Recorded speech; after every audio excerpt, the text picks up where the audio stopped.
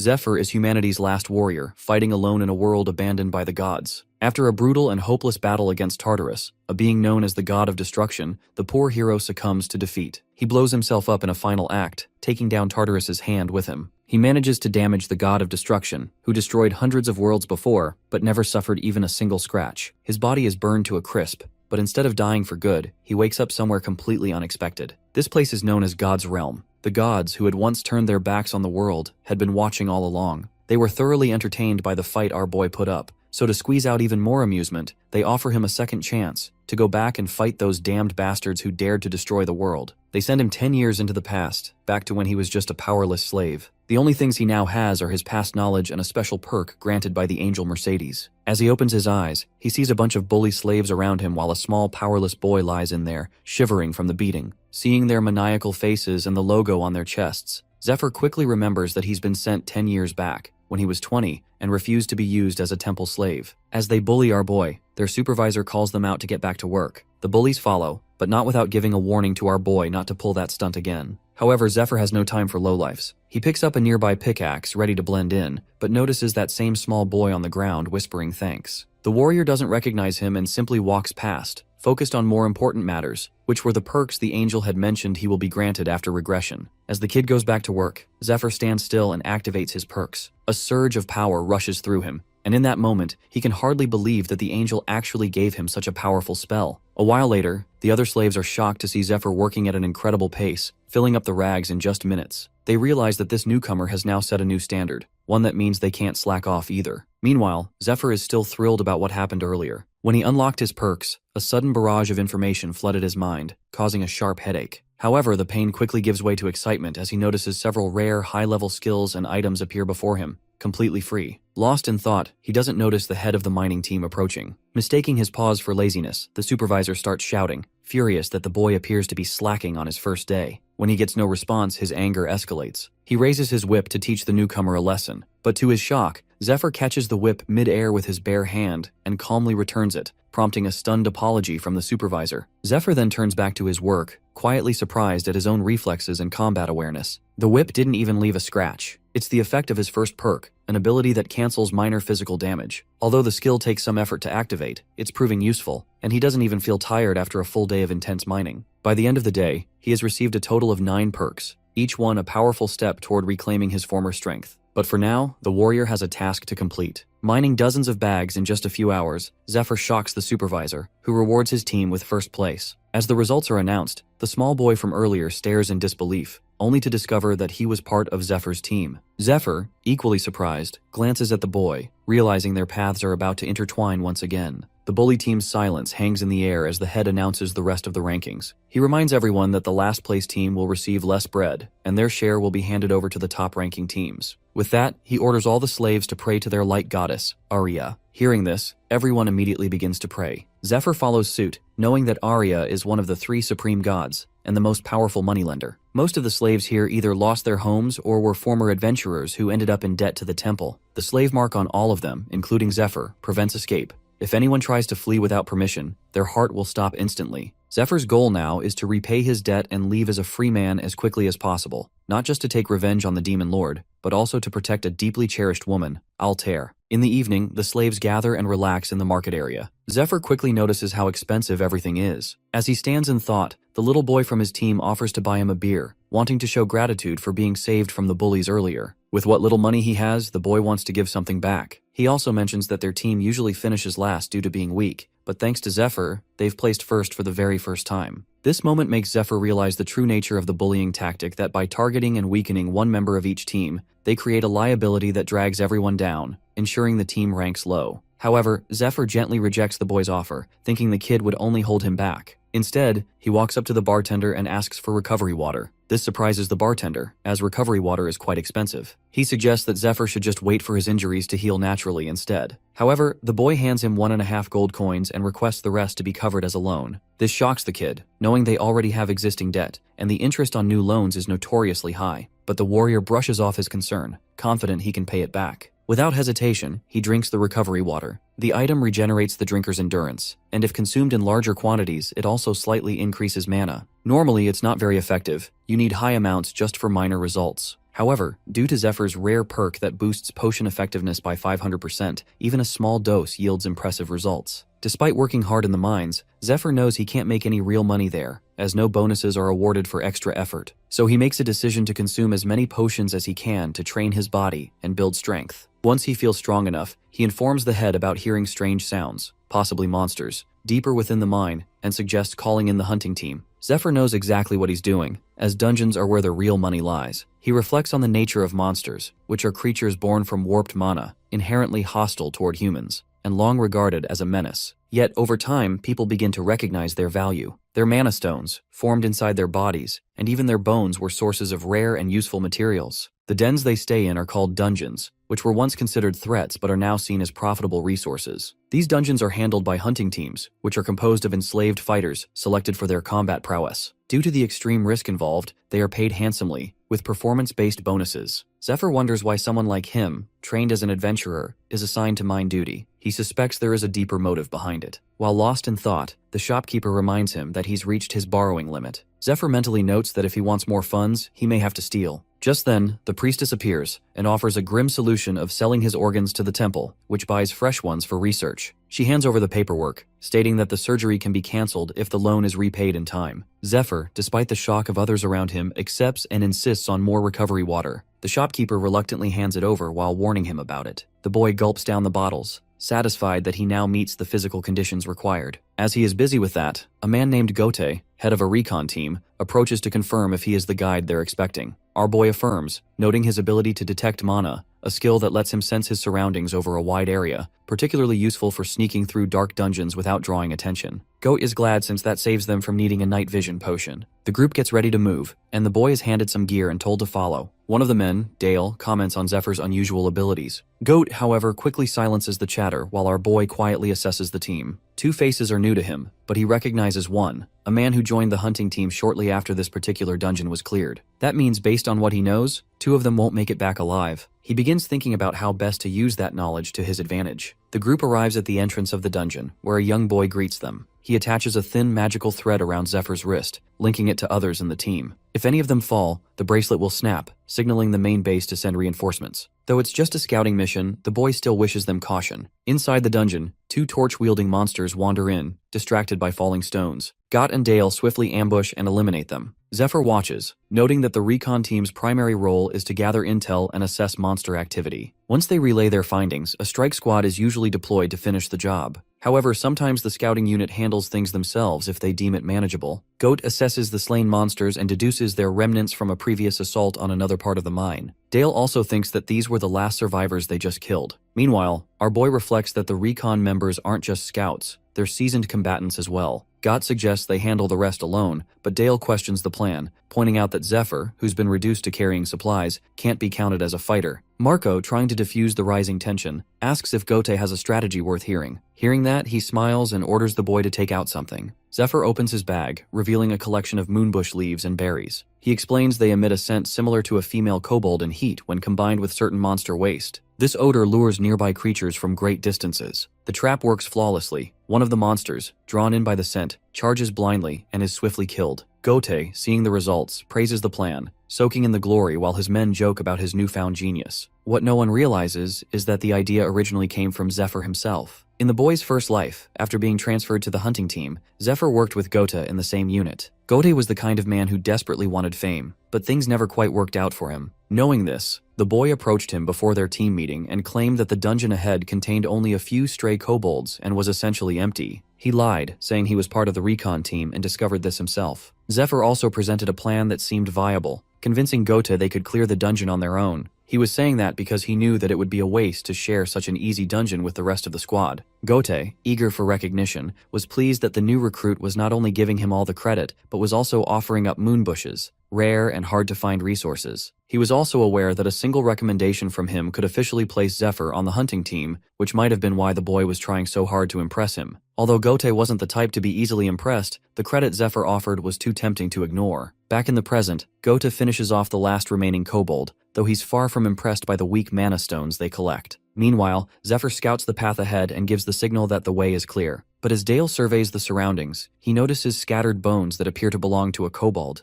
yet their placement feels unnatural, almost staged. However, as he inspects the bones, a massive monster's hand bursts out of the cave, grabs him, and hurls him against the wall with brutal force. Seeing this, Marco readies his hammer, charging it with mana. On the outside, he appears composed, but inside, he's filled with dread, unsure of what kind of horror is lurking inside that cave. He activates his mana shield and boasts about its sturdiness, but before he can finish his thought, the monster's tail lashes out in a flash and sends him flying. The sudden and overwhelming force of the strike stuns Gota, especially when he catches a glimpse of the tail. In an instant, the same tail crashes into him as well. Outside, the small guy monitoring the team from the magical threads feels 3 of them snap all at once. Alarmed, he realizes something has gone terribly wrong inside the cave. Inside, Gota is still alive, though his shoulder is badly injured. Zephyr now stands protectively in front of him. He had used his Wall of Iron perk to absorb the brunt of the monster's attack, but the blow still managed to strike Gota, hinting at the terrifying strength of the creature they're facing. While Zephyr contemplates their situation, the monster steps out of the shadows, revealing its ferocious and towering form, with his teammates limp in its grasp. In that moment, everything becomes clear. This is no ordinary beast. It's a predator that raises other monsters, luring them in with the promise of safety, only to devour them once it has matured. Without wasting another moment, Zephyr borrows Gote's spear. He activates perk 3, loading a ball of energy into his hand, and excitedly demands to know which part of the monster it wants him to kill. The perk, known as Silver Key, functions like a personal storage inventory. From it, Zephyr retrieves a piece of cloth and a bundle of dragonweed. Goat watches in confusion, unsure of what the boy is planning. But Zephyr moves with calm determination, wrapping the cloth tightly around his hand and gripping his spear. Gote, despite his injuries, feels a surge of resistance. He doesn't want to hide behind a mere miner. But before he can act, the monster unleashes its fear skill, a deafening, paralyzing roar that instantly roots him to the ground. In that moment, a chilling memory of something an old soldier once told him during his early days flashes through his mind. That man spoke of an encounter with a fully grown monster, where the entire village stood motionless, paralyzed by fear so intense they couldn't even blink. They simply waited for their turn to die. And now, in the present, the same thing is happening again. But this time, Gote watches in stunned disbelief as Zephyr moves. The boy isn't frozen. He's charging in, darting around the monster with speed and precision, dodging its massive strikes and positioning himself with practiced agility. Zephyr had used the dragonweed in combination with the effectiveness boosting perk, neutralizing the fear effect. However, he only has one offensive perk, and it's not an option at the moment as it demands far too much mana. Instead, he applies a powerful poison to his spear, one potent enough to deal with monsters like this. The potion comes from an old friend from Zephyr's past life. His friend, Fade, had spent his entire life crafting formulas, potions, poisons, and mixtures, perfecting each one. To Zephyr's shock, Fade gave them all to him, claiming the world was nearing its end and that someone had to make use of them. If those potions could save even a few lives, he said, that alone would make him happy. Remembering his friend's words, Zephyr lunges forward and drives the poisoned spear into the monster, then follows up with a swift slash across one of its arms. He knows exactly how the poison works. Once it enters the bloodstream, it begins eroding the target from the inside, and in just 3 minutes, it spreads throughout the entire body. Now, all Zephyr needs to do is survive until the poison takes effect. But before he can reposition, the monster's tail lashes out, striking him hard and slamming him into the cave wall. The beast doesn't hesitate. It charges with its jaws wide open, trying to swallow him whole. Acting on instinct, Zephyr grabs the remaining vial of poison and hurls it straight into the monster's open mouth. He follows up with a powerful slash across its face, aiming for the mouth. The monster screams in pain and struggles, with only 1 minute left before the poison finishes it off. Zephyr knows he doesn't have the skills or stamina to completely evade the monster until then. He only has 2 options now: wait for the creature to collapse from the inside, or strike hard enough to bring it down himself. As the boy tries to attack, the monster swings its tail again, but with quick reflexes, Zephyr manages to grab it. He holds on tightly until he is lifted above the monster's head. Once he is directly on top, he jumps down and stabs the monster in its eye. The other end of the spear snaps from the impact, and Zephyr uses both the broken spear and his knife to stab the monster multiple times. The monster begins thrashing violently in pain. As it moves uncontrollably, the boy clings to the knife still lodged in its eye. He knows he can't let go now. There's still one more blow needed to finish it, so he leaps onto its head again. With the mana restored from drinking several recovery potions and boosted by his effectiveness perk, he channels all his power into his fist and slams the monster with everything he has, crashing down like hell upon it. Watching it all unfold, Gote finally realizes he was wrong. With talent like that, the new guy is bound to get recognized and climb his way to the top. However, he also knows that since Zephyr is just a miner, he needed Gote's help to get into the dungeon in the first place. As Gote reflects on this,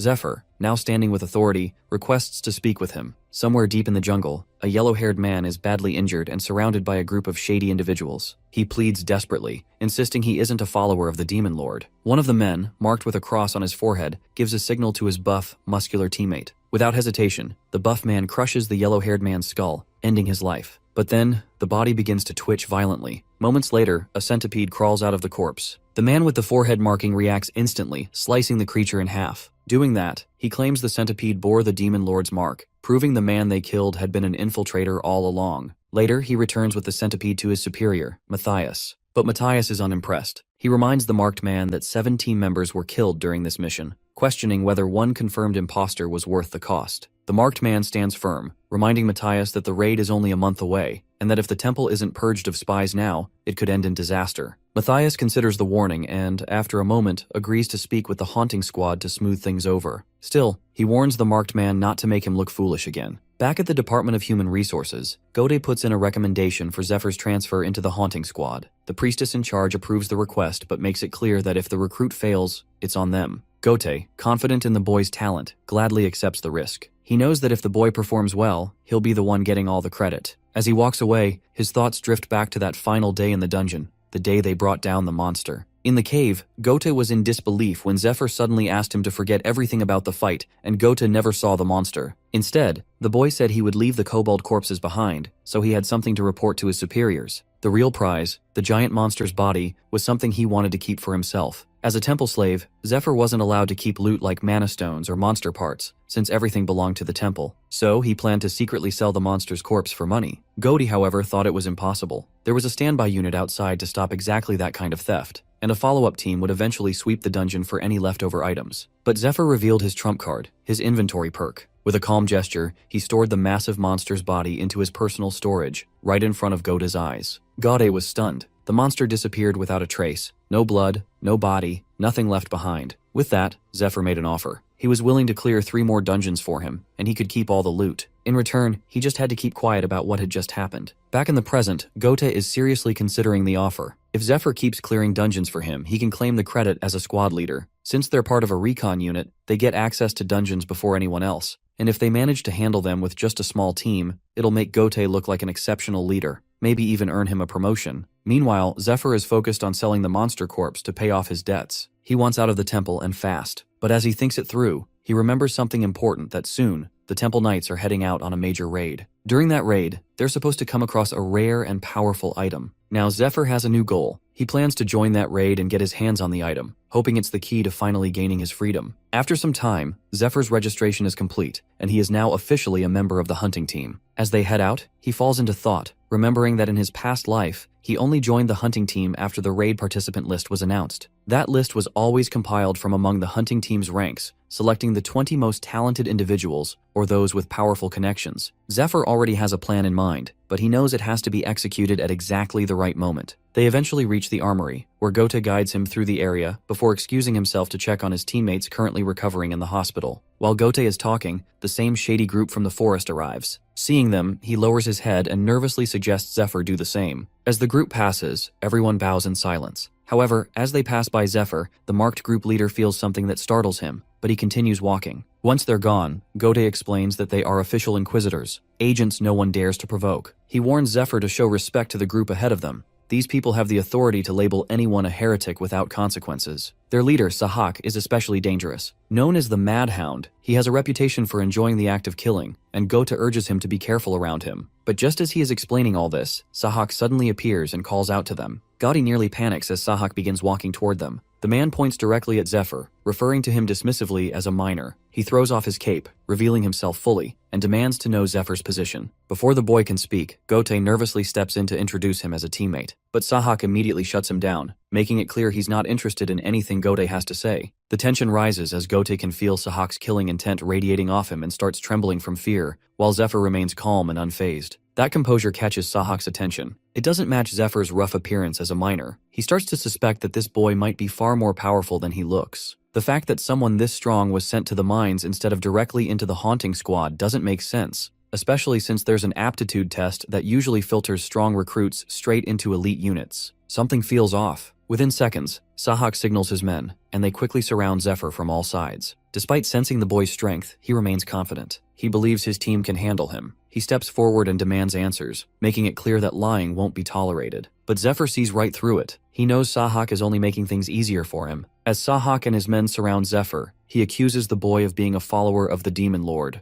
The question pulls Zephyr's thoughts back to the past. He knows more about the Demon Lord's followers than most, how they betrayed humanity during the Great War and brought about its collapse. But in the present day, most low ranks only know them as a dangerous cult that opposes the Orthodox religion. While the boy is lost in thought, Sahak reveals that he possesses a special sense, an ability to detect the presence of Demon Lord followers. And right now, his instincts are screaming that Zephyr is a threat. With a dark, serious expression, he officially begins his interrogation, declaring himself an agent of the Inquisitors. The atmosphere becomes heavy, but Zephyr doesn't flinch. Instead, he calmly suggests they move somewhere more private to continue the conversation. The request catches Sahak off guard. Then the boy with quiet confidence adds that there are too many people watching, and it would be awkward once he starts beating the ditty out of him. Sahak is furious but manages to keep his composure. He refuses to believe that someone like Zephyr could possibly defeat him. With a sharp motion, he and his team activate a powerful skill. A large triangular portal forms around Zephyr, trapping him at the center. It's the Red Field, a battlefield skill that boosts the caster's stats and abilities significantly. However, the boy doesn't panic. Instead, he takes a stance, preparing for the fight. His form is unusual, almost alien, and it throws Sahak off. But the Madhound doesn't hesitate. He charges straight at Zephyr, confident in his invisibility and power within the Red Field. He leaps in, unleashing a flurry of knife strikes, but Zephyr dodges each one with ease, slipping just out of reach while landing precise counterattacks. Sahak, surprised and frustrated, attempts to slide low and tackle him, but as soon as he makes contact, his legs feel like they've hit solid steel. For the first time, Sahak realizes he's underestimated his opponent. Zephyr follows up with a sudden barrage of powerful strikes, each one landing cleanly. Sahak drops to the ground, unconscious or possibly worse. But before the boy can catch his breath, a spiked mace comes flying at him. He manages to block it just in time, though the impact sends him sliding backward. He quickly notices that it's from the tank of the group, wielding that massive weapon with brute force. Zephyr throws out a mocking comment, clearly trying to provoke him. It works. The tank hurls his mace with such power that it smashes the road apart, sending shards of rock flying everywhere. Meanwhile, Gote is still frozen in shock, unable to believe how easily Zephyr took down Sahak using what looks like some kind of strange martial arts. He also notices that, despite the tank's wild and heavy attacks, the boy continues to dodge every blow with fluid precision. This gives Gote a bit of hope. If Zephyr humiliates Sahak's entire group, maybe there won't be any arrest warrant or punishment tied to Gote by association. After all, he's the boy's supposed leader. But that hope is quickly shaken when someone nearby points out that while Zephyr is dodging now, it's already been 5 minutes. The longer the fight goes on, the stronger Sahak's squad becomes within the Red Field. True enough, Zephyr begins to feel the change. The tank's chain strikes are growing heavier and faster, and he starts to struggle keeping up.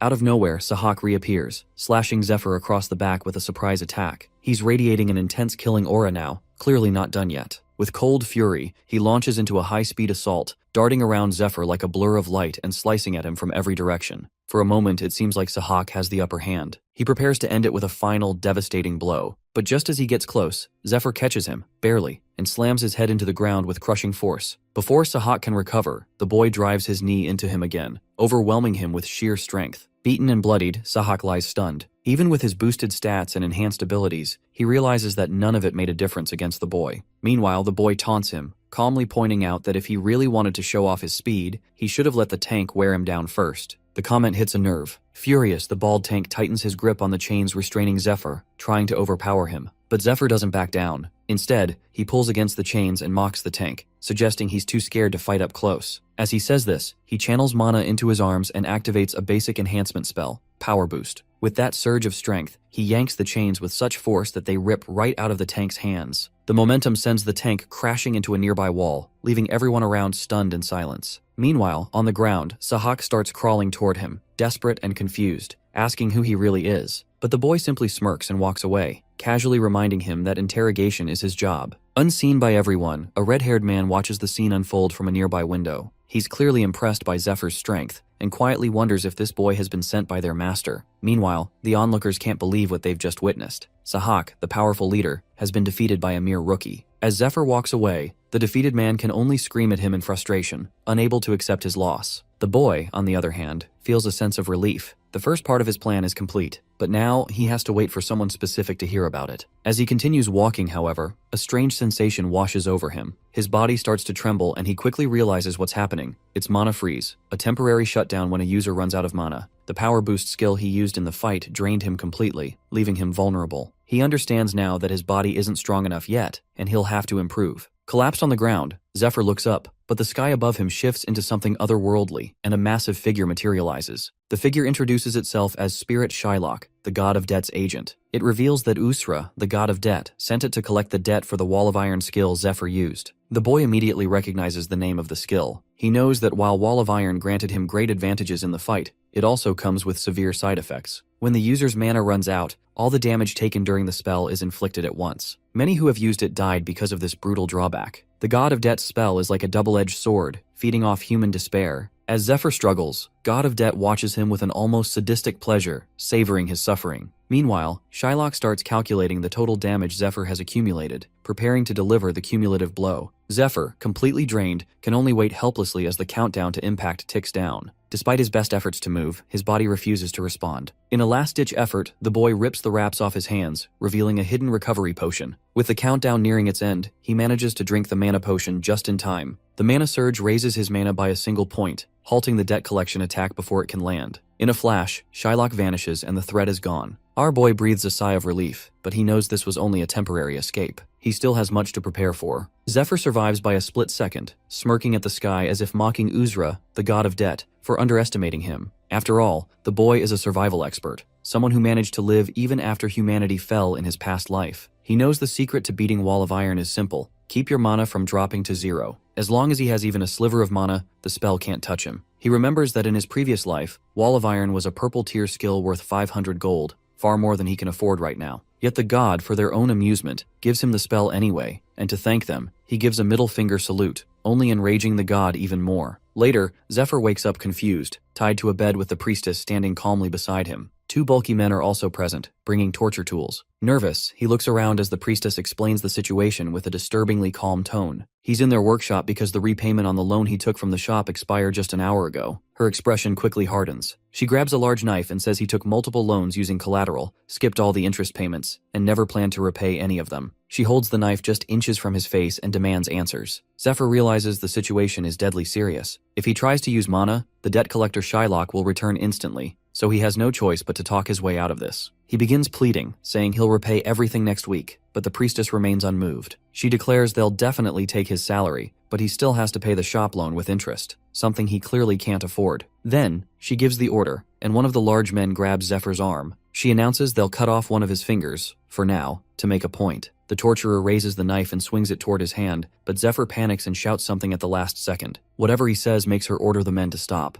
Her expression shifts from anger to disbelief, shocked that Zephyr could possibly know something like that. The Badleys stand in shock as the woman screams at them in a fit of rage, ordering both to leave immediately. They obey without a word. As they exit, she threatens the boy, demanding to know how he knows that name. But he presses further, referring to her as the monster breaker, White Rose. He already knows her secret, that the priestess secretly goes by the name White Rose, a broker who deals in monster corpses and stolen goods tied to the criminal underworld. Zephyr understands he cannot rely on low-level items if he wants to explore the dungeons, so he might as well use her. With a mocking grin, he thanks her for bringing him to her, and reveals that he has a business proposal. Meanwhile, in another room, Sahak regains consciousness, consumed by fury. He cannot believe that a mere boy humiliated him so easily. Swearing vengeance, he vows to kill the boy if they ever meet again. As he creates a commotion, the red-haired man notices the noise and calls out to him. Sahak freezes at the sight of him, suddenly nervous, and greets him with forced respect. The man smiles calmly, assuring the healers that he will deal with Sahak personally. As they walk away, he casually mentions his recent fight. The memory dawns on Sahak, who tries to apologize. But before he can speak, the red-haired man suddenly slams a knife into his mouth and holds it in. Disappointed and seething, the man rebukes Sahak for failing to carry out Inquisitor Matthias's orders, resulting in public embarrassment and disgrace. Rage overtakes him. He slashes Sahak's face without hesitation, coldly reminding him that despite his talent and the high hopes they once had for him, he is now a liability. Even after 6 months of trying, he only managed to take down 2 Demon Lord worshippers. According to the red-haired man, Sahak's repeated failures have exhausted the patience of his superiors. On top of everything, losing to a mere boy has dragged Inquisitor Matthias's name through the mud. Hearing this, Sahak collapses to the ground, pleading desperately for another chance. The red-haired man, firm and unyielding, orders him to kill the boy who defeated him. Only then, they will even consider his future. The weight of the ultimatum sinks in. Sahak realizes that if he cannot manage to kill the boy, he will lose the red uniform, and with it, his authority. Before leaving, the red-haired man drops a glowing purple orb in front of him, claiming it might help. Sahak instantly recognizes it. The orb bears the unmistakable aura of a demon lord worshipper. Shock washes over him, but the red-haired man remains unmoved, leaving the decision to Sahak to use it and take the risk, or leave it and lose everything. As the door closes behind him, Sahak stares at the orb, haunted by the memories of the many slaves he has killed using his authority.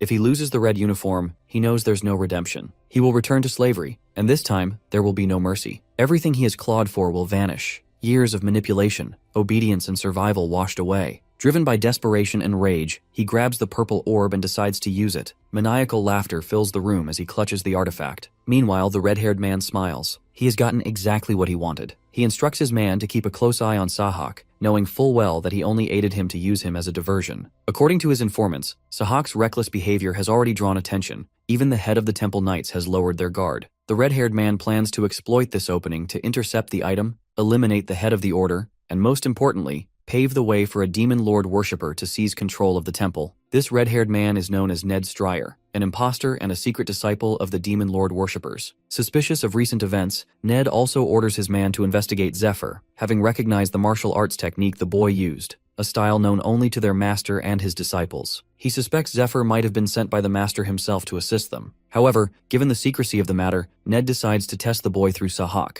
If the boy fails them, Ned plans to eliminate Zephyr himself. Meanwhile, back with the priestess, Zephyr surprises her by revealing the monster corpse he brought back from the dungeon. Despite her initial concern, she finds herself admiring the specimen. However, the boy's offer is steep. The items he demands are valued at 5,000 gold, equivalent to the price of 3 Predator-class corpses like the one he presents. Zephyr confidently assures her that she will have all 3 within 3 weeks. Then pausing, he adds that he has one more favor to ask. After his recovery, Zephyr joins his teammates for a casual meeting. During the gathering, the group leader, Gota, reintroduces everyone to reaffirm their roles. First is Marco, the tanker, then Dale, the swordsman, and finally, he introduces Zephyr. However, tension hangs in the air. Gota quickly notices the discomfort among the others, particularly in Zephyr's presence. He also observes that no one is touching their food, which might explain their mood. Sensing the awkwardness, Zephyr lifts the mood by pulling out a luxury bottle of wine, instantly catching everyone's attention. He reveals that he acquired it from White Rose, then pours a drink for each of them. The gesture earns him the group's approval, softening their perception of him. From that moment on,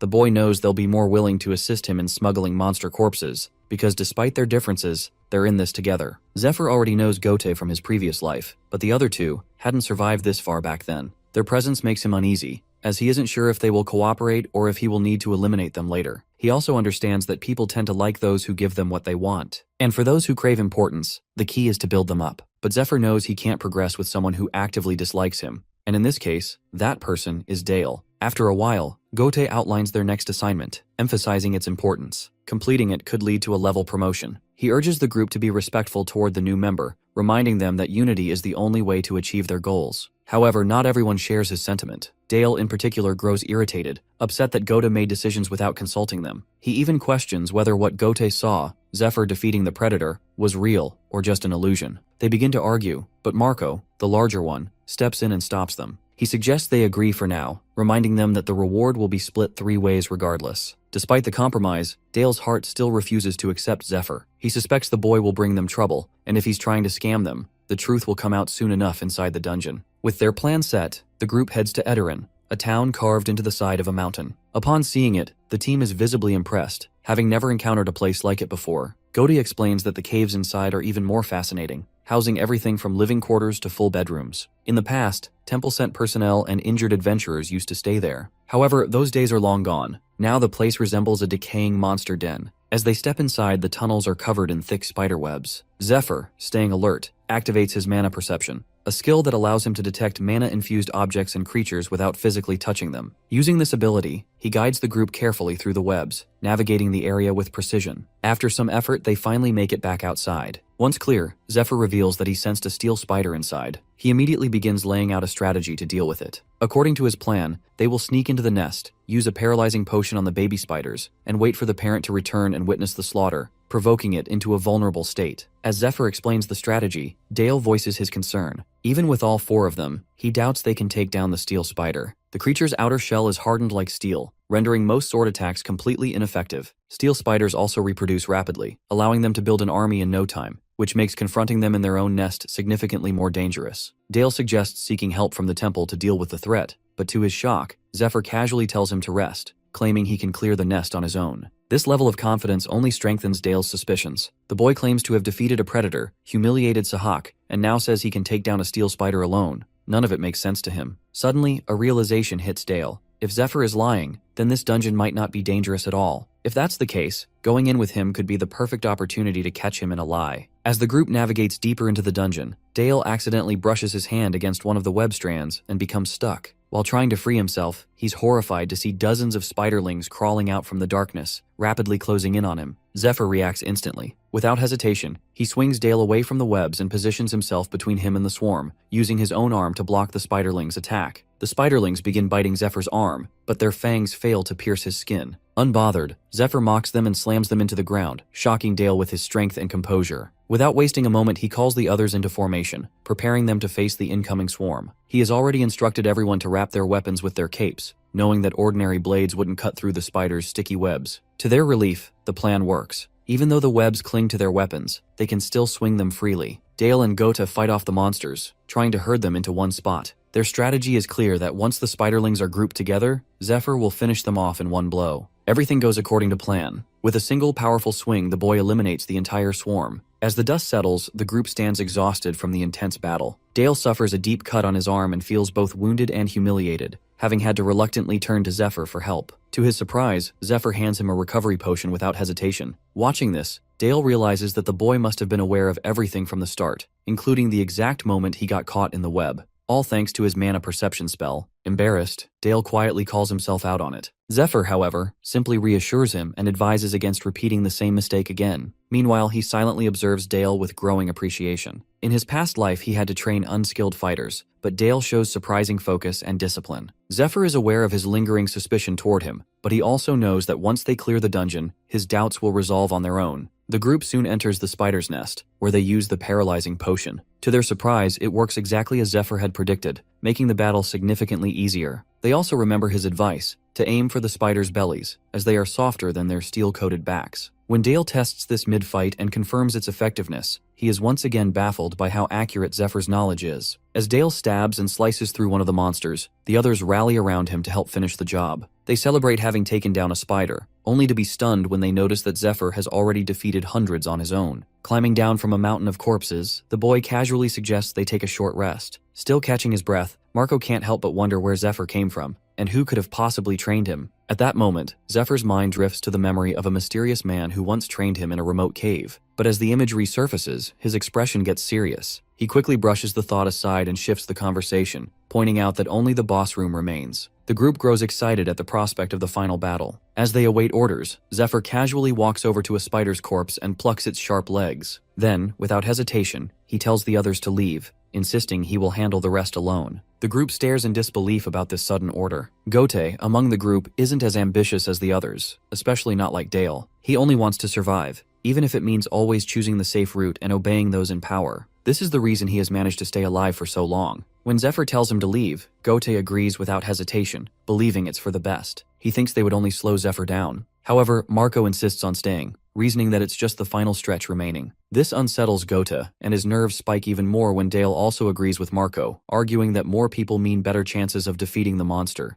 Gote begins to sweat nervously, hoping Zephyr will order them to leave. But to his shock, he doesn't send them away. Instead, he assigns them new roles. After a brief discussion, Zephyr strides alone into the heart of the dungeon, carrying himself with the confidence of a Chad. He soon finds himself standing before the queen spider's spawning chambers. Around her lurk her spider guardians, each stationed near thick web-laced layers. As Zephyr steps forward, every spider senses his presence, but he remains calm. He knows they won't charge unless he attempts to cross their designated layers, where each is tasked with defending its own territory. With a calculated move, Zephyr summons bags of plain flour and hurls them toward the webs. On impact, the bags burst open, flooding the air with fine particles and clouding the spider's vision. The distraction works. In the chaos, Zephyr raises his crossbow and fires a bolt directly at the queen. The shot lands with a spark, not enough to injure her, but just enough to ignite a chain reaction. The airborne flower particles combust violently, triggering a massive dust explosion that rocks the entire chamber. Zephyr turns and bolts, knowing the explosion alone isn't enough to eliminate the spiders. As he runs, a few of the guardians give chase. Without missing a step, he fires poison-tipped arrows behind him, striking one spider and bringing it down. But another guardian charges after him, quickly gaining ground as Zephyr rounds a corner. To the spider's surprise, its path is suddenly blocked by a thick wall of webbing. Earlier, the boy had instructed his team to use spiderweb sacks to create traps at designated locations. When Gote questioned whether these webs could actually stop spiders, the boy explained that without a special liquid their bodies produce, they get stuck in their own webs. After handing out the sacks, he revealed to the group that they would have to fight the spiders this way, as there were simply too many of them. Back in the present, the earlier explosion has evaporated the spider's protective liquid, and the chasing spider becomes ensnared in the web. Wasting no time, the boy draws the pair of spider claws and slashes down the trapped creature, killing it instantly. Although only one guardian spider remains, the queen suddenly charges out from the depths with a screeching scream. She barrels after Zephyr, who dashes toward the cave's exit while the rest of the team waits in formation outside. Just as the boy reaches the exit, the queen launches a stream of highly poisonous acid at him. In his previous life, he learned that even a drop of this venom is lethal as it melts through flesh on contact. Remembering this, he leaps through the cave entrance, narrowly avoiding the deadly liquid. But the queen doesn't stop.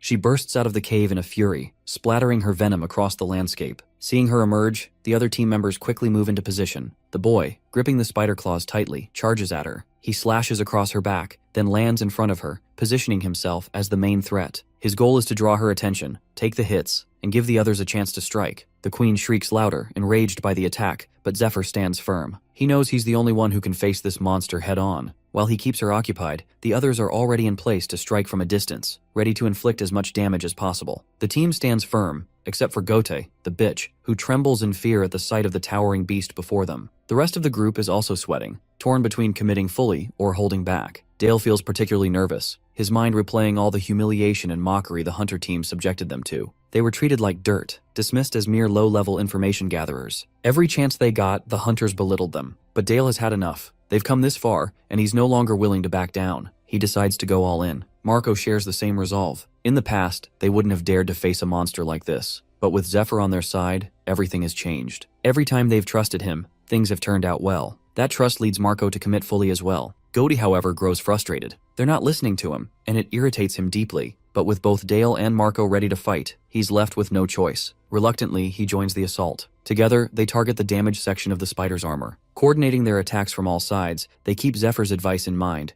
Aim for the middle of the spider's legs, where the nerves run through. He had also told them to coat their weapons in tranquilizers. Dale follows that instruction and strikes. It works. However, just as Dale lands a blow, he realizes the monster is about to strike him from behind. But Zephyr is already in motion. Leaping from above, he strikes the spider mid-attack, disrupting its assault. He radiates confidence, drawing the monster's full attention as he challenges it to focus on him. The spider, enraged, turns its fury toward Zephyr, but he blocks every attack flawlessly. Dale watches in disbelief. He can hardly comprehend how fast Zephyr moves, how effortlessly he handles the creature's fury. He remembers the doubts they had about this battle, and how Zephyr had assured them they'd be fine, that the queen spider would hardly notice them, blinded by rage over her burned eggs. And now, watching him in action, Dale believes it. The boy had also informed them that the queen spider's hind legs are the safest place to be near. Because she lays her eggs in a narrow spawning lair, she has developed the habit of minimizing the use of her rear limbs. Now, as Dale observes the spider, he notices that she is barely moving from the back and is primarily attacking with her front half, proving Zephyr's words to be true. This realization hits Dale that the boy might have already fought monsters like this before. The boy had only been holding the line so they could pierce the tranquilizer into the creature. He would handle the rest. With that in mind, all of them attack the monster from all directions, successfully driving their weapons into her body. However, Gote's spear gets stuck in one of the spider's legs, and before he can pull it free, she lifts him up into the air. With a blood-curdling scream, the spider begins thrashing wildly, swinging her massive claws at Zephyr while Gote crashes violently to the ground. Driven by rage over the destruction of her eggs, the queen spider seethes, but she knows her claws alone won't be enough to crush them, so she begins channeling venom into her glands, preparing to melt them with her toxic poison. But before she can release it, Zephyr charges forward. With precise timing, he plunges his hand deep into her abdomen, grabs the venom gland, and with full force, rips it out from her body. He then unfastens his belt and wraps it tightly around the gland, sealing it and preventing her from using it for at least a few minutes. Without wasting a second, he leaps onto her body, springs into the air, and delivers a brutal kick straight to the spider's skull. The force cracks the monster's head. Landing firmly, he stands tall, Calm and focused, he knows that with steady coordination, they can win this fight. Seeing the spider collapse, the group erupts in cheers. Dale, however, still can't believe they've actually defeated the queen spider. He turns toward the boy, searching for answers. But in that moment, he realizes that the boy let them defeat the monster. Zephyr had guided them, protected them, and made sure they were the ones to land the finishing blow. This realization hits him hard. Hunting feels completely different under a leader like him. For the first time, Dale believes that maybe, just maybe, he can become someone like Zephyr if he keeps following him. Meanwhile, Zephyr's mind is already turning, considering which monster corpses he should bring back to offer to White Rose. But his thoughts are interrupted when Dale calls out to him, proudly showing the resting place he prepared for him. He suggests he take a break, assuring him that they'll handle everything from here. To Zephyr's surprise, Dale starts praising him outright, offering to dismember the corpses for him, provide comfort, and take care of the remaining tasks. Hearing this, the boy realizes that his mana reserves are nearly depleted anyway, and accepting their help would save him the trouble of dealing with Usura's reactions later. Watching them work, he comes to a new conclusion that his teammates aren't bad at all. But then his expression turns serious. He knows deep down they still won't be enough if he has to face someone from his past life. His current gear and stats aren't good enough either, so he'll need a solid, long-term plan. Later, he brings back the Predator's corpse to the priestess, who is visibly impressed by it. She even offers him more inventory space as a reward. However, as Zephyr stands there, he silently observes the shady dealings taking place in the temple, right in broad daylight. Truthfully, he no longer believes temples are as holy as they claim to be. They collect donations from believers and use the funds not just for monster defense, but also to expand their influence, building entire cities around themselves. The donations aren't entirely for worship, they're payment for safety. Temple knights slay monsters and protection has a price, but Zephyr knows this won't last. In the future, even safety, especially for one's own children, will become impossible to buy. Later, during a private meeting with the priestess, she informs Zephyr that the monster corpse he gave brought in a good sum. She expresses her admiration for his abilities, but he cuts straight to the point that he wants to know how much debt remains. According to her, he's paid off 48% of the total. She adds that the temple will also take 20% off the top as their share of the debt. Then she remembers something else that she had personally requested and secured lab cleaning duty for him. According to her, he can use the lab's equipment once everyone has left for the day, but he'll be responsible for cleaning everything afterward. This excites Zephyr. It's much easier than having to sneak into the lab. As they continue talking, a figure approaches and calls out to the priestess. When they turn around, Zephyr sees the man's face and freezes in shock. It's Ned, an agent of the Inquisitors, and someone Zephyr had a history with in his previous life. The priestess jokes lightly, teasing that Ned must be here to ask for a loan or invite her on a date. But deep inside, she knows exactly why he's come. Ned is here for the boy. After all, Zephyr beat up Sahak and Ned is his superior. She finds it reckless, insulting even, that Ned would come all the way here to start something with her client, right in front of her. Trying to defuse the situation, the priestess politely attempts to usher Ned away, but to her shock, he calls out Zephyr's name directly and casually invites both of them for tea. With a manic expression on his face, he asks if Zephyr knows Sahak. Our boy, however, flatly denies knowing anyone by that name. As they stare each other down, the atmosphere thickens. A tremendous amount of mana bursts from both of them, saturating the air with pressure. The priestess starts trembling as the mana is so dense it pierces her skin. In that moment, she realizes that Zephyr might be as strong as a temple slave, or possibly even stronger. Ned, standing just feet away from the boy, feels it too. Channeling mana into his fingers, he prepares to fight, eager to see what the little boy is truly capable of. Just as they're about to clash, the priestess activates the slave mark spell, forcing both of them to stop. The spell only works on slaves marked by the temple, and it hits both of them hard. They drop to their knees instantly. The priestess walks over and slaps Zephyr without hesitation. Then, grabbing him by the collar, she drags him away while scolding him for nearly getting himself killed. While walking away, she turns toward Ned and coldly reveals that the boy is hers to toy with, and if he ever tries to mess with him again, she will kill him. Once they're in a secluded area, she finally explains the truth that Ned is a dangerously deceptive man, a demon in disguise. According to her, no one has ever defeated him in battle. Everyone who tried ended up dead. However, Zephyr finds her explanation boring, which frustrates her to the point that she yells at him, reminding him that he's her main source of income. But as she notices the bruise forming on his face from her earlier slap, her tone softens. She reaches out to touch it, feeling a bit guilty. Zephyr, however, pushes her hand away, claiming that what happened wasn't a fight, just a greeting. Deep down, though, he knows Ned is fully prepared and came out deliberately to provoke a battle. Without saying much else, Zephyr turns and leaves for the lab. But before leaving, he quietly asks the priestess for a favor. Meanwhile, back at the temple grounds, Ned brushes the dust off his clothes, still processing the intensity of the slave mark spell. From the beginning, Ned wasn't a temple slave. It was his master's command that placed him there. But he has always felt disgust toward the temple and its people. Yet he followed orders, even when they made his skin crawl. However, Ned was shocked when his master revealed that 2 demon lord worshippers, who had infiltrated the temple disguised as priests, had been executed. The rest were in hiding due to heightened surveillance. Their only remaining path into the temple was through the slave mark. The master explained that the priests of light didn't monitor marked slaves closely, believing them easy to control. So he ordered Ned to continue posing as a temple slave, infiltrate the Temple of Light, and steal the reward from the raid dungeon. Ned agreed without hesitation. Now, in the present, Ned knows they have already found a method to neutralize the slave mark, and he is confident the priests of light don't know about it. However, they have to wait until the temple weakens, and the priests fall to their knees. Far away, in a crumbling fortress, a group of outlaws works on repairing their fences. One of them calls the others for food, and slowly, the workers gather around a battered wooden table, sharing a meager meal while talking about their poverty and how they can't afford temple protection,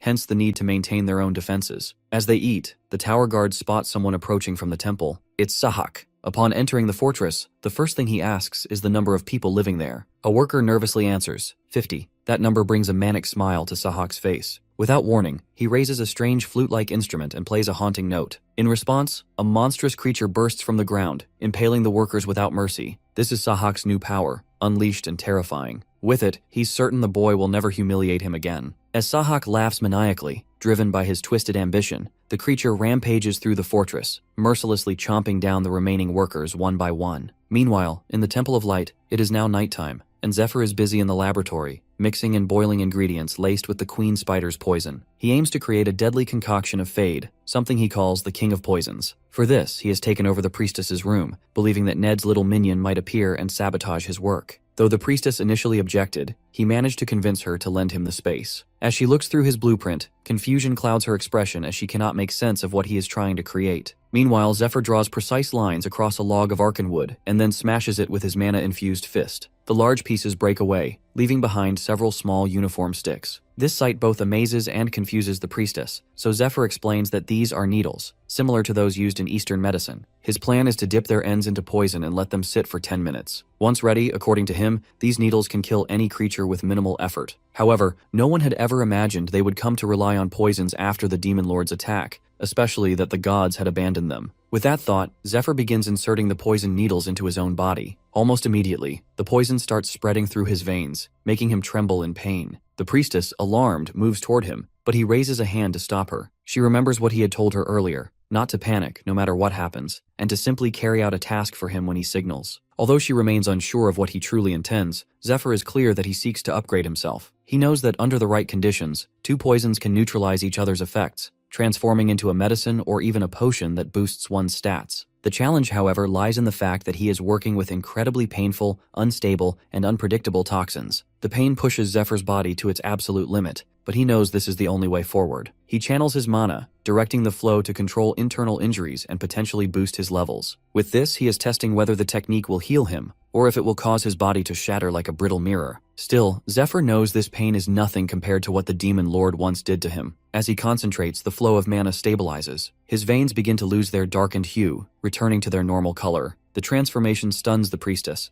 but she recalls what Zephyr told her earlier, that she must drive the final poisoned needle into his head when he gives the signal. The moment arrives, and though nervous, she obeys his command, plunging the needle in with trembling hands. Several hours later, deep in the woods surrounding the Temple of Light, a beam from the slave mark erupts into the sky, lighting it up with a flash. On the ground, chaos reigns as hunters flee for their lives, chased by a stampede of monstrous ostriches. They shout in frustration, cursing the recon team for misreporting the number of nests. Fortunately for them, they had fired a flare earlier, calling for reinforcements. But the stampede moves faster than anyone anticipated. As the hunters argue, the creatures catch up and tear through the group one by one. The leader is the last one left standing, and he knows the temple is still at least 20 minutes away and things look grim. He Ashton hauls to the ground, watching as one of the massive ostriches looms over him with its razor beak ready to strike. But just as the monster lunges, a powerful dagger slices through the air, piercing the creature's neck. The beast crashes lifeless to the ground. Seeing this, the leader is stunned, but his shock deepens when Zephyr crashes to the ground with a powerful impact. As soon as he lands, all the monstrous ostriches charge at him, but with his newly enhanced strength, he easily overpowers them, tearing through the horde like they're nothing more than a bucket of KFC. He targets their necks with brutal precision, and with a single powerful mana burst, he launches multiple projectiles that strike every creature squarely in the throat, killing them instantly. The leader stands frozen, unable to comprehend how a single person, temple reinforcement or not, could do this alone. Before he can say anything, Zephyr demands the location of the monster nest. Still in disbelief, the leader points it out. Without another word, Zephyr vanishes in a single leap,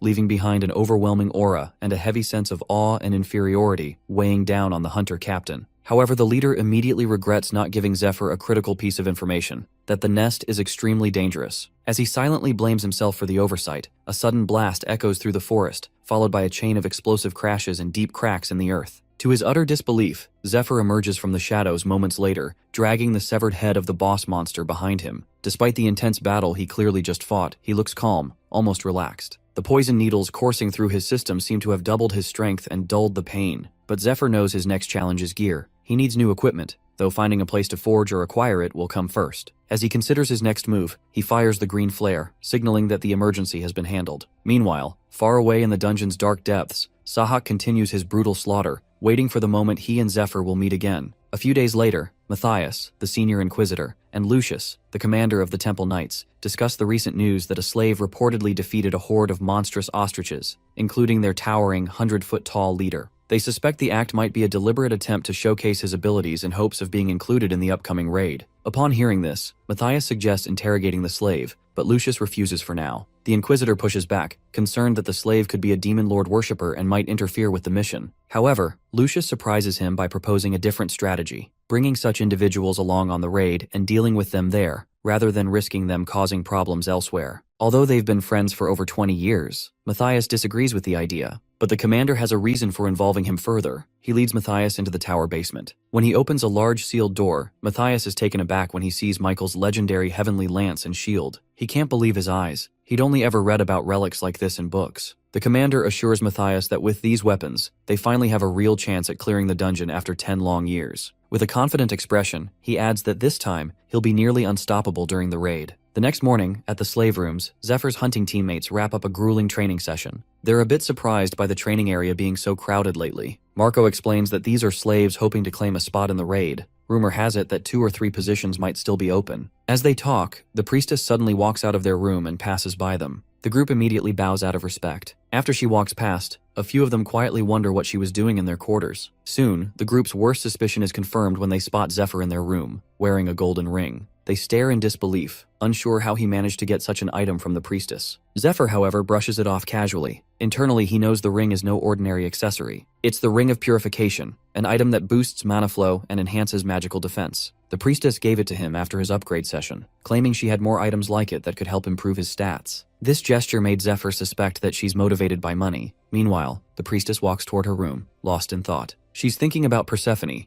the now-defunct guild of assassins known for using poison to enhance their stats and eliminate targets. Zephyr's growing skill in hunting and his poison-based upgrades make her wonder if he might be a former member. She recalls that the guild fell apart years ago due to internal conflict, but rumors persist that wealthy individuals are still seeking their poisons, or surviving members. She considers the possibility of profiting by keeping Zephyr close. If she equips him properly, he could bring in significant value. But first, she needs to find the right gear for him. Zephyr, sensing her thoughts, is surprised she came to the conclusion that he might be part of an assassin group. Still, he sees the upside that if she spreads that rumor, his intended target may eventually come looking for him. Coming out to the hunting team, Gote is sweating balls that Zephyr's got that riz, as he managed to get a ring from that mommy. The others agree as well, but just as Zephyr prepares to talk to them about the dungeon, someone suddenly slams at the door. Dale checks and finds a note pinned to it with a knife. It's an official order to leave immediately and report back on the situation. The group is confused about who would deliver an official document in such a strange way, especially one stamped by the hunting team. Zephyr also takes a look and instantly recognizes the handwriting. It's Ned's. Realizing this, he becomes excited, seeing it as a personal challenge. Without wasting time, Zephyr heads out and begins flashing through the woods, moving quickly while thinking about the upcoming raid. This raid isn't a typical mission. It will take place in the Tomb of the Fallen Princess, a massive ruin left behind by an ancient kingdom. It's known to be extremely difficult to conquer. No one has reached the boss room in over 10 years of attempts. To even qualify for the raid, a person must either be a slave assigned to a priest or a top-ranking member of a hunting team. Zephyr knows his current team won't make it to the top ranks in time, so he plans to rely on Ned. As a slave directly under Matthias, Ned has the influence to get someone included. Zephyr hopes to earn a recommendation from him. He's confident Ned wants to test him anyway, possibly even suspecting him to be an ally sent by the Demon Lord. As these thoughts run through his mind, Zephyr moves quickly through the mountain paths, until he crashes through a watchtower. As the dust settles, a familiar voice calls out to him, and he instantly recognizes it as Sahak. He pauses and tells Sahak to go home, clearly puzzled about why he's even there. The ugly-ass Sahak gives an evil grin, claiming he's been feeling pretty horny for him these past couple of days. As Zephyr stands there confused, Sahak suddenly pulls out a knife, attempting to show off some new power. But before he even finishes speaking, Zephyr flashes past him and drops him to the ground with a single strike. He frowns, frustrated that Ned seems to be hiding something, especially if he's sending someone like Sahak instead of coming himself. Thinking he might be nearby, Zephyr calls out, but instead of any answer, Sahak begins to move again. He rises from the ground in an unnatural way, laughing maniacally. A slimy creature starts emerging from beneath his cape. Without hesitation, Sahak pulls out a flute and starts playing it, causing the slime to lift him into the air and morph into a large monster-like abomination. Sahak, completely unhinged, shouts wildly, cursing Zephyr and vowing to make his death slow and painful. As the creature finishes forming, Sahak wastes no time and launches an attack. Caught off guard, Zephyr hesitates, and the strike sends him crashing into the side of a mountain. However, before Sahak can react further, an energy beam melts away the monster's appendages, and Zephyr reappears, unharmed and ready. The boy quickly recognizes the creature as a biological weapon created by demon lord worshippers. It starts off as an egg, then hatches when activated by a hypnotic instrument like the ocarina Sahak used. The ocarina also protects the user from the monster's corruption aura. The monster itself has no mind, an unstable appetite, and grows stronger with every human it devours, especially those with mana. This makes physical attacks nearly useless. As Zephyr analyzes the situation, the creature grabs and wraps him with its appendages. This makes him remember about the corruption aura, which activates the moment this monster touches someone. Once infected, the victim's mind slowly deteriorates until they become violent and unstable, often turning against even their own allies. This creature is one of the Demon Lord's creations, designed specifically to wipe out humans. As Zephyr becomes entangled in the monster's grip,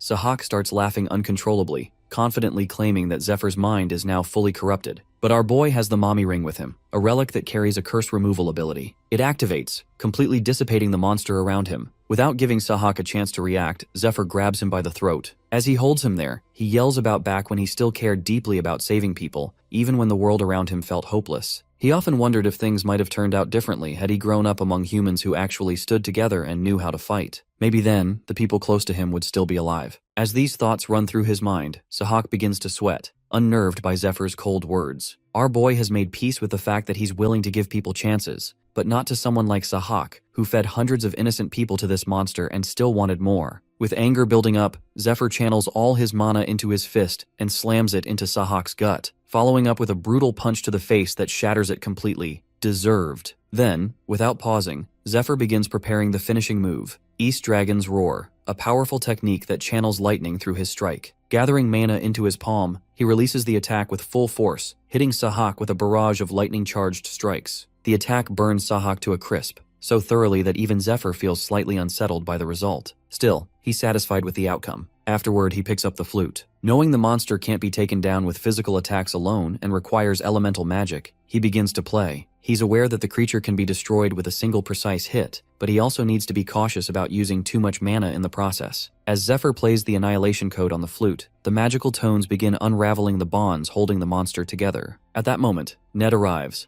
landing nearby and visibly surprised to hear Zephyr playing a song known only to Demon Lord worshippers. Zephyr notices him and instantly realizes he was right. Ned has come to find him. He's been waiting for this moment. But now, he understands that he must convince him he is truly one of them. As he reflects, he remembers the man who once trained him, the same person he failed to protect. This time, he wants to repay that debt, and to do that, he knows he must get closer to Ned no matter what it takes. While Zephyr is lost in thought, Ned draws his sword. Watching Zephyr fight has apparently convinced him that he's too dangerous to leave alive. He charges forward with his sword glowing, but to his surprise, none of his strikes land as Zephyr dodges everyone with ease. Ned quickly realizes the danger and spins around to block an incoming counterattack. 3 stones come flying toward him from behind, and he manages to deflect them just in time. Even while blocking, he takes note of Zephyr's speed and precision. These are skills that only his master and a select few warriors possess. Challenged, Zephyr raises the stakes by offering to fight unarmed. Caught in the moment, Ned agrees. Now, both stand facing each other, hands glowing with lightning as they enter into mirrored combat stances, prepared for a direct clash. Ned is the first to strike, launching a lightning-infused palm attack. Zephyr, however, remains calm. He channels the floating cloud technique, which emits an electrical charge identical to Ned's. The two forces repel each other, and the attack is neutralized on contact. Ned is visibly stunned. Blocking the lightning palm this way requires channeling a high amount of defensive electricity so the attack bounces back.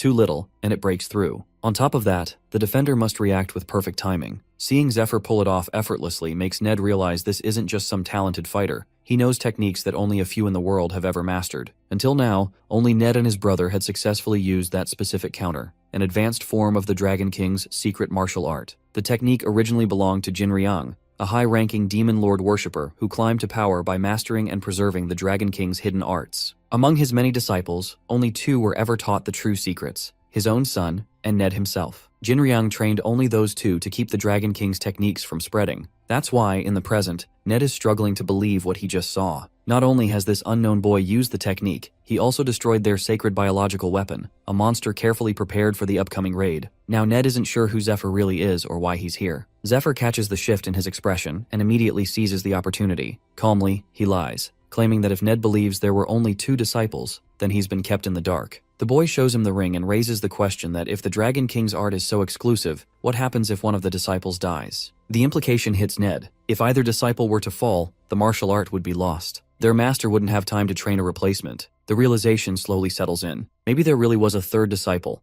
a hidden backup, trained in secret to preserve the legacy. As Ned is still processing this thought, Zephyr steps forward and presents himself as the Shadow Disciple, the one who was trained in secrecy to replace Ned on his death. Blood is a natural when it comes to lying. The Shadow Disciples are unofficial successors, trained in secret to preserve a martial arts technique in case of emergencies. If something happens to the main successors, the Shadow Disciple steps in. However, once the official heirs safely inherit their master's position, the Shadow Disciple is often eliminated. Keeping them alive poses a risk, as their existence alone can invite future conflict. Right now, though, Zephyr is making all of this up. He knows that the real Shadow Disciple won't arrive until after the raid is over. Altair and her companions are currently holding him back. Thinking of Altair, he smirks slightly, imagining her caught up in strange tasks. For now, he decides to take full advantage of the situation. Ned, still somewhat suspicious, reveals that he already confirmed with their master, and was told no disciple had been sent. This implies Zephyr is lying, but in truth Ned hasn't contacted their master at all. He knows that if he tries, he might expose Zephyr's bluff and lose the chance to handle the matter himself. Ned has already decided that if Zephyr does anything questionable, he'll kill him without hesitation.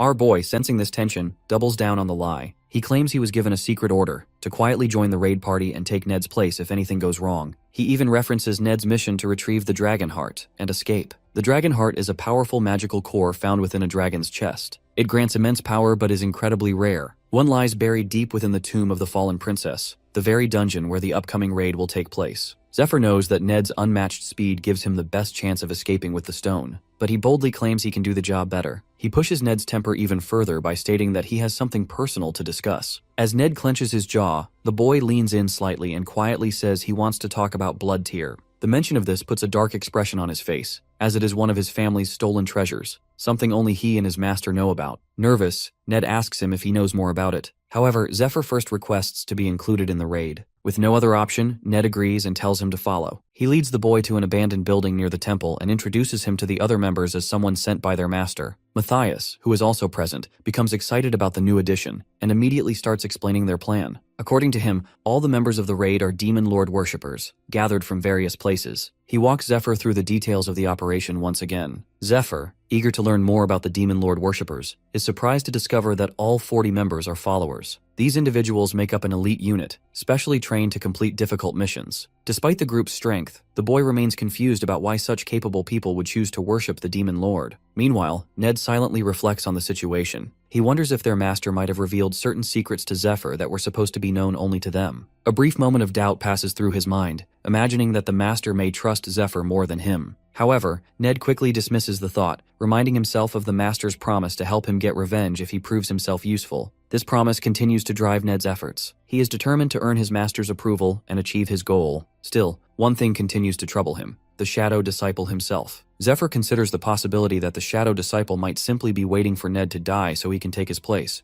Or worse, he might be planning to kill Ned himself. While Ned reflects in silence, Matthias finishes the operation briefing and divides the team into 2 groups, one assigned to protect Ned and the other tasked with eliminating Knight Commander Lucius. Without wasting time, Ned reaches out to Zephyr and invites him to join his team. He wants to keep him close, which would also make it easier to eliminate him if needed. Receiving the invitation, the boy pauses for a moment. He remembers that in his previous life, Ned had been consumed by his desire for revenge. That obsession caused him to place his trust in the wrong person. someone who ultimately led to his downfall. Despite this, Zephyr also remembers that Ned had been a fiercely loyal individual. If he could bring him over to his side, Ned might become a powerful ally. With that in mind, Zephyr agrees to work with him. In his previous life, Zephyr missed out on relationships like this, connections that could have changed the course of his path. This, he recalls, was the first of those missed chances. He vividly remembers the maniacal version of Ned, who once taught him the Dragon King-style martial arts. The next day, the list of raid members is announced, along with instructions on where to gather, train, and handle logistical preparations. Everything is going according to plan for Zephyr, and he knows he needs to get ready. He decides to visit his former team to say goodbye, having already cleared 3 dungeons for them as promised. The team members are genuinely thankful, and Zephyr assures them that this progress should soon lead to their promotion. As the farewell continues, Dale grows increasingly nervous. He wants to ask Zephyr to take him along but can't bring himself to say it. He finds his goals fascinating, but he believes that he and the others are still too weak to follow him just yet. However, to Dale's surprise, Zephyr assures him that if he trains hard, there will come a time when he can join him. This lifts Dale's mood, and our boy leaves shortly afterward. Zephyr knows that by this point in his previous life, 2 of them had already died.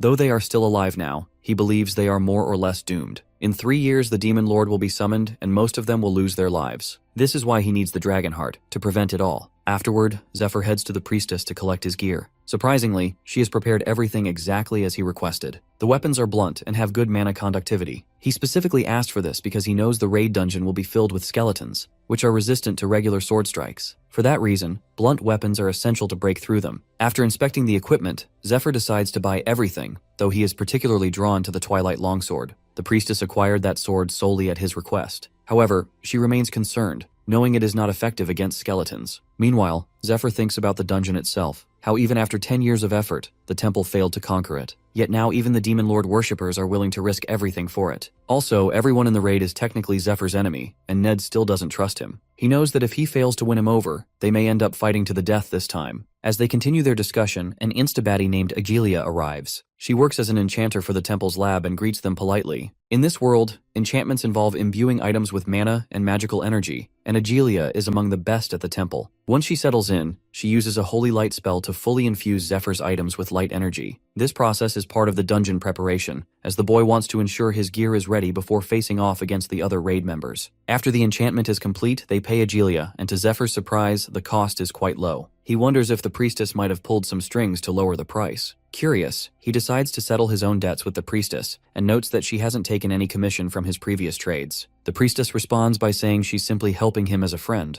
Zephyr thanks her, then casually reveals that he has no money left. This surprises her, and he explains that the recent dungeons he cleared didn't yield much. To make up for it, he takes out the poisons he created and offers them as payment instead. The priestess is both shocked and excited by the offer. Zephyr teases her briefly before handing the vials over. Before leaving, he reminds her not to sell them to any potential moles. The next morning, all the raid members gather in front of the temple. Zephyr is slightly surprised to see hundreds of people there, including healers and knights. He recalls that, in his previous life, only a few of them had survived. Once everyone is assembled, Lucius, the head of the raid party, steps forward and officially announces the start of the raid. The raid party this time isn't ordinary. It includes a mix of knights, hunting team slaves, inquisitors, and slaves from the lower branch of the inquisitors. A total of 86 people make up the group, divided based on their roles, such as frontline fighters, scouts, and protectors. There are also long-range attackers supported by recovery buffers. All members fall under the leadership of 4 key figures, which includes a priest, a priestess, Matthias, and the highly revered Lucius. Lucius holds a respected position, partly due to the stigmata mark bestowed only upon those loved by God. Those who receive this mark not only gain special powers in life, but also become angels after death, serving the gods in the afterlife. Lucius received the stigmata at the age of 7, and because of this, people hold him in the highest regard. Many consider it a great honor just to see him in person. Our boy finds it surprising that someone of his status even chooses to appear before them. While thinking about this, Zephyr notices Ned staring at him with clear frustration, which unsettles him. Meanwhile, Lucius begins addressing the raid members. He references a prophecy, stating that after 10 years of failed attempts, this year they are destined to succeed. According to him, everyone taking part in the raid will be remembered as legends, and the slaves among them will be granted their freedom. He also announces that all participants must undergo 2 weeks of brutal training. After the announcement, the crowd joins in prayer to Almighty Arya, growing wild with excitement and devotion. With that, the training begins. The first task is to climb the summit of Screams, where the training grounds are located. As Zephyr ascends, he grows increasingly annoyed by how Lucius calls all of this an honor. He knows the truth. Clearing the dungeon isn't about glory,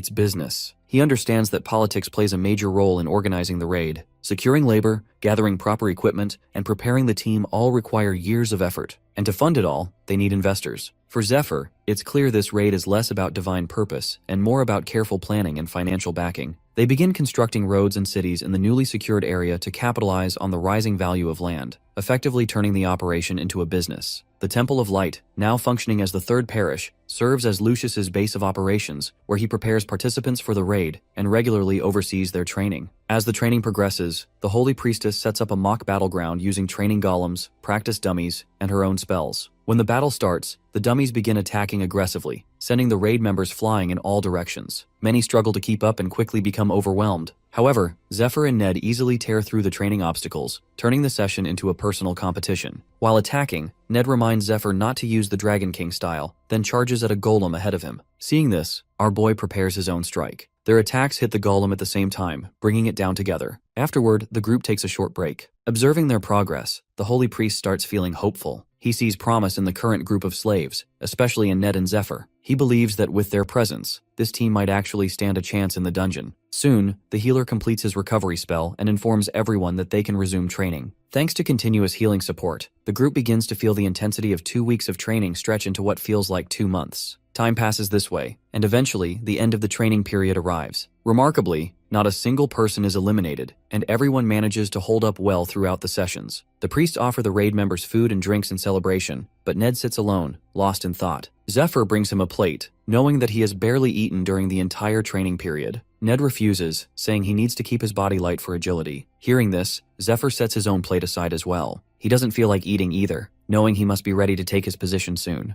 This irritates Ned, but our boy shifts the mood by pulling out a luxurious bottle of wine. Ned accepts a glass and while sipping it, asks how much Zephyr actually knows about him. During training, he realized that Zephyr hasn't shown any intent to harm him. Ned recalls that Zephyr once mentioned the blood tier, but didn't explain further at the time, brushing it off and promising to talk later. Remembering this, Ned's curiosity grows. Zephyr, noticing the shift in his expression, realizes that something has changed. When they first met, Ned had tried to kill him, but after spending the last 2 weeks together, it seems Ned may have changed his mind. Our boy responds by correcting Ned's question. Instead of asking what the blood tear is, he should be asking where it is and who possesses it. After saying this, Zephyr leans in and whispers something in Ned's ear, something that leaves his face pale with shock. You see, the blood tear was shown to Ned by his father as a relic passed down through their family line. According to him, their ancestors had earned it by defeating monsters. The sword later brought their family the title of Baron after they offered it to the king, who appointed them as the sword's official caretakers. Ned's father believed deeply that Ned would one day inherit both the sword and the family name. He was confident his son would become a great knight worthy of carrying it. However, when the Temple of Light invaded their estate, they seized both the sword and the baronial title, claiming them as collateral for a loan, despite Ned's father begging them not to. According to the temple priests, the sword belonged to the title, and since Ned's father had surrendered the title in exchange for the loan, he no longer had any right to it. Hearing this, Ned's father lost control and charged at the priest with his sword drawn. But before he could strike, the guards stabbed him. Little Ned, who was there at the time, witnessed everything and screamed for his father, while the priests reminded the dying man that he was lucky the sword hadn't touched him. If it had, even his son would have been executed.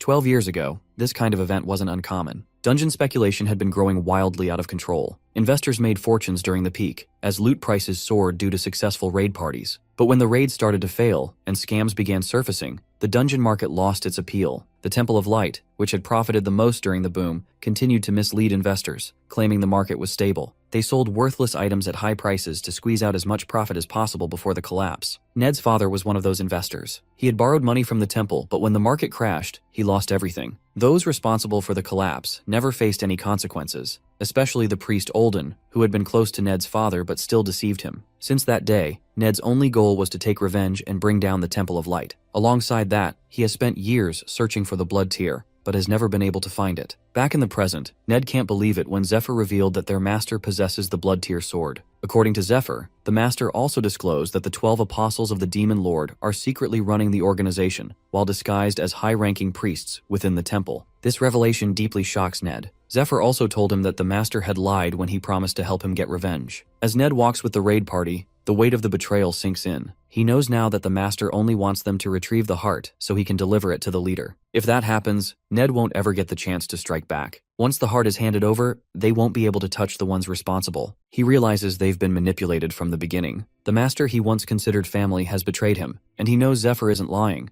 There's no way he could have known what the master had said about helping him with his revenge unless it was true. Thinking about all of this, Ned feels lost and uncertain about what to do next. After some time, the raid party arrives at the entrance of the tomb of the fallen princess. Even before entering, several members begin to shiver due to the overwhelming dark energy surrounding the place, while others feel excited at the challenge. Despite the unease, the group enters and steps onto the first floor of the dungeon. The priestess points to purification amulets embedded in the walls and explains that this level has already been cleared and purified. The dungeon contains a total of 9 floors. Everything up to the 7th floor, including the gatekeeper on the 8th, has already been cleared. However, due to the lingering evil energy from the lower floors, monsters continue to appear. As skeleton monsters begin to emerge, the raid squads prepare to engage, their excitement building at the chance to fight. Meanwhile, back at the Temple of Light, Lucius's uncle, head priest of the 3rd parish, welcomes reinforcement forces sent from the central parish. They've arrived to provide support while the temple's main forces are out on the raid. However, the head priest remains unaware that the central parish leader, Olden,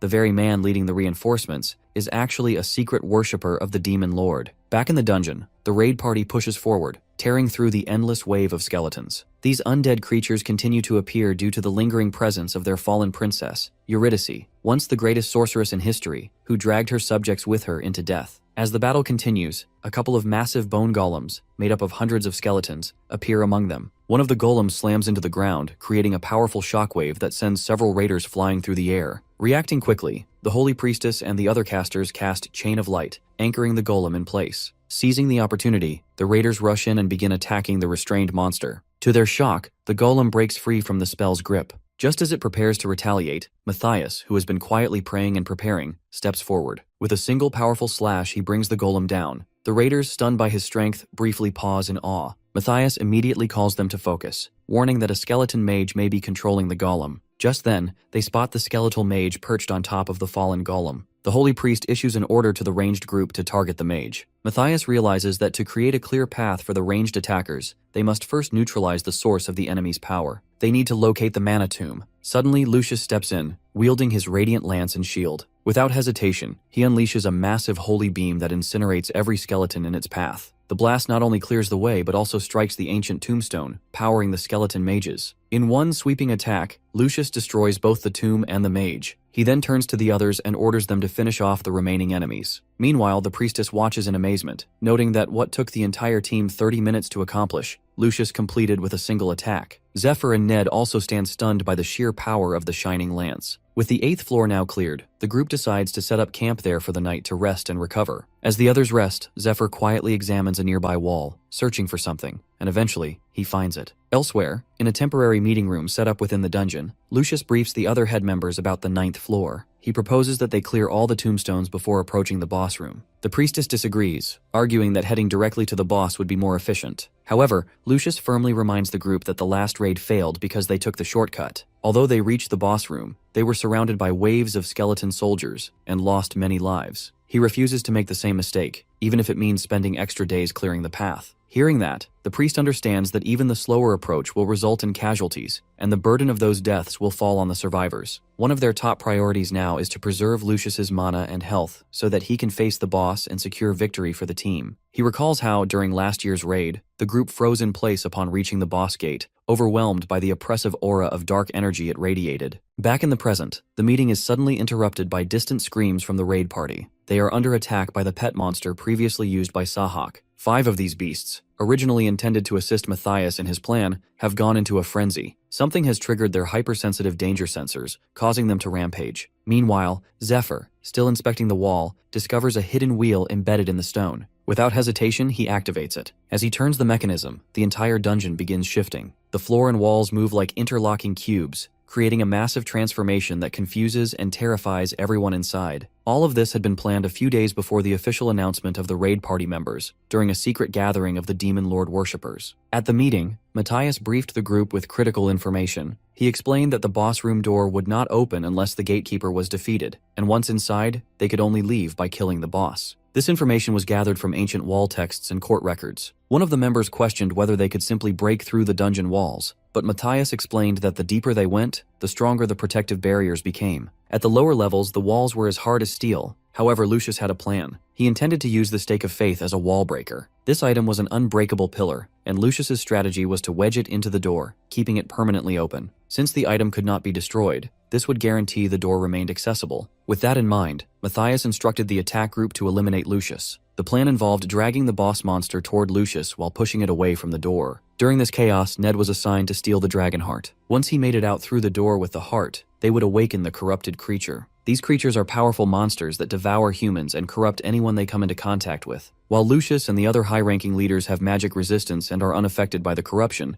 the rest of the raiders do not have such protection. Once the corruption spreads, the affected raiders would begin attacking each other, creating the distraction they need. In the confusion, the boss monster would be able to finish off Lucius. According to Matthias, once they successfully escape, they will report the mission as a failed raid to the temple. The group also received a special drug from their leader, designed to disable the slave mark, preventing the priest from using any forced commands. Along with that, each member is given an ocarina flute, which can summon corrupted monsters to aid in their escape. This part of the plan excites Zephyr. It makes his task of stealing the dragon heart much easier. At the time of the raid, acting outside of the original schedule, Zephyr uses the flute and activates the corrupted monsters earlier than intended. The sudden appearance of the creatures causes widespread panic and chaos throughout the raid party. He knows the healers are present, so most of the raiders will survive the chaos. As Zephyr moves forward with his plan, the leaders spot him. Matthias notices him and remembers seeing him once before, when Ned brought him to the gathering. However, he is confused about what Zephyr is doing there now. Realizing he's been seen, our boy presses a hidden button and turns a concealed wheel built into the wall. It's part of an old protection mechanism from when the dungeon was once used as a shelter during the demon invasion era. The device randomly alters the dungeon's internal structure. Zephyr, having encountered this mechanism before, is familiar with how it works and uses it to his advantage. As he escapes, Lucius catches a glimpse of him and instantly recognizes him from Matthias's earlier mention. Suspecting him to be a demon lord worshipper, Lucius attempts to use the slave mark's force command. To his shock, the command fails. Matthias also notices this, and immediately realizes that Zephyr must have taken the special drug he had distributed earlier. Enraged, Matthias charges his sword with powerful energy. However, before he can strike, Ned appears in a flash and slices through his arm using his flexible sword. Matthias stands in disbelief, unable to accept that Ned is betraying him as well. While pursuing Zephyr, Ned, despite blocking Matthias's attack, remains concerned about Lucius's response. At that moment, Lucius also releases a holy beam from his lance,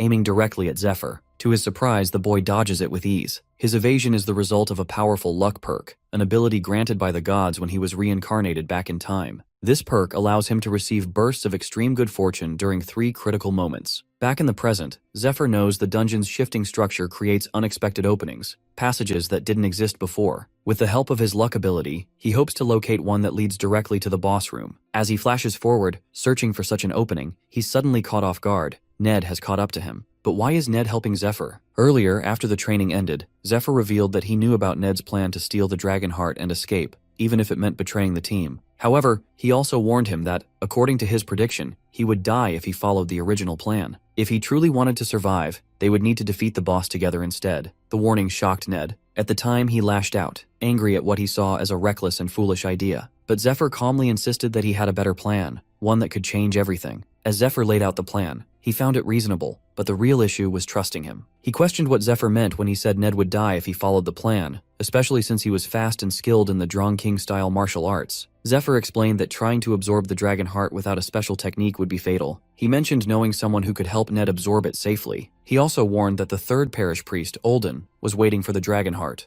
and if he didn't get it, he would send the twin knights, warriors known as the strongest in the entire land. On top of that, all the demon lord worshippers, including their master, would come after Ned. Zephyr then asked again whether Ned truly believed he could defeat them all without his help. Returning to the present, both Ned and Zephyr move swiftly through the restructuring dungeon. As they advance, Ned recalls his earlier argument with Matthias, during which he requested to personally deliver the dragon heart to their leader. Matthias firmly opposed the idea, insisting that he should not be concerned with the transportation, as Olden himself was assigned as the carrier and would not make any mistakes. Matthias also seemed surprised that their leader had shared everything with Ned, given that the organization operated under strict secrecy. Meanwhile, Ned had asked those questions only to verify whether Zephyr's claims were accurate, and they were. It became clear that Olden, his longtime rival, was one of the leaders among the demon lord worshippers. That revelation made the situation even worse. Not only had Olden killed his father, but now he aimed to keep Ned under his control. The thought enrages him, and as they flash past a skeleton golem, he releases a burst of energy and destroys it in a single blow. His desire for revenge against the demon worshippers and the Temple of Light grows stronger. Noticing Ned falling behind, Zephyr calls him out, aware that they have no time to waste on monsters. His strong luck skill has only 15 seconds remaining. As the timer continues to tick, they dash toward the boss room door. Just as they approach, the gatekeeper spots them and prepares a slash infused with dark magic, launching it in their direction. The two manage to dodge the attack and notice a narrow opening in the boss room door. With only 3 seconds left in the spell, they rush toward the gap and barely make it inside in time. Once inside, Ned is surprised to find the room empty. There is no boss in sight. Suddenly, a powerful voice echoes through the chamber, questioning how the two managed to enter without defeating the gatekeeper and warning them for daring to disturb her. Meanwhile, outside the dungeon, the raid party manages to defeat all the corrupted monsters, and the dungeon finally stops shifting. As they begin tending to the injured, Lucius remains in disbelief after witnessing the slave mark being neutralized right before his eyes. His mind races with possibilities, wondering whether the boy never had the mark to begin with or somehow neutralized it himself. He is also shocked by the revelation that someone brought corrupted monsters into the dungeon and that the boy used some kind of device to interfere with its structure. These events make him suspect that Demon Lord worshippers might be hiding among them. Lucius finds it hard to accept, especially since he personally ensured that the raid party was made up of trustworthy individuals. Still unsettled, he asks the holy priest about the two who escaped. The priest names them, and when Lucius hears that Ned works under Inquisitor Matthias, his face turns pale. At the same time, Matthias stands nearby, enraged that his two men ruined everything simply because they were afraid of the boss. It was a perfect plan, one that would have elevated his standing with both the Demon Lord worshippers and the Temple of Light. But now it has all fallen apart. While lost in thought, he orders the other worshippers to prepare to fight or be killed. As confusion spreads, the worshippers turn around and see Lucius standing with several temple leaders, all armed and ready. Lucius gives Matthias one last chance to explain himself, but he has already made up his mind. He is going to fight. Back in the boss room, our boys stand in front of the princess, momentarily stunned, especially Ned, who struggles to believe that someone labeled a killer could appear so beautiful. As he notices the sadness on her face, he begins to question the historical accounts of her supposed cruelty. He even feels a strange desire to ease her sorrow if he can. Caught in her aura, Ned appears dazed and starts to move toward her, but our boy quickly grabs him, stopping him before he does anything reckless. He cannot believe Ned nearly fell under such a basic illusion. Moments later, Ned also realizes that he had been lured into a magic circle trap. Suddenly, the princess's appearance begins to dissolve. Her expression twists into a malicious grin as she bursts into laughter, revealing that she intended to devour him. Her form transforms into something monstrous, and she lunges at them with a powerful killing intent. Sensing the danger, Zephyr scolds Ned for allowing himself to be deceived. But now that the illusion has broken, both manage to evade the attack. The princess begins using a skill called Dark Hand, where her summoned hands absorb mana and stamina from their targets. She can summon hundreds of these hands at once, a technique that overwhelmed many raid parties in the past. This ability also functions as a continuous regeneration spell, allowing her to maintain her strength while exhausting her enemies. Even someone like Lucius has struggled against her in the past. Meanwhile, Zephyr feels the pressure of the God of Death's Wall of Iron skill, lingering over him and ready to activate if he fails. On the other hand, in the dungeon, Lucius confronts Matthias for throwing everything away, including 10 years of work invested into the dungeon. Upon hearing this, he realizes that his facade has been exposed.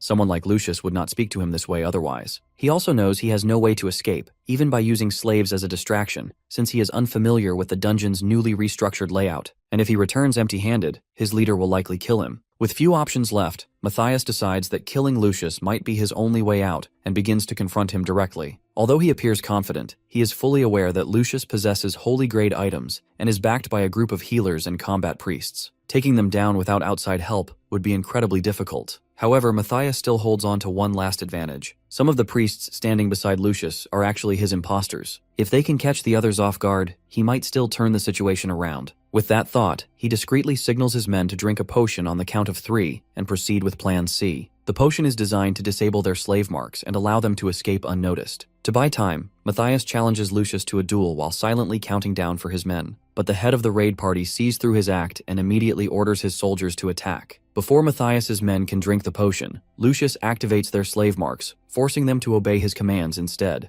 Now Matthias finds himself cornered, his own men turning against him while Lucius leads the attack from the front. Though Lucius remains in control, he expresses clear disappointment in Matthias. From the age of 12, they had been friends. They grew up together, fought alongside one another, and came to know each other deeply. That history only makes Lucius's disappointment heavier. But for now, he is focused on forcing Matthias to dismantle the traps he set. After a brutal fight, countless slaves lose their lives, but the group manages to trap Matthias. As the slaves fall, Demon Lord-marked bugs emerge from their bodies. These insects carry the engraved mark of the Demon Lord, which grants worshippers the ability to serve as slaves to the light, the priests, and the Demon Lord simultaneously. Aware of this dark magic, Lucius steps on one of the bugs, showing his deep disappointment in Matthias. He never imagined his friend would align himself with the Demon Lord. The Holy Priest, meanwhile, is briefly stunned by the fact that Matthias managed to kill 30 slaves in just half a minute, but he remains confident in Lucius's superior strength. Now bound in holy chains, Matthias is left in shock at how difficult it was to fight Lucius. He was unable to land even a single hit, which reveals the immense difference in strength between them. As this reality sinks in, he begins to wonder if this imbalance is part of the fate determined by the gods. While lost in thought, he suddenly starts coughing violently and reveals a small stone hidden in his mouth, one marked by the Demon Lord. He refuses to accept defeat and is ready to do whatever it takes to escape this fate. Lucius, unaware of the stone's presence, begins to question him about his betrayal, but instead of answering, he maniacally displays the stone, shocking everyone in the room.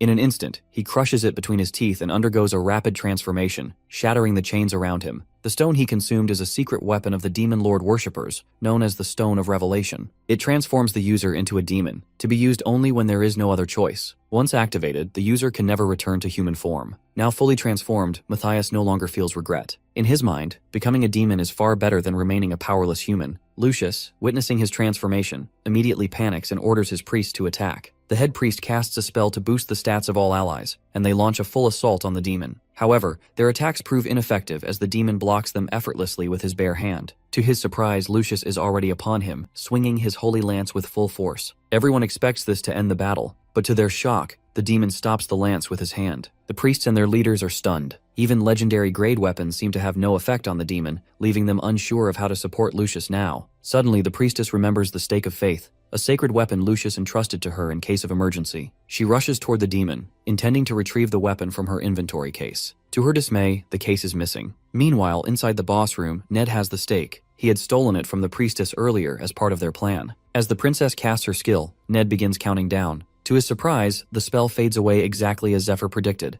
after just 15 seconds. The reason becomes clear that the spell requires the caster's brain to function in overdrive. Overusing it risks severe damage, even causing the brain to melt if pushed too far. The limitation means the spell cannot be cast repeatedly, giving them a narrow window to act. To counter the side effects, the caster is forced to use lower-level skills, allowing the brain time to cool down. This creates an opening, an ideal moment for an attack while the princess's ability is on cooldown. Following Zephyr's attack pattern, both leap toward her. Our boy draws his Twilight Longsword and strikes with a powerful sweeping slash. He understands that no matter how well one prepares, the outcome can never be fully predicted. The weapons, the allies, the environment, and the unexpected challenges, they can all shift without warning. But through all of that, there is one thing he can rely on: the Dragon King-style sword technique. Executing it with precision, he lands a clean blow and appears to behead the princess. For a moment, it seems like the battle is over. However, to Ned's surprise, the princess begins to transform into an even more monstrous form. But instead of hesitating, our boy feels a surge of excitement, as this is the moment he has been waiting for. Assessing the situation, Zephyr prepares to give Ned an order, but he already knows what to do and leaps toward the princess. The boy had previously warned him about this transformation. During the shift, there is a brief moment when the princess will become idle, and that is the exact window they must exploit. Remembering this, Ned opens the inventory case midair and unleashes the massive stake directly into her. It pierces her body and immediately begins to channel holy light energy into her form. The stake responds to the dark aura surrounding the princess, radiating its own powerful energy in reaction. Meanwhile, Zephyr begins slashing at her appendages to prevent her from removing the stake. The weapon is causing immense damage, but it has a limited charge. Once depleted, it turns into nothing more than a heavy chunk of metal. That limitation is why Lucius never considered using it offensively. But Zephyr, not concerned with the cost, made the call regardless. As the holy energy burns through her body, the princess melts away. The stake, sensing that the threat has passed, deactivates on its own. Zephyr's divine item enhancements also fade due to prolonged combat. Exhausted, he drinks a mana potion and takes a moment to wonder if Lucius has survived. After downing several more potion bottles, he decides that while he hopes Lucius makes it out alive, he won't dwell on it if he doesn't. Ned, on the other hand, stares at the last remaining eye of the princess, which continues to twitch slightly. Zephyr calmly tells him to leave it. She can't revive in that state. If she dies, the gate will open and the gatekeeper will enter. He hands Ned a healing potion and instructs him to start searching for the dragon heart. Meanwhile, Ned stands in shock, struggling to process the fact that they just defeated one of the 8 toughest monsters in the world. It all feels surreal, and he knows it was only possible because of Zephyr's plan. At the same time, a part of him grows uneasy. He wonders if Zephyr might already be too powerful for them to keep up with. His thoughts are interrupted by loud bangs on the door. The gatekeeper, covered in dark poison, slams against it repeatedly. Quickly, the poison begins to seep through the cracks and is absorbed into the princess's body. She appears overwhelmed with emotion, sensing the presence of her knight. Suddenly, a dark tornado rises around her, alarming both Ned and Zephyr. Zephyr watches closely, clearly confused as this didn't happen in his previous life. He begins to suspect that the change is a result of them not defeating the gatekeeper first. As the tornado intensifies, the princess returns to her original form and notices that the stake is beginning to regain its power. Acting quickly, she opens the dungeon floor and buries the stake deep within it. The two boys immediately move in to attack from both sides, but to their shock, their swords pass through her without resistance. Zephyr recognizes the spell as spatial distortion,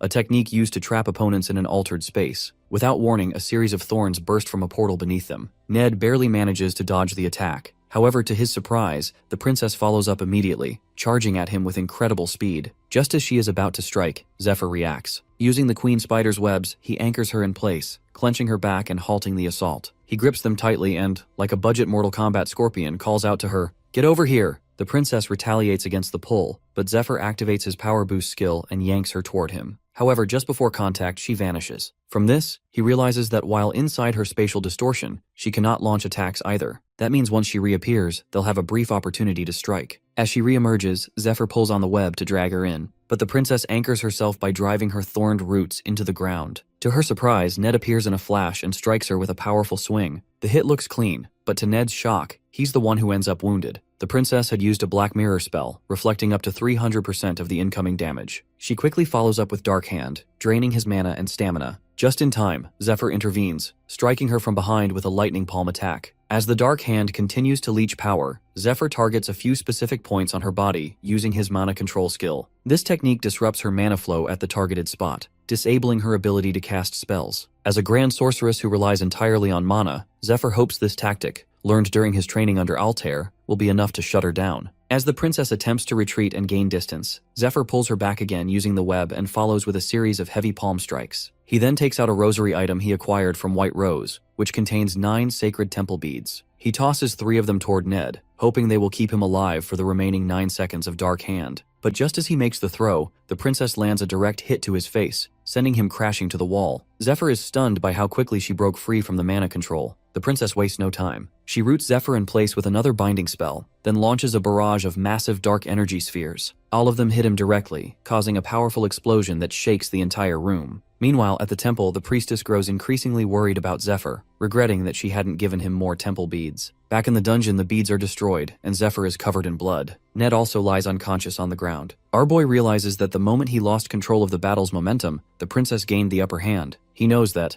although she is a difficult opponent in this life, defeating her in his previous form would have been much easier. This failure highlights just how weak he truly is. He has exhausted all of his consumable items, his weapons are damaged beyond use, and he has no tools left to rely on. Even the divine skills granted to him before his reincarnation, Wall of Iron, Strong Luck, and Revive, seem completely useless in this situation. This realization leads him to a bitter conclusion that the gods may have given him these so-called blessings not to help him, but to entertain themselves, watching him struggle and suffer. It feels like a leash placed on him by higher beings who find amusement in his despair. With no path left to victory, Zephyr decides he can do one final thing, to provoke those who sit above. Using his own blood, he begins drawing a forbidden symbol on the ground. Moments later, an angel descends, furious, demanding to know how he is aware of such a symbol. But Zephyr smiles as she has taken the bait. Our boy knows that the mark he draws is a direct reminder to the gods of a shameful defeat they suffered long ago. Because of this, they have declared it taboo. Even attempting to draw it is enough to warrant divine punishment, or immediate death. In simple terms, the moment the symbol is completed, he would be automatically executed by divine force. As the angel appears, the dark aura surrounding the princess fades, giving Zephyr a bit more time to recover. That shift in energy, while subtle, is a small advantage he immediately recognizes. Returning to the angel's question, Zephyr counters with one of his own, how she managed to appear in the human world when divine beings are not permitted to enter so freely. The angel replies that only those with a direct connection to humans can do so, then once again demands an explanation for the forbidden mark. Unbothered, Zephyr refuses to answer without compensation. He demands something in return for the information. The angel fumes at this, while her divine aura intensifies to the point that Zephyr can no longer move his finger. She declares that by drawing that symbol, he has already angered many gods. They want him eliminated, even though they once considered him amusing to observe. To provoke her further, Zephyr challenges her to kill him, while carefully warning that she should only do so if she truly has the authority. He understands that with the perks the gods granted him, they don't want him to die easily. They prefer to watch him suffer, to be entertained by his ongoing struggle. Moreover, he knows there are gods who wish to recruit him into their divine legions. Killing him now would mean losing the opportunity to claim what they desire. That tension between divine agendas is exactly what Zephyr aims to exploit. Neither side truly wants Zephyr's death, and he knows that's exactly why the gods sent the angel, to stop him from completing the forbidden symbol. Sensing the shift, the angel becomes uneasy and asks what he wants in return. Zephyr responds by demanding more powerful perks, stating that the ones he was given so far have proven useless. He then addresses the gods directly, claiming that if he dies, some of them will lose something valuable, while others may gain an advantage. He urges those who stand to lose not to let it happen so easily. He promises them that if they do nothing, they will never find another human as entertaining as him, and if they're willing to take the risk, now is the time. The gods, stunned by his boldness, hesitate, but the goddess of light, Arya, finds his defiance amusing. Intrigued, she decides to intervene. A brilliant beam of divine energy descends from the sky. The angel watches in disbelief, unable to understand why a goddess would aid a human like him. As the beam strikes, it shatters the barrier that surrounds him. When the dust clears, Zephyr stands once more, face to face with the princess. She wastes no time, charging toward him with her dark hand spell active. But the moment she closes in, Zephyr slashes her with a radiant sword of pure light, a weapon that incinerates anything it touches. This sword was gifted to him by Arya, who deemed the boy far too entertaining to lose. Elsewhere, the other gods react with fury, especially Usra, but the god of the sky, Akairos, steps in to defend Arya's decision. He argues that the weapon belongs to her, and she is free to use it however she chooses. Internally, Akairos understands the deeper reason for stepping in. He knows that the god of death desperately wants Zephyr for his own agenda, and Akairos refuses to let that happen. Back in the fight, Zephyr relentlessly attacks the princess with the divine light sword, striking her with such force that even her spatial distortion spell fails to protect her. He knows she has no defense against a divine item of this magnitude. Seizing the moment, he activates the sword's Yehi spell, unleashing a heavenly light strike that crashes down upon her, finally taking her down. As she falls, the princess reverts to her original beautiful form. Zephyr realizes that the Yehi spell, powerful as it is, doesn't only deal damage, it also carries the ability to break curses. That explains her sudden transformation. The curse has lifted, and her true self has returned. Now fully conscious, the princess takes in her surroundings with a dazed expression, as if waking from a long and haunting dream. She looks at Zephyr, confused, and asks who he is. Zephyr introduces himself calmly, declaring that he is the one who will carry on her legacy. The dragon heart was once given to the princess as a gift by her loyal knight, who now serves as the gatekeeper. The two were in love and had dreamed of living a happy life together. However, they were naive and unaware of what the future held. In the present, the princess reveals that on the final level of the tomb, there is a magic circle shaped like the tree of life. This circle has the power to purify the curse on the dragon heart. She claims she used its energy to cleanse the dragon heart,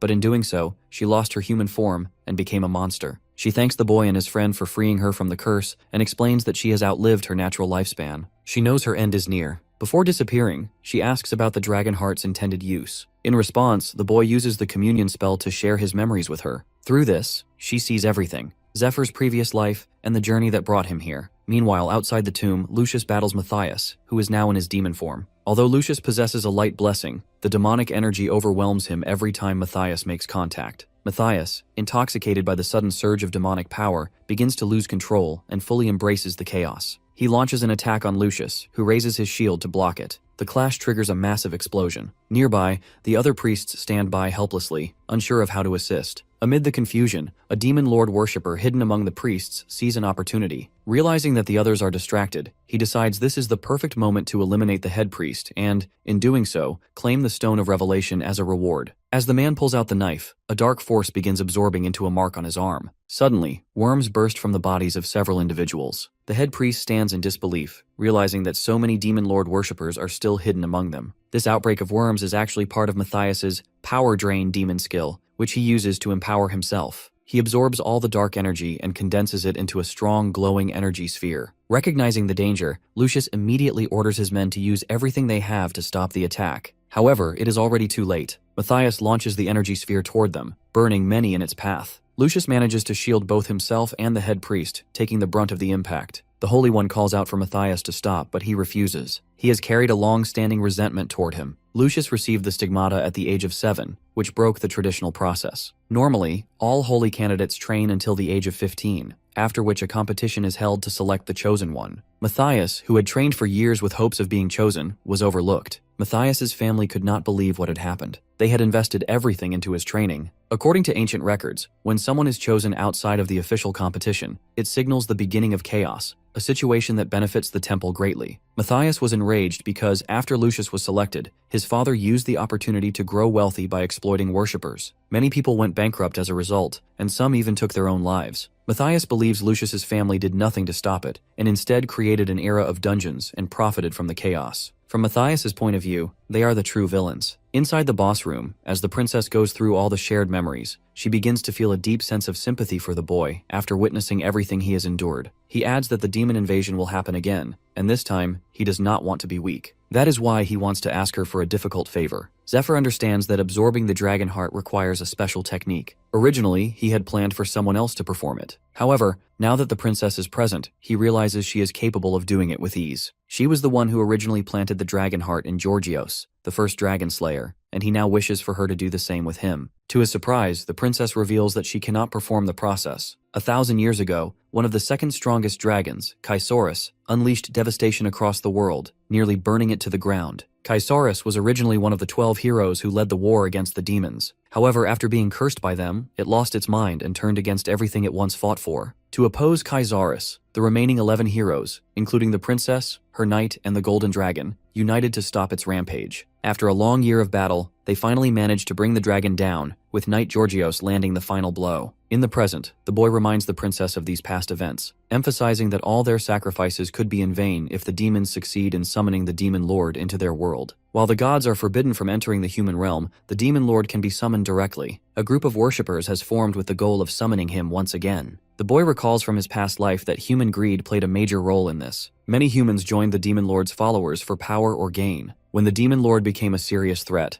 only he and his few companions stood against him. This time, he is determined to change the outcome. He believes he has come to the pass to win, and because the princess once used her power to help the good, he asks her to grant him that same power to protect the world. At that moment, Zephyr reminds her of Georgios. He was courageous and, despite her attempts to stop him, firmly believed that with the dragon's power, he could save the world from demons and others seeking to destroy it. His only goal was to create a safe and peaceful future for their daughter. With that purpose in his heart, Georgios left. Unfortunately, the rest of the story did not go well. During a battle in the temple, he was struck by the same darkness curse that had once consumed Chrysaorus. The princess, who was also present at the time, tried to help Georgios, but her maid stopped her, warning that it was too dangerous. By then, Georgios had already transformed into an evil skeleton. As the transformation unfolded, the golden dragon arrived and voiced the very question on the princess's mind. How could this happen if the curse on the dragon heart had been broken? The golden dragon answered the question himself. He admitted that he had only made it appear as though the curse was broken. He pretended to be their ally in order to complete his own hidden objectives. He then bound the princess with magical shackles and silenced her,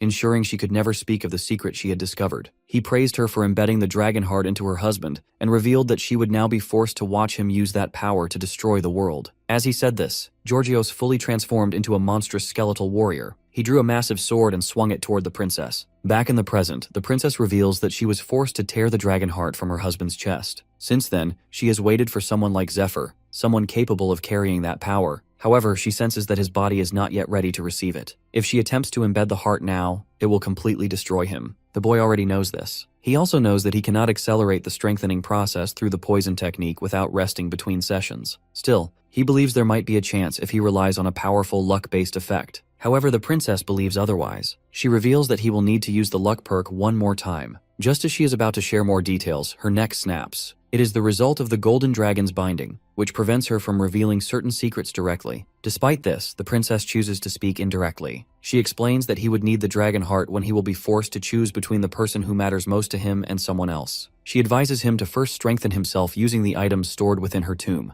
After that, she will embed the dragon heart into him and alter the layout of the dungeon to ensure his escape. She also warns that if he insists on receiving the heart now, despite the risk, he must first defeat all the dragons within a year. Hearing this, the boy feels confident in himself. He promises that he will make the world safe, just as Georgios once vowed, and declares that he will do it in 6 months. He considers it his mission now and assures the princess that she can rest. Moved by his determination, the princess sheds a tear and opens the tomb that holds the dragon heart. When the boy sees it for the first time, he is shocked. She then instructs him to lie down and begins the embedding process. As the process begins, the boy activates his strong luck perk to maximize the chance of success. Suddenly, everything fades around him, and he finds himself in a dark realm. However, he immediately senses that he has experienced something like this before, and that he is not alone. Suddenly, a massive red eye opens behind him, followed by a claw that grabs him in an instant. It is Chrysaorus, still lingering within the dragon heart. Though only a remnant of the dragon's overmind remains, its presence is powerful enough to make the boy feel as though his heart is being torn in half. Chrysaorus, filled with rage, recognizes the scent of the gods within Zephyr and questions why they have sent another puppet into his domain. The dragon refuses to grant his power, especially not to Zephyr, and with that, crushes him tightly in his claws. Meanwhile, back in the dungeon, Matthias, in his demon form, has managed to take down everyone, including the head priests. Lucius is now the only one left standing. He blocks his relentless attacks with his holy grade shield. As Lucius deflects another strike, he attempts to retaliate by launching a fiery beam.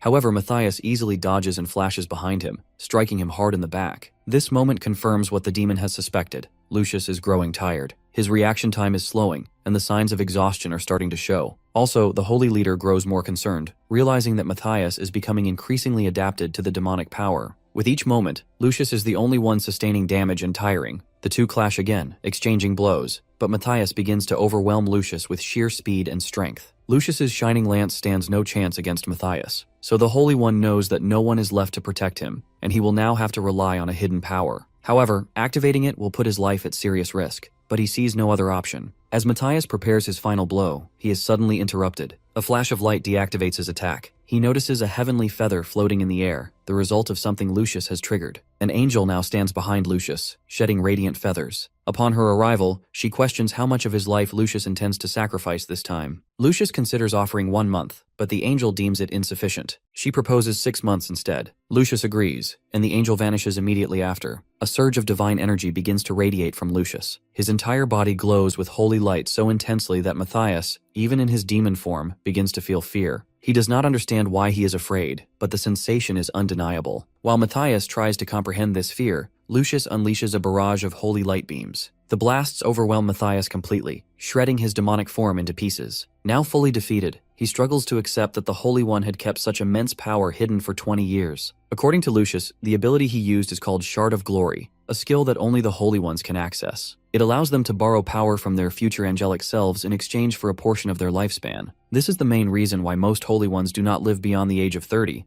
They are often forced to use this skill to fight powerful enemies, and the temple frequently places them in such situations. In truth, they are treated as little more than pawns. After explaining this, Lucius questions whether Matthias truly believes his betrayal was worth sacrificing their friendship. But Matthias remains consumed by jealousy over Lucius's chosen status. He believes that the goddess values his life while treating them as worthless. Matthias insists he was the one everyone expected to be chosen, but everything took a strange turn. The goddess never even answered his prayers or acknowledged his questions. As he speaks, Matthias begins to fade into the air, his form slowly dissipating. Meanwhile, in the boss room, Ned wakes up disoriented. As he regains focus, he is suddenly shocked to see the dungeon boss engaged in some kind of mysterious ritual. Outside, Lucius manages to heal both the head priest and the priestess, but he remains concerned that the three of them are the only survivors from the raid party. Once they are fully healed, he instructs them to find a way out of the area. Meanwhile, inside Zephyr's mental realm, the dragon is momentarily stunned by a strange glow forming around the boy. The energy takes the shape of a pinkish female figure. Zephyr immediately suspects it may be the effect of his strong luck perk activating again. However, he considers it excessive, as the protection is triggered after only a brief lapse in focus. This sudden reaction makes him realize that he is within his own mental realm. Here he must remain strong and fearless. If he shows weakness, the dragon could devour his mind, rendering the heart transplant completely ineffective. With that realization, Zephyr grabs the dragon's claws and forces them apart, freeing himself. He remembers who he once was, and that memory fuels him. In a flash, he dashes toward the dragon's head and delivers a powerful strike. Then, he pulls a sword from the ground, an immense weapon, and claims this battle as his fifth dragon fight within his realm. His body radiates power, and his entire appearance has shifted, glowing with a renewed aura. As he walks toward the dragon, Zephyr channels his resolve. He is frustrated that these ancient beings always demand tests before offering their power. He prepares to face the dragon head-on, determined to knock some sense into it. The dragon accepts the challenge and prepares to face Zephyr directly. With that, the two collide in a powerful clash. Meanwhile, outside the realm, Ned notices Zephyr lying unconscious. He also realizes that the dungeon boss is so absorbed in the process involving Zephyr that she has completely forgotten his presence. Thinking it might be the right moment to strike, Ned tries to stand, but he is unable to move due to his low mana. The dark hand from the princess had drained all his energy earlier. While he reflects on this, the princess herself turns her attention to him and advises him to rest. With a simple motion of her finger, Ned suddenly coughs up a marked bug, the same kind used by demon lord worshippers. As he stares at it in shock, the princess reveals that she removed it from his body. She expresses her admiration for the fact that he never used its power and instead relied entirely on his own effort. She recommends that he rest now, as the extraction will leave him with extreme fatigue. She then encourages him to enter a deep sleep. Ned still struggles to understand why the dungeon boss is helping him, but before he can process it, he falls asleep. Outside the tomb, the head priest informs Lucius that the entire structure of the dungeon has changed. They have been searching for a way out for 2 days without success. Lucius suggests that their best chance is to locate the stake, as it may be the key to escaping in time. As they move quickly to search for it, they begin to wonder about the 2 suspicious slaves who had stolen the stake of faith. According to Lucius, although the 2 suspicious individuals appeared to be demon lord worshippers, they never allied with Matthias. In fact, they even attacked him during the battle. The head priest speculates that they may belong to a different worshipper faction. Their goal could have been to manipulate the fight between Matthias and Lucius, hoping both would weaken or destroy each other, giving them a better chance at success. This possibility makes Lucius realize something important. If he were to die, the temple would likely auction off the dungeon, leaving it vulnerable. He suspects this was the true intention behind the infiltration, to create a scenario where the dragon heart could be seized. He believes the worshipper faction plans to purchase the dungeon at a low price, and then send the 2 infiltrators back inside as part of a new raid party. Since they've already explored the area, they likely have an escape route prepared, or will be given one. Lucius concludes that the infiltrators must be captured before they vanish. That, at least, was their plan. But when Lucius and the others reach the boss room, they are shocked to find that the gatekeeper is still alive. They have sensed the lingering holy presence of the stake, but are confused as to why the skeletal knight still guards the room. The gatekeeper proves to be overwhelmingly powerful. He easily overpowers Lucius and pins him to the ground. The Holy One knows he cannot use Shard of Glory again, as it can only be activated once per week. With no other options left, his thoughts turn to his family, and he begins to believe this could be the end. Just then, Zephyr bursts through the boss room door like a real Chad. Lucius, stunned, wonders what he is doing here. Zephyr, now radiating power, casually remarks that he needed to do a favor for someone anyway, so he decided to lend a hand. Clearing his throat, he activates a dragon skill and issues a commanding order to the gatekeeper to drop on the ground. The skeletal knight crashes to the ground under the force of the command, surprising Lucius. He can't understand how such a powerful creature is obeying someone like Zephyr. Meanwhile, the boy restrains the knight and begins counting while observing the knight's resistance. The skeletal knight struggles fiercely, trying to break free from the spell. It takes exactly 10 seconds for the control spell to wear off, and from this, Zephyr confirms that he has only a 10-second window of control. Currently, his access to the dragon heart is limited to just 1% of its full power in order to match the capacity of his still developing body. Once freed, the skeletal knight grabs his sword, which Zephyr immediately recognizes as Graham. The weapon was specifically forged to slay dragons and is highly effective against them. Wielding the sword with full force, the knight swings it at Zephyr. Zephyr counters with his own light sword, a divine weapon given to him by the goddess of light. The sword came with a condition to use it in order to protect the Holy One. Zephyr agreed, and now he is fulfilling that promise. He channels all his holy energy into the blade. Then, with a respectful goodbye, he releases the energy in a powerful attack aimed at the skeletal knight. The impact generates a massive wave of radiant light that even takes Lucius by surprise. Lucius cannot believe a former slave is wielding such a divine item. Even more shocking, he senses the direct presence of the goddess of light emanating from Zephyr. The overwhelming aura reminds him of the first time he encountered the golden dragon as a child. Realizing the significance of what has just happened, Lucius drops to his knees in reverence, joined by the head priests in honoring Zephyr. Meanwhile, the boy reflects on his battle with Kaisaurus, which lasted 3 full days within his mental realm. Despite the intensity of the fight, he ultimately proved his worth, so Kaisaurus granted him access to his power, but warned him to stay cautious and vigilant. As Zephyr awakened from the realm, he was stunned to find that the princess had turned into a pile of ashes. F's in the chat. He pauses in respect and thanks her for everything. Among the remains, he discovers 2 relics that carry the essence of the princess's magical abilities. However, one must first reach level 2 in that magic class to properly wield them. The relics also grant him access to everything within the tomb. From the crystals she left behind, the princess reveals more details that with his current body, he can only access 1% of the dragon heart's full power. Over time, that capacity will increase as his body gradually adapts. The princess also leaves him with a final request, to find her descendant and deliver the mage crystals to her. This descendant will assist him further. Zephyr immediately recognizes the name, Altair. However, he grows concerned that the gods might interfere with her in an attempt to extract more entertainment from his journey. He hopes to intervene, but first he knows there are other matters he must take care of. As the group regathers, Lucius steps forward and officially removes the slave mark from their shoulders, setting them free. Zephyr casually jokes about his debt, which Lucius confirms has also been cleared. The Holy One remains astonished by the fact that they operated in secret for all those years, working quietly to bring down the Demon Lord's worshippers. As the son of the Goddess of Light, Lucius's mission was to eliminate the Demon Lord worshippers, so he offers the boys all the support he can provide. However, Ned remains suspicious, believing Lucius may simply want to align himself with the Dragon Heart Wielder in order to gain an advantage within the temple. Despite his doubts, Ned chooses to accept the alliance. He considers the potential benefits, connections, resources, and status,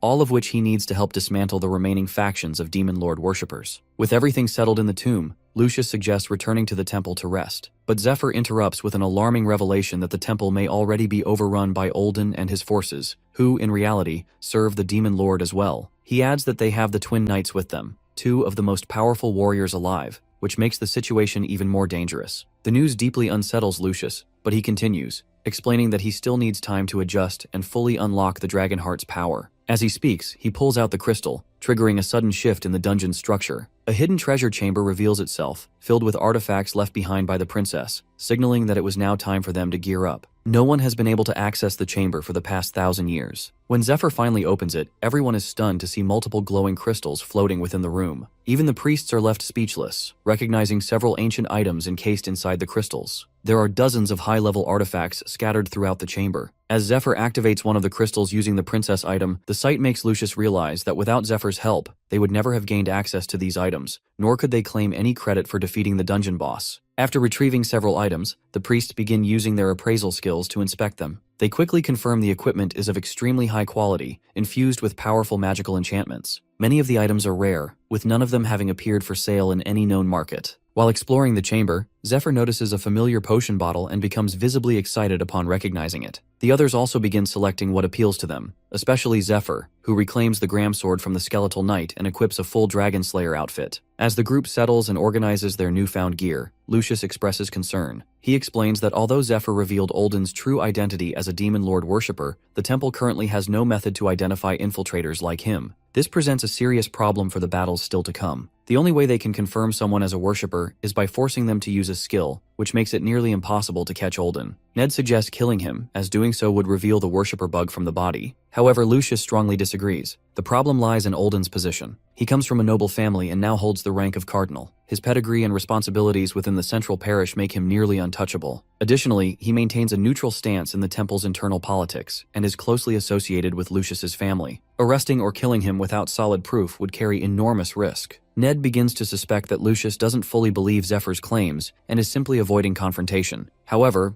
Zephyr remains calm. He knows there's a way to prove everything. The answer lies in the familiar potion bottle he discovered earlier. Meanwhile, back at the temple, Olden is in the process of hypnotizing a bishop. At the same time, Lucius's wife and child are held hostage by the Twin Knights. She is confused and terrified, unable to understand why Olden is doing this. At that moment, Olden reveals the truth. According to him, all Demon Lord worshippers carry a marked bug inside them. The bug grants them power and grows over time. Once the bug fully matures, as in Olden's case, it becomes a queen. This queen bug can produce larvae, which are used to brainwash and control others who ingest them, just like the bishop currently under his influence. Olden explains everything to Lucius's wife because he plans to use her to manipulate her husband. She doesn't understand what he means, until he reveals his intention. He takes out a small larva and attempts to place it into her son's mouth. Horrified, she reacts quickly and slaps his hand away. The area where she touches him begins to writhe and squirm, as if Olden's body is made of bugs. The sight horrifies her. Enraged by her defiance, Olden prepares to retaliate, but before he can act, one of his men bursts into the room, shouting that Lucius has arrived outside. The news stuns Olden. He rushes to the window and sees Lucius and the head priestess cutting down his guards and making their way toward him. Panic begins to set in. As Lucius confronts him, Olden yells out in protest, accusing him of attacking temple priests. But Lucius remains unfazed. He used the special potion Zephyr gave him, an item that allows him to see the worshipper bug inside those who serve the demon lord. With the truth now undeniable, Lucius finally understands how blind he has been to the deception around him. He steps forward and formally announces Olden's arrest for betraying the Temple of Light. Olden, refusing to acknowledge defeat, bursts into arrogant laughter and mocks Lucius, calling him a prick. Inside, Olden is terrified. Lucius's return is completely unexpected, and none of their leaders foresaw it. There is no logical way the dungeon could have been cleared this quickly. Worse, there's no sign of Matthias, which likely means he was captured and revealed everything about him. Still, Olden tells himself it doesn't matter. Lucius has already walked into the trap by returning to the temple. Just then, the bishop enters and publicly calls out Lucius for accusing a cardinal without proof. But Lucius calmly activates the special skill granted by the potion, immediately spotting the bug inside the bishop. He realizes Olden must be controlling him. As the bishop continues pressing him for proof, Lucius takes out a collection of letters and tosses them to the floor. Olden immediately recognizes them and is visibly shocked. He can't believe Lucius has obtained those documents. A while earlier, back in the dungeon, Zephyr had suggested keeping the true sight potion a secret for the time being to avoid attracting assassins. Instead, he proposed gathering more concrete evidence to expose Olden.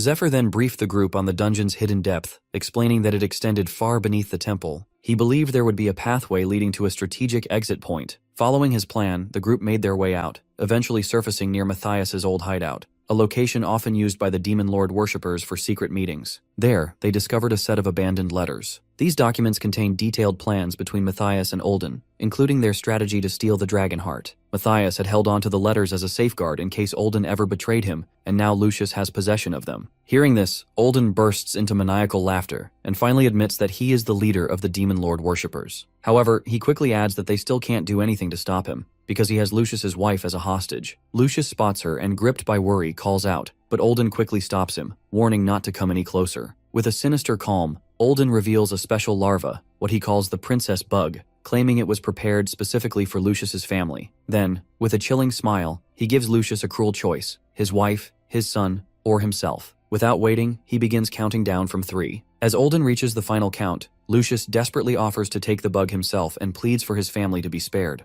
But Olden ignores him and, right in front of his eyes, shoves the bug into his wife's mouth. Before the larva can take hold, Olden is suddenly stabbed from behind by none other than Ned. The twin knights are stunned, unable to understand how an assassin slipped through unnoticed despite their detection skills. What they don't realize is that Ned is wearing the Misty Bracelet, an artifact that renders its wearer undetectable. Without wasting a moment, Ned slashes Olden in half with his sword and grabs Lucius's wife. He immediately starts defending against the incoming strikes from the Golden Knight, the elder of the twin brothers, whose overwhelming power begins to push Ned back. As they clash, Lucius fires a powerful lightning beam toward Olden. The Golden Knight leaps in to block it, taking the full hit. The blast gives Ned just enough of an opening to escape. Taking advantage of the moment, he strikes the other twin knight and launches into the air, carrying Lucius's wife to safety. Meanwhile, Olden's body begins to regenerate as the worms within him start reconstructing his form. He is shocked to see Ned, his master's disciple, still alive. Olden had planned for him to die inside the dungeon, yet here he is, standing in his way. This makes Olden question whether Master Jinriang deceived him all along. With their hostage now gone, Olden realizes the situation is turning against him. He knows that if Lucius uses the Shard of Glory spell again, it could end everything. Acting quickly, he orders the Golden Twin Knight to hold Lucius back and buy him some time. The tension excites him, and with renewed energy, he draws his sword and walks toward Lucius. As he approaches, the Holy One maintains his composure and exchanges a few sharp remarks, but the guy appears confident, certain he can handle him. The two formally introduce themselves before engaging, each preparing to demonstrate the full extent of their strength. Outside the temple, people begin gathering as it is time for the healing rituals. However, the guards stop them, lying that a knight's training session is underway. From a distance, even the mining group notices smoke rising from the main building,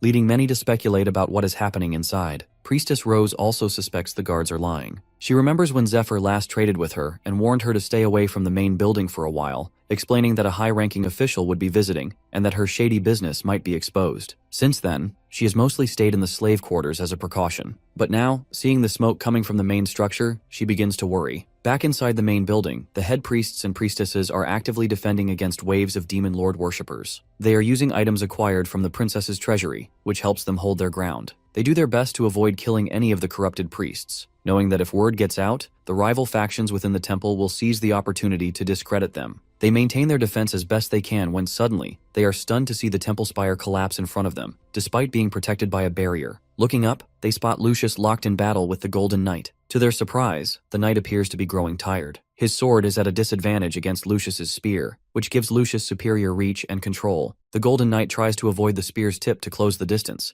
but when he finally lands a strike, it is completely reflected by Lucius's mirror chainmail. He quickly realizes that Lucius intentionally baited the attack just to reflect the blow back at him. Lucius confirms his strategy, explaining that the twin brothers are considered the strongest warriors on the continent, and defeating them requires more than brute strength. Lucius dashes toward the Golden Knight, and they swing at each other, blocking one another's attacks. However, the Holy One gains the upper hand as he dodges and strikes the knight with his golden arm. He immediately follows up by flashing behind the knight and landing a powerful crashing light beam. The impact completely obliterates the knight, sending him crashing to the ground in defeat. Seeing this, the head priest assumed Lucius defeated the twin knight with ease. But as Lucius turns, it becomes clear that he has taken significant damage himself. During the Divine Judgment spell, the knight managed to counterattack, landing multiple blows on Lucius. The Golden Knight also realizes something crucial. The mirror damage effect only activates when he strikes Lucius's body directly and only reflects 50% of the damage. Thinking about it, he is recovering from his wounds using the worms inside him, and his rage is building. In a flash, he appears behind Lucius and prepares to deliver a deadly blow with his sword. However, just as he is about to strike, the queen bug inside him sends a signal, halting his movement. Lucius seizes the opportunity, chaining him in place and blasting him with a heavenly beam. Though wounded, he continues to receive signals from the queen bug. At the same time, Olden's body has been dragged into a secluded forest by Zephyr. The boy gives him a brutal beating but chooses not to kill him yet, keeping him alive for a reason. Back at the main building, Lucius and the head priests reveal that the strategy was to isolate the twin knights and Olden by keeping them occupied,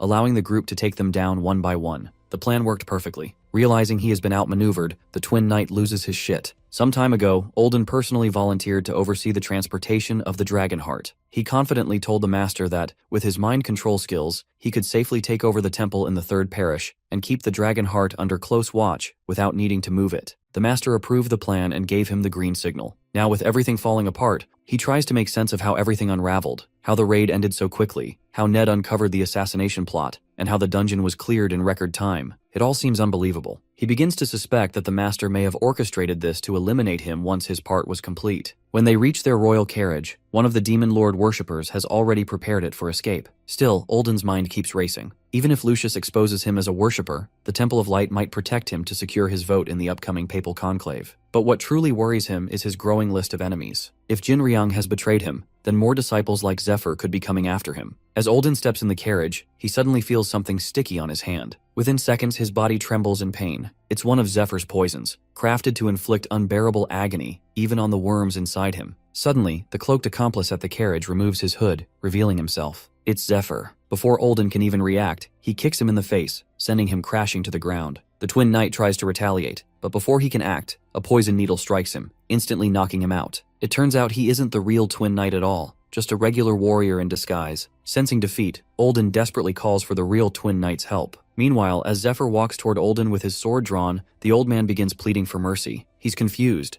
unable to understand why his body isn't recovering from the poison. Desperate, he starts offering anything he can, hoping to buy enough time for the real twin knight to arrive. But Zephyr stuns his ass out by revealing the bloodied helmet of the silver twin knight. 12 hours earlier, at dawn, Zephyr, along with Lucius and the priests, successfully identified the twin knight as a demon lord worshipper and eliminated him. Ned, seeing the truth, realized they planted a disguised silver knight in there, waiting for him to deliver the dragon heart so they could dispose of him afterward. In his previous life, Ned barely escaped the twin knight but was forced to spend his days in hiding with the dragon heart, unable to absorb it himself. Eventually, he was found and killed by another of Jinryang's disciples. Lucius also fell under the control of the marked bug, becoming a nightmare to deal with. He too was eliminated. All those deaths traced back to Olden's manipulation and betrayal. That's why, in this life, Zephyr refuses to take any chances. Back in the present, fueled by that memory and rage, Zephyr unleashes a blast of divine lightning upon Olden. But to his shock, the remains it leaves behind seem far too small. While thinking, Zephyr suddenly senses something approaching from behind and manages to block the attack just in time. It's Olden, now in his true demon form, transformed into a grotesque, slithering mass of worms. According to him, he is far stronger in this form than the twin knight ever was. This makes Zephyr realize that Olden had shed a portion of his body earlier as a decoy, allowing him to transform back into his demon form undetected. In this state, Olden possesses overwhelming power and the ability to return to a human appearance at will. Anyone who has seen his demon form has never lived to speak of it. Calling Zephyr's resistance a mistake, Olden slams his massive fist into the ground, creating a violent shockwave that rips through the forest. Elsewhere, Ned, who is guarding Lucius's wife and child, hears the tremor. He He quickly instructs them to stay hidden inside the cave and hands them cloaking bracelets to render them invisible. As he turns to leave, Lucius's wife expresses concern, but Ned, the Chad he is, assures her that he stands on business and doesn't need that. With determination in his eyes, Ned flashes toward the source of the shockwave. As he moves, memories of his father's death resurface, fueling his resolve for revenge against the inhuman sloth Olden. He's ready to bring down everyone involved. Back in the main building, Lucius continues his battle against the stronger of the remaining twin knights. The marked bug inside the knight is enhancing his power, but it's causing his precision to falter. Lucius notices that the knight is growing anxious from being held off for so long. Seizing the opportunity, he calls out to the head priest, who activates his battle light spell. The spell boosts allies' stats and recovery by 120%, empowering Lucius immediately. To the priestess's surprise, it also strengthens her summoned spirit, increasing its size and intensity. With the support spell active, they launch a coordinated assault on the knight. He defends himself with confidence, believing their slower attacks pose no real threat. However, he suddenly begins to feel dizzy, the effect of the shooting star spirit's debuff kicking in. Lucius uses the moment of weakness to charge forward. His lance, glowing with holy energy, pierces through the knight's torso with a massive blast. Though the knight attempts to strike back, he misses completely. When the dust settles, only the lower half of his body remains, slumped to the floor. Just as it seems the battle is over, Lucius turns in shock to see the entire structure behind him sliced cleanly in half. The head priest quickly realizes what happened. During the fight, the knight wasn't just aiming at Lucius, he was targeting the building, attempting to bring it down on the brainwashed priests inside. Lucius immediately rushes toward the bishop to help, but he's too late. The rubble collapses, burying the area. Meanwhile, the knight, gravely injured but still conscious, begins to flee. A third of his bug has been burned away, weakening him significantly, and he's now headed toward Olden in hopes of being restored. Despite everything, he remains shocked at how effectively Lucius managed to keep him occupied. Believing it to be the only option left, the twin knight rushes toward Olden, the man who once offered him purpose when everything seemed lost. In the past, the twin knights joined Olden after their elder sister claimed the earldom. At that time, the priest manipulated them with slick words, convincing them that only by supporting the true God could they ensure the world's rightful order. The promise worked. Now, filled with gratitude and a sense of debt, the knight races toward Olden, determined not to let him die. However, just as he nears his target, a sudden flash cuts through the air, and the knight is sliced cleanly in half. It's Ned. He uses the Blade of Mirage to literally give the knight another twin brother. As Ned lands, the twin knight recognizes him as Jinriang's disciple and demands to know why he's getting in their way. Ned, however, calmly reminds him of the day he killed his father. This triggers a realization in the knight that this is about revenge. But he scoffs, claiming he has killed hundreds and doesn't remember every face. Fully recovered, the knight throws off his damaged armor and warns him to move aside, stating he has somewhere important to be. He acknowledges that Ned is agile, likely using some sort of cloaking skill that avoids detection. Despite that, he doesn't take him lightly. Still, the knight remains confident that no one can defeat him in direct combat. He gives Ned 10 seconds to run, but his heart skips a beat when Ned draws a familiar sword, the blade of his fallen twin brother. The sight stuns him. That weapon had been their shared symbol, a sacred gift from Olden himself. Now holding it, Ned calmly offers to share his brother's final words, if the knight manages to defeat him. That is all it takes to make the twin knight a mad dog who is fully prepared to take Ned's life. Meanwhile, on Zephyr's side, the demon Olden is relentlessly sending blow after blow, but to his surprise, they have no effect on the boy. He is using the swarm of bugs inside him to transform his body, summoning multiple fists to launch continuous attacks at Zephyr. This transformation allows him to achieve the sharpness of metal and even hurl acidic stomach fluid from the bugs toward his target. However, Zephyr is able to dodge every strike, following up with precise counterattacks using the Dragon King style. With one of these counters, he manages to cut Olden into pieces. Yet even after being torn apart, the scattered pieces morph into fully formed weapons that begin attacking Zephyr from all directions. Despite being repeatedly sliced, Olden's demon form shows signs of immortality, recovering each time without fail. He seems unfazed by the damage, confident that Zephyr will eventually run out of stamina and mana. As the fight continues, Olden charges forward and grabs Zephyr by the collar. He reveals a disturbing intent that he admires Zephyr's power and strength and plans to implant a bug inside him to turn him into a servant. He then hurls him to the ground with immense force. As he crashes into the earth, Olden follows up by slamming his massive fists down on him, generating a series of powerful shockwaves. Finally, the demon reshapes his arm into a sword and brings it down onto Zephyr. The move takes a toll on Olden as well, visibly tiring him. Well, how did Olden become like this? In the past, he was persuaded by the master himself to join the worshippers, who offered him power beyond imagination. The master gave him a marked bug,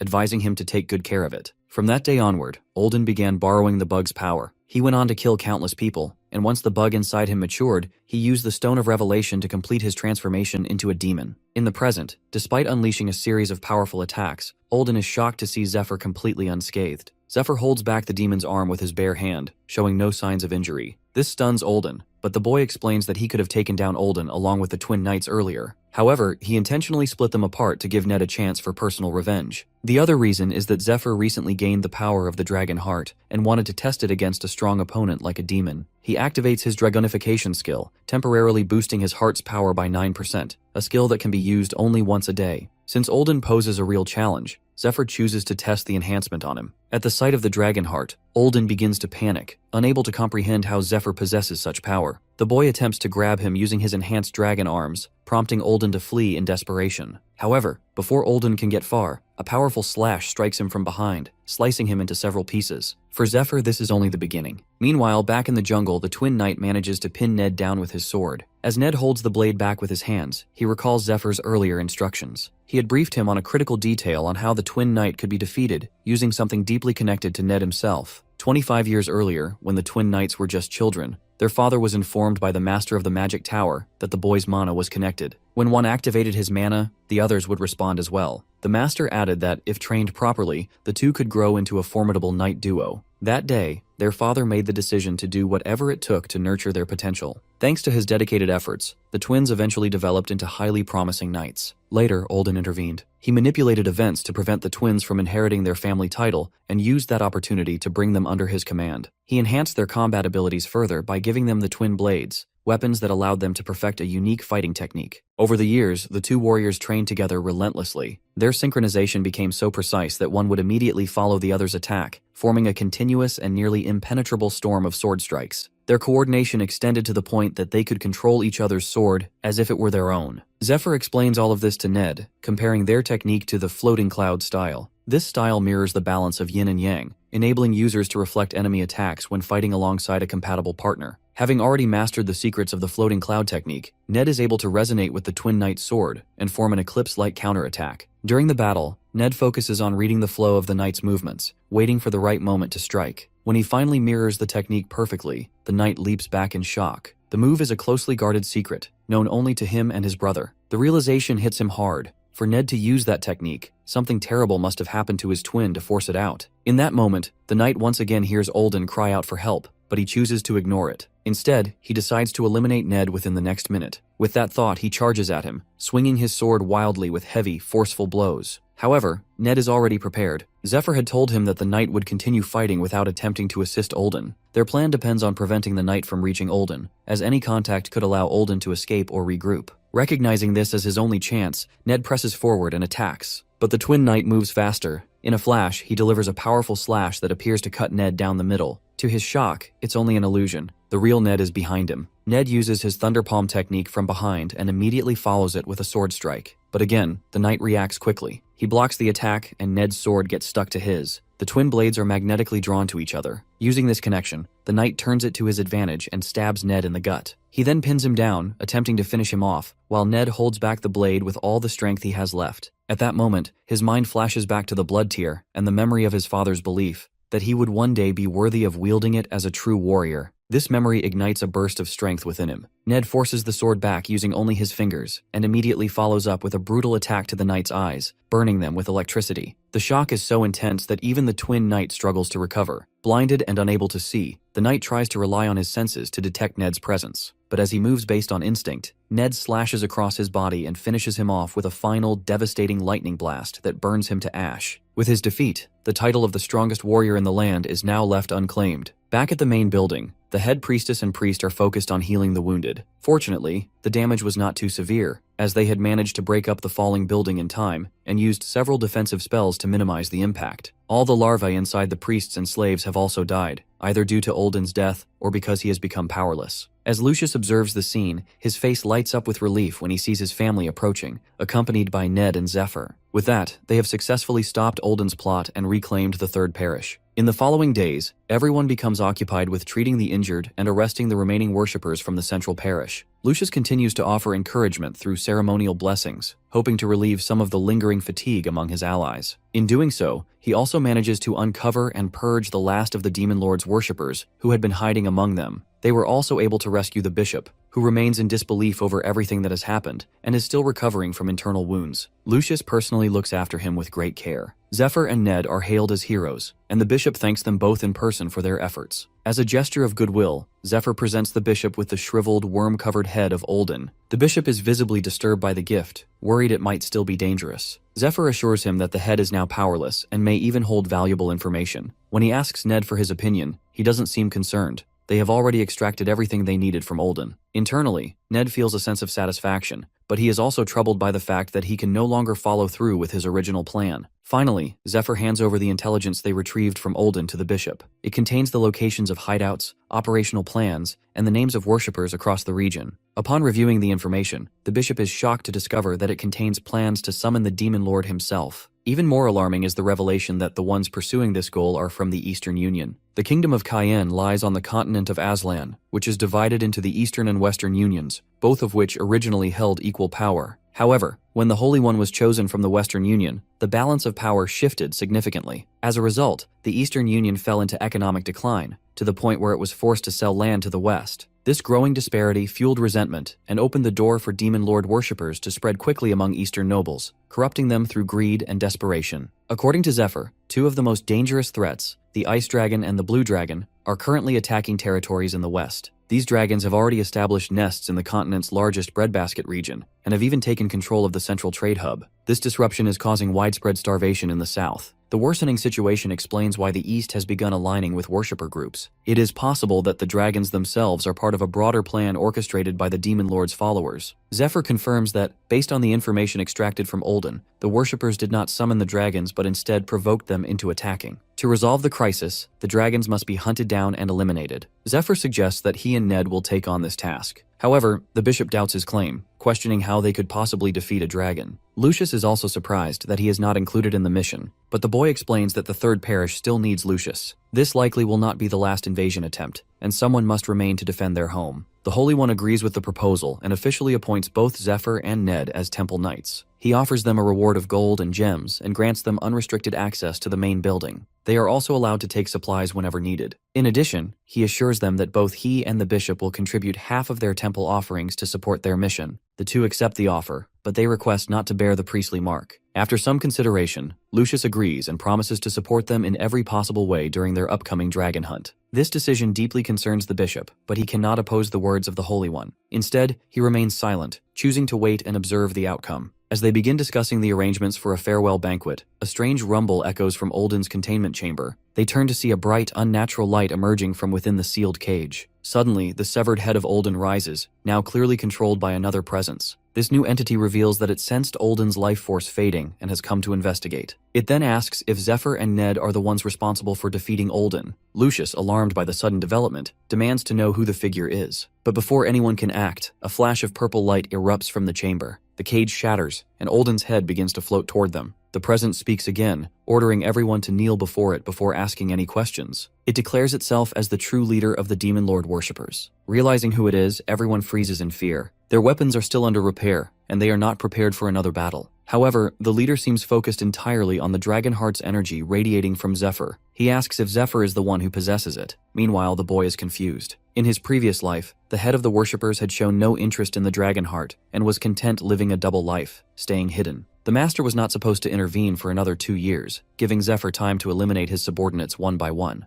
That's why he had been calmly executing his plan, killing Olden and the twin knights without fear of early retaliation. Now, with the master appearing so soon, many questions flood his mind. While he stands in thought, Ned and Lucius move in front of him, shielding him from the master to buy some time. They both know this enemy is not someone they can defeat easily. After all, he broke through the reinforced cage without any effort. Lucius, however, holds on to some confidence as he already has the Shard of Glory spell. With no time to waste, both he and Ned channel their mana into their weapons and launch a simultaneous attack, hoping that a single decisive blow will be enough to end the threat and deactivate the spell. Just as their strike lands, the master suddenly transforms. 2 massive claws made of dark energy emerge, capturing both of them mid-air. They are unable to activate any skills while trapped inside this binding spell, known as Ancient Dragon Shadow. Then the master speaks. He admits he came expecting a woman had interfered with his plans. Disappointed, he realizes it's not who he thought and decides the encounter is a waste of time. As he prepares to leave, he unleashes multiple dark curse spells upon Ned and Lucius. The magic strikes them both, causing them intense pain. Even the bishop is unable to stop the curse from overwhelming them. At that moment, Zephyr steps in and uses his light sword to cut through the dark energy claws, shocking the worshipper master. The master cannot believe what he's seeing. It's the Sword of Light, a weapon that requires exceptionally high stats and the direct permission of the Goddess of Light. It is also the only known way to break the loop of that curse. Meanwhile, Zephyr has boosted his stats by combining the effects of 2 enhancement spells, allowing him to wield the sword for 10 seconds without the goddess's permission. He understands the risks. The worshipper master might have been sent directly by the demon lord, and engaging him in a head-on battle is extremely dangerous. However, Zephyr also remembers something from his past life. The demon lord, after suffering a humiliating defeat at his hands, wouldn't allow Zephyr to die easily. Instead, he would want him to grow stronger, strong enough to reach his ultimate form, before facing him again in a final battle to reclaim his lost honor. With that understanding, Zephyr realizes that the worshipper master is likely acting on his own initiative, not under direct orders from the demon lord. Turning his attention back to Zephyr, the master, now intrigued by his power, expresses interest in learning who he truly is. Zephyr, not one to give in easily, proposes a challenge. They will flip a coin, and whoever loses must reveal something the winner wants to know. If Zephyr wins, he promises to reveal the true identity of the worshipper master in front of everyone. This declaration shocks not only the master but everyone else present, as even Olden, who served closely under him, never knew the master's true identity. The idea that Zephyr might know it seems impossible. To confirm whether Zephyr is bluffing, the master uses a mana detection technique to scan for signs of deception. But to his surprise, Zephyr isn't lying. He genuinely knows. Sensing tension rising, the boy warns the master not to act rashly, suggesting that any aggressive response will only escalate the situation. The master hesitates but ultimately agrees, so Zephyr flips the coin while everyone watches anxiously. As the coin lands, the master chooses tails. Everyone in the room clearly sees that the coin lands on tails. Aside from Bishop, the others have trained their eyes well enough that the coin appears to move in slow motion. They are all surprised, not because it landed on tails, but because the boy allowed the master to call it so easily. Ned suspects there may be some kind of trick involved, while the master himself is confused by how easily Zephyr gives him the choice, even though the outcome seems obvious. However, this isn't just an ordinary coin toss. As the coin spins through the air, beams of highly condensed light clash mid-air, one from Zephyr and one from the master. Both had cast spells as part of the flip. The outcome isn't determined by the coin's landing alone. It is decided the moment the hand is lifted, but only if the one flipping the coin can strike first and prevent their opponent from interfering. Whoever beats their opponent before the reveal controls the result, turning the game into a contest of power rather than chance. The master summons a claw of dark energy to restrain Zephyr, attempting to overpower him before the hand can move. Zephyr struggles against it, fully aware that backing down now would mean surrendering the outcome. This rule, in fact, exists for that very reason, to ensure both parties see the contest through to the end. Despite the pressure, Zephyr breaks free of the claw and launches the coin high into the air. In a flash, he activates Jinryang's lightning acceleration spell and bolts toward the coin. With explosive force, he strikes it mid-air, slamming it down into the ground. The impact is so intense that it leaves a crater where the coin lands. At that same moment, Zephyr's dragonification time limit runs out. When the dust settles, the coin lies split cleanly in half, one half showing heads, the other tails. The result is a draw. This is how they managed to send the master back without suffering much damage. Ned later reveals everything to Priestess Rose over tea. According to him, Zephyr is able to read the master's intentions precisely and knows exactly how to end the entire situation. When Rose questions the details of the coin flip bet, Zephyr enters the room and interrupts, implying that they will settle it another day. He also now bears an oath bond skill, one that binds him from revealing anything directly about the Demon Lord worshippers until his next rematch. However, the cheeky boy knows he can still speak indirectly, offering riddles or cryptic hints to help them uncover the truth on their own. He warns them that the information is more shocking than the Eastern Union, and insists he will share it only with those he truly trusts. As he prepares to reveal a hint, the scene shifts. We now see the master, walking through a royal palace, carrying a large bouquet of flowers. Looking at the oath bond, he seems surprised that the mad boy has not exposed his identity yet. Despite Zephyr's bold challenge and open hostility, he has kept his silence. This makes the master wonder whether the boy is simply mad, or dangerously ambitious, perhaps hoping to learn more before acting. As he enters the grand palace hall, the master greets a black-haired girl. He addresses her as Altair and hands her the bouquet for her 20th birthday. She is the first princess of the Kingdom of Cayenne. The master, her brother, is Polaris, the first prince of Cayenne and the youngest cardinal of the Temple of Light. Back at the third parish, Lucius can't help but think about the hints Zephyr gave them, clues that suggest the master is someone with unimaginable power. He knows they can no longer back out after committing so much. They've gone all in. Ned, too, understands that his revenge is far from complete. The master and all his disciples still remain. He also realizes that everything worked out so far only because of Zephyr. For that, he owes the boy a debt far greater than his own life. Meanwhile, Zephyr, while focusing his mana, is troubled by the master worshipper's sudden appearance. There's always a reason behind one's actions, and when someone behaves out of character, it often means something, or someone, has tampered with time. He also finds it strange that the master left Ned and Lucius alive, even though he could have killed them both with ease. This inconsistency bothers him. It feels as if there's something important he has forgotten, or something he simply doesn't know yet. Whatever it is, Zephyr is determined to uncover the truth. But first, he has something else to take care of. The silver key embedded in his hand glows faintly. It was given to him by the angel as he was interfering with the gods, even if only for a moment. According to the angel, the silver key now holds increased privileges, and Zephyr is instructed to use it once he completes his mission, as the gods have something important to share with him. Recalling this, the boy dresses himself and activates the key. In an instant, it transports him to a stunning silver palace, a guest chamber within the angel's villa, where she welcomes him. Curious, Zephyr wonders if she might grant him more perks, just as she once gave him the key. The angel explains that she only does so to make his life more entertaining for the gods. Her answer irritates Zephyr, who wastes no time demanding the real reason for his summons. With a flick of her hand, she summons a seat and delivers the message directly. The gods have added new rules and rewards to his life. If he ever attempts to blackmail them again, all of his perks will be revoked. He will be disintegrated and classified as prey, and the one who kills him will inherit everything he had. Zephyr understands that the warning means if he doesn't behave, his enemies will inherit everything he possesses. Still, he has no intention of challenging the gods again. He presses the angel to reveal the perks promised by the goddess of light. According to her, he has already received one, the loosening of the restriction on the sword of light. He is now the only person, without being a priest, who can wield that sword. However, to use it, he must first complete a task for the goddess. She also explains a new rule.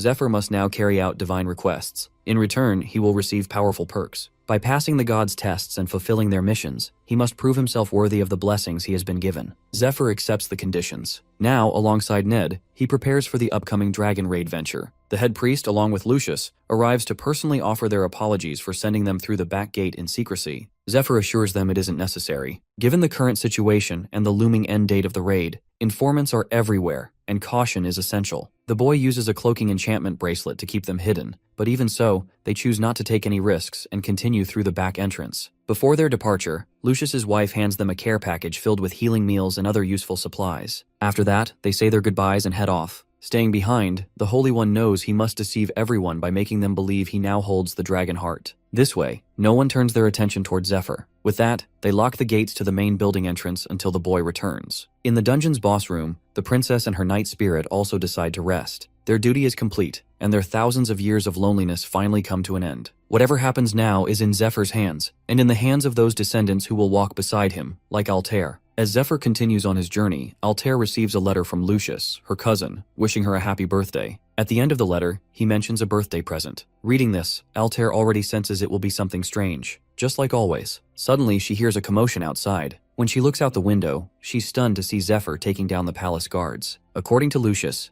this is the one who will help her. At the Lindell fortress, Zephyr and Ned arrive at the gate. The boy recalls that Altair became Grand Duchess of Lindell at the age of 16 when she inherited the territory. He presents a sealed letter to the butler, claiming it's from Lucius, the Holy One of Light. The butler accepts the letter and agrees to guide them inside. As they follow, Ned takes in the sheer size of the fortress. He remembers that Lucius entrusted them with a letter for the fortress's master, confident that she could aid them. Ned silently wonders whether the princess will truly support their mission to raid the dragons. Zephyr reminds himself that he holds noble status as well. He asks Ned if he knows the princess. He remembers seeing her only during royal processions as a child. Rumors suggest she wasted her immense potential, making him doubtful of her involvement. Suddenly, a guard collapses near them. The butler apologizes and explains that the fallen man is one of many suitors hoping to win the princess's hand. At first, Ned assumes they're just common thugs, but he quickly realizes they're stronger than expected. Zephyr starts recalling details from his past life. He remembers Altair Justina Cayenne as a woman blessed with beauty, talent, noble blood, and incredible luck,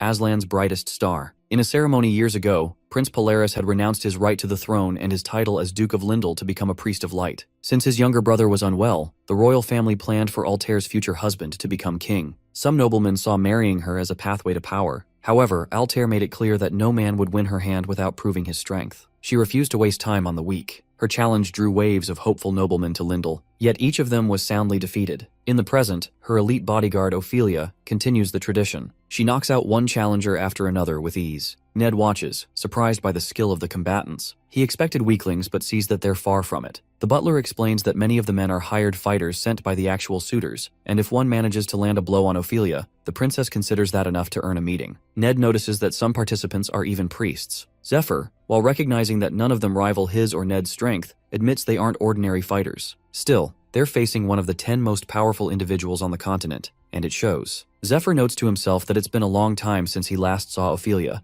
and she looks much younger now, likely because he met her earlier in this lifetime. As he reflects, a giga-big man confronts them, demanding to know why they're cutting in line. He points out that others have been waiting for 3 days and tells them to get in line like everyone else. Zephyr observes his blue uniform with a golden bird insignia and recognizes him as a priest from the Sky Temple, the second most powerful religious order after the Temple of Light. The boy assumes a noble must have hired this man to act as his representative in the challenge for the princess's hand. Without directly engaging, Zephyr shows the man a sealed letter from Lucius, insisting that the matter is urgent and they must pass. The big guy, not wanting to be held responsible, reluctantly steps aside. As Zephyr moves forward, he grows irritated by the unnecessary delays. He overhears those priests nearby discussing Lucius. One suggests Lucius has probably completed his dungeon raid. Another questions the timing, wondering if the princess had invested in it. The big one explains that once a raid is finished, Lucius must notify 3 groups in order. First his lover, then his temple, and lastly the investors. Zephyr listens and scoffs internally. He finds it absurd that such baseless gossip still circulates in the capital, rumors that Lucius believes in Sweet Home Alabama. Annoyed, Zephyr smacks the ditty out of the priest who made the claim and throws him aside. He understands the tension between the Temple of Light and the Sky Temple, but he doesn't see why Altair should be dragged into it. He knows for a fact that she's only ever been with one man, him. He motions to the other priests and taunts them, reminding them that they've been waiting for days just to be beaten. He tells them they no longer have to wait and invites them to step forward. After the fight, Zephyr casually remarks that it's been months since the last time he had to deal with this kind of scuffle in a waiting line. He apologizes, explaining that he only acted because they insulted someone he deeply respects. The butler reassures Zephyr and apologizes for failing to stop the conflict earlier. He knows that Ophelia usually handles such matters herself, but notes that Zephyr resolved the situation before she could act. Judging by their outfits, the men Zephyr fought are clearly not regular temple knights. Just then, Altair arrives and comments on her greenhouse. Zephyr turns and sees her, realizing that in his past life, they had met much later. Time only seemed to move for him after he left the cave where he trained with Ned for a year, and he finds it hard to believe this moment has come so soon. He respectfully kisses her hand. She silently observes him. After a moment, she mentions reading the letter from Lucius, who recommended them as temple knights. However, Lucius also advised her to speak directly with Zephyr for more details. She asks what he can offer. Meanwhile, Ned notices Altair's bodyguard glaring at him. He wonders if she's mistaking him for someone else, or if they've crossed paths before. Meanwhile, hearing Altair's question, Zephyr reflects that, at this point in time, she hasn't yet awakened her full communion ability. She can't read minds the way the Dungeon Princess once could, but she was born with the potential to develop that power. Right now, she uses a form of sensory magic to assess others, seeking out trustworthy allies to resist the growing threat of the Demon Lord worshippers. Zephyr realizes that she had already committed to this path long before he did. In the beginning, his motivation was vague success, which then narrowed to revenge for Ned, his mentor. But Altair expanded his perspective, taught him to aim higher. He now sees that the public contest for her suitor is just a clever trap. It's not about marriage, it's bait to attract strong warriors. With the kingdom under threat, even a royal heir like Altair has limits. What she truly needs are powerful, reliable allies. Wanting to prove himself, Zephyr begins casting magic, deciding it's faster to demonstrate his power than to explain it. Ophelia watches closely and wonders if his strength comes from the dragon heart. Altair, recognizing the aura within him, asks Ophelia if she's ever fought him. She hasn't, but soon gets her chance. Ophelia steps forward with her sword and announces that she will attempt to strike him 3 times. Zephyr prepares to face her. Though his posture seems relaxed, she notices no openings. She knows that any reckless move will give him an advantage, so she proceeds carefully. On her first strike, his smooth movements deflect her blade with ease. On the second, despite a full-force thrust, she can't even break his skin. On the third attempt, just as she loses grip on her weapon, he silently appears behind her and gently taps her shoulder. Stunned, she wonders when he moved behind her. She admits to herself that she's seen enough. His defensive magic and battle instincts are beyond exceptional. Later, Zephyr brings up the recent destruction of the granary by the Blue Dragon. He says rebuilding farmland won't help. It will only attract the Demon Lord worshippers again. Instead, he urges Altair to move forward with a more aggressive strategy, clear out the thorny mountain range. If she takes control of at least 1 or 2 mountains, she can redirect the enemy's attention during the upcoming dungeon raid. He promises her that if she follows the plan swiftly and quietly, he will bring her the Blue Dragon's head within a month. Altair then asks what he wants in return. Zephyr says he'll accept any reward she finds appropriate, but brings up a more pressing concern. Due to complications during the raid on the princess's tomb, the third parish lacked the healers he needed. He requests that she send him as many healers as she can spare. Altair reflects that Zephyr clearly wants something more meaningful than wealth or rank. She asks how likely he is to defeat the dragon. He replies that it depends on her support, and then hands her a crystal. The crystal is an elite-level magical artifact, containing a spellbook encoded with ancient magic from the lost kingdom of Medea. Zephyr reflects that the lineage of ancient Medea magic has long been broken. Fortunately, Altair learned it at a young age, though he remembers she had reached a plateau around this time. He explains that the mage crystal is an heirloom, entrusted to him by one of her ancestors. He believes that if Altair absorbs the crystal, she will fully awaken her powers and gain the ability to properly balance the dragon heart for him.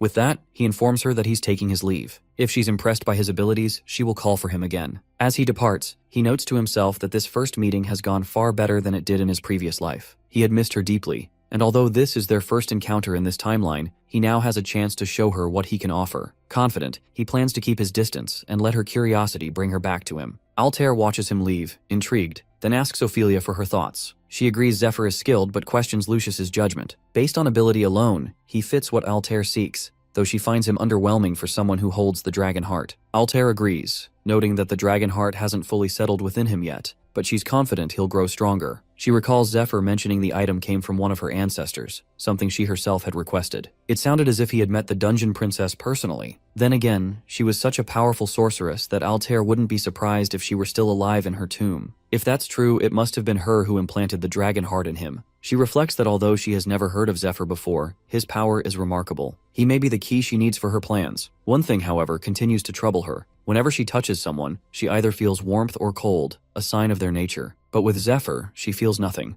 Instead, she saw a vision. It's only the second time in her life this has happened, and she wonders what it could possibly mean. Meanwhile, in a distant place, Alfred, the second in command of the Demon Lord worshippers, kneels before their head. He acknowledges her summoning and awaits instructions. The master informs her that a position among the 12 apostles is now vacant. Alfred assumes this means Olden has failed, but when she questions him further, he rebukes her, implying she should have already known. He recommends a replacement for the apostle role, reminding her that while his apostles are given great freedom, their final mission must be fulfilled no matter what. Olden's absence must not disrupt the plan. She accepts this order, silently ashamed that her earlier failure disappointed their leader. Soon after, Alfred spots a priest nearby and orders him to prepare the phantom horse immediately. She must depart for the third parish without delay. Meanwhile, Altair reflects on how everything has gone smoothly. The investors are satisfied, and the ancient script in the dungeon has been successfully deciphered. The raid on the princess's tomb is finally complete. She thinks about the spellbook she's been seeking for so long. Her magic has been stuck at level 2, but with this discovery, she's ready to advance further. Altair recalls a farewell message from a woman, likely her master, who told her that her time was ending. The woman apologized for not being able to teach more, trusting her disciple to complete the spell and defeat the leader of the Tartarus worshippers. As Altair holds the crystal and meditates, magical energy surrounds her. She senses that the crystal is linking directly with her mind.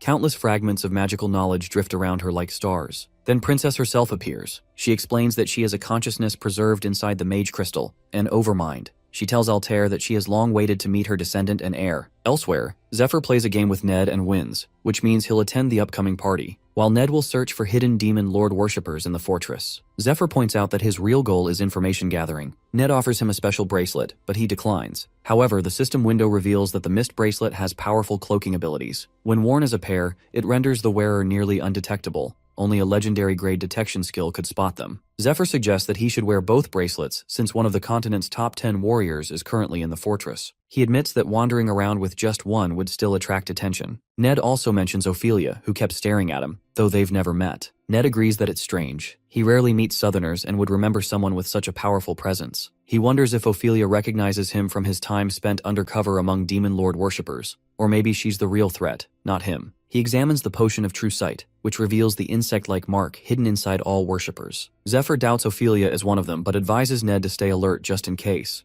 Zephyr then prepares to use a skill called transfiguration, an Eastern technique that manipulates facial muscles and expressions to disguise identity. It's a signature trait of a true shadow disciple, one destined to become a member of the 12 apostles of the worshippers' cult. He reflects on how powerful appearance and behavior can be. A true master of disguise can deceive even someone they just spoke with, and then vanish without a trace. Zephyr believes his camouflage skill isn't yet master level, but it's good enough for a crowded ballroom where faces change every night and most people are distracted by alcohol. He arrives at the ballroom and spots the big guy from earlier. From the setting, he realizes that the suitors competing for Altair's hand are powerful warriors and noblemen from across the kingdom, essentially VIPs. Naturally, they expect elite treatment. As a result, the fortress annex now serves two purposes. It houses the suitors, their bodyguards, and the spectators, and it functions as a ballroom for nightly parties. Elsewhere, party guests chat about the princess. One person wonders if she's truly as beautiful as the rumors say. Another insists she's not just beautiful, but also the most talented sorceress in history, according to a professor at the academy. Some even believe she might be the prophesied hero who will save the world. Yet, instead of acting like a hero, she hosts lavish parties and constantly travels. Another guest enjoys the drink and comments on how different royal life is. They express a desire to meet the princess, but doubt she'll appear at the event. In another room, a yellow-haired man mentions that nothing has been heard from the third parish recently. His brother-in-law, who was there as an investor, was told to leave town and wait in the surrounding areas until the raid was over, but hasn't been allowed back in yet. Zephyr listens quietly as he meets them all, realizing they're unaware of the raid's completion and Olden's disappearance, meaning that information has been restricted. As Zephyr blends in, one of the men observes him and remarks that he looks familiar, mentioning that earlier, people even mistook him for the Baron, despite the real Baron currently dancing. He finds it impressive and suggests Zephyr might be the same man who fought the priest from the Sky Temple. This surprises Zephyr, as the man doesn't seem particularly powerful, yet he can see through the disguise. Zephyr begins to wonder who this man really is. Meanwhile, elsewhere in the fortress, Ned kills a guard in the hallway, noting that the east building is now clear. He watches as a bug crawls out of the guard's mouth. Later, he climbs to the rooftop and takes in the vast size of the fortress. It still amazes him that a single person owns this entire place. He remembers how much more at home he felt in Lucius's temple house, which reminded him of his old family home. A memory returns to him. His sister once promised to bring him a present the last time he ever saw her and their mother. He imagines she'd be married by now, with children like Claudia, if it hadn't been for the typhoon that day. Suddenly, Ophelia appears and questions why he's out walking alone. Ned is caught off guard. He scolds himself for letting his guard down, but reassures himself that he's wearing both Miss bracelets. Even with a legendary detection skill, he should barely be visible. Still, Ophelia is no ordinary warrior. She's the princess's elite bodyguard and one of the 10 strongest fighters on the continent. Her reputation is well earned. She assures him not to be nervous and explains that she sensed something unusual in the area. She also mentions she came to speak with him directly. Ned, suspicious, asks how long she's been following him. She admits she's been tailing him since the second floor of the East building and says that makes things easier now. Ned explains that the people he killed were demon lord worshippers and that the bugs are crawling toward the bodies as proof. He invites her to check it herself and apologizes for not seeking permission before acting. He argues that eliminating the cult was more urgent. She accepts his reasoning but tells him that it's not the reason she sought him out. Then without warning, she attacks. Ned dodges, surprised. She explains that the princess has been preparing for the dragon raid for a long time and has gathered only the best warriors. Zephyr has already proven his worth, but Ned still has to do the same. She challenges him to show his abilities. Ned responds, understanding this is a test. He agrees to the challenge. Elsewhere, near the Temple of the Third Parish, Alfred searches the area with the help of her minions. She finds another clue, scorch marks and signs of demonic transformation, evidence that Cardinal Olden was there and that something powerful was destroyed by lightning. Alfred investigates the aftermath of a battle and identifies signs of the Dragon King-style martial arts, concluding that one of Jinriang's disciples was present. At the site where she previously found the remains of the Silver Knight, she observes evidence of a clash involving at least 3 individuals, some of whom used divine energy. While inspecting a carriage, she notices something sticky on the door. Out of curiosity, she tastes it and immediately recognizes it as a deadly poison that shouldn't be there. This discovery leads her to suspect that the Eastern one, the Saint and Tarantula, may have formed an alliance. She's shocked, wondering if they're responsible for Olden's death, but can't believe they'd go that far. She reflects on how the Temple of the Third Parish has blocked all incoming and outgoing activity, using a barrier that suppresses detection skills. Even carrier pigeons are getting misdirected, which points to a strong effort to hide something important inside. Recalling Polaris's statement that only 2 or 3 people in the world can implant a dragon heart, she suspects the leader of the Demon Lord worshippers might be one of them. However, she also wonders if the Saints group has obtained others. It's possible the Holy One and his allies are stalling for time to let the heart's power stabilize. If that's true, they likely don't care about investors or complaints from the central parish. Their secrecy is a calculated move to avoid interference. She despises how meticulously everything is being carried out. The critical question now is, who has the dragon heart? Realizing time is running out, days have passed since the battle with Olden. She decides to act quickly and gather proof before the heart is fully integrated. Suddenly, a mysterious woman appears and comments on the bird mask, wondering if it belongs to the second in command. She then tries to flee. Sensing her involvement, Alfred orders her minions to pursue. As they attack, the woman defends herself using lightning palm, confirming Alfred's suspicion. It's the Dragon King style. Alfred quickly identifies her as the Jinriang's disciple and states that she has urgent matters to discuss, asking her to cooperate peacefully. Internally, the woman finds it all rather annoying. Meanwhile, back at Lindell Fortress, Ophelia continues to test Ned. She knocks him off a building during their spar. Ned questions the fairness of the test, reminding himself they've already exchanged 3 sword strikes. He wonders if he's being excluded from the dragon raid because he's only as strong as Ophelia. When she attacks again, he blocks her strike and shifts the shape of his mirage sword, catching her blade mid-air. Catching it, he tosses it aside. She reacts quickly, trying to kick him, but he dodges by bending down. When she strikes again, her target vanishes into dust. It was just a clone. In the next moment, Ned reappears behind her, having used the crow's cloak, which creates a clone using mana and teleports the real user nearby. He quietly observes that if she had hit him instead of the clone, it would have really hurt. Ophelia is surprised by the trick and wonders how he pulled it off. Ned reflects that he's heard stories about her power and is sure she hasn't shown her full strength yet. Neither has he. He believes if they both went all out, the fight would turn disastrous. He suggests they stop. Ophelia guesses his hidden trump card is the Dragon King-style martial art and asks about it. She reveals that her highest stat is in her eyes, meaning cloaking or barrier skills don't work around her. This is the reason she was assigned to a special mission until recently. Meanwhile, the strange woman, a shadow disciple of the master, drinks from a lake after escaping pursuit. She realizes just how dangerous the second-in-command truly is. She reflects that things are going smoothly. By the time she slipped away from the princess's guards, the raid had ended, and she had already found proof that one of their own had betrayed their master. She also witnessed the second-in-command sneaking around where the events unfolded. Elsewhere, Ophelia confirms that Ned shares traits with the shadow disciple also known as the Smiling Woman, who is one of Jinriang's elite disciples and a master of camouflage. Both use the same breathing, movement, and anticipatory fighting techniques. She explains that her mission was to prevent the Smiling Woman from stealing the dragon heart, and fighting Ned has confirmed her suspicions. She also acknowledges that while Zephyr shows similar characteristics, the princess has vouched for his loyalty. The Smiling Woman, unaware of Ophelia's assessment, wonders where to begin next. Ophelia again emphasizes how much Ned resembles Jinriang's shadow disciple. It's as if they share the same bloodline. She begins to question his loyalty. Ned, however, doesn't understand what she's implying. The scene shifts to Olden after his defeat, now held in the Third Parish. As Ned is investigating, Olden apologizes for the past, revealing that he was simply following orders from the temple and never intended harm. He claims Ned should actually thank him, as he sent Jinriang to raise him and paid for his upbringing.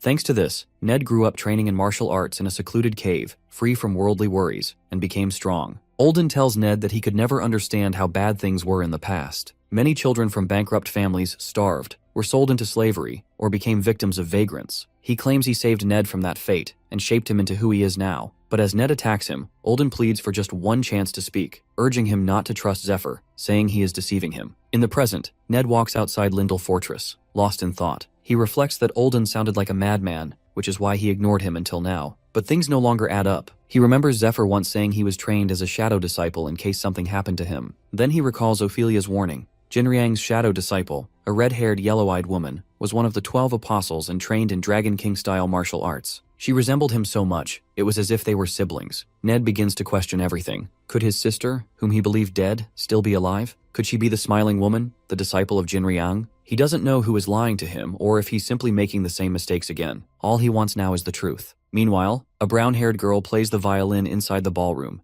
Zephyr and the guy who suspected him sit together, chatting. As the music plays, a priestess there notes it's the night sonata, a signal that the ballroom is closing for the evening. He shakes hands with Zephyr and suggests they meet again tomorrow for a drink. Zephyr agrees. As they part ways, the guy laughs to himself. He reflects that Zephyr is a rare kind of person, strong, cunning, and sharp. Despite seeming like a man in his 20s, Zephyr carries the wisdom and strategy of someone who's lived twice that. The guy realizes that during their conversation, Zephyr subtly pulled key information out of him without ever losing the upper hand. He concludes that Lucius must not have simply found Zephyr, he must have been chosen. With that thought, the man predicts a shift in power is on the horizon. The man, whose name is Philip, is the leader of the Pilgrim Merchantry. Speaking to his son Edwin, he urges caution. He warns that merchants, unlike noblemen, can't afford to be careless. If they lose their money, they have nowhere to go. And men like Zephyr, if not handled wisely, can strip them bare without lifting a blade. Edwin asks whether they should report to the princess that, based on his observations, Zephyr seems unfit. However, he's told not to do so.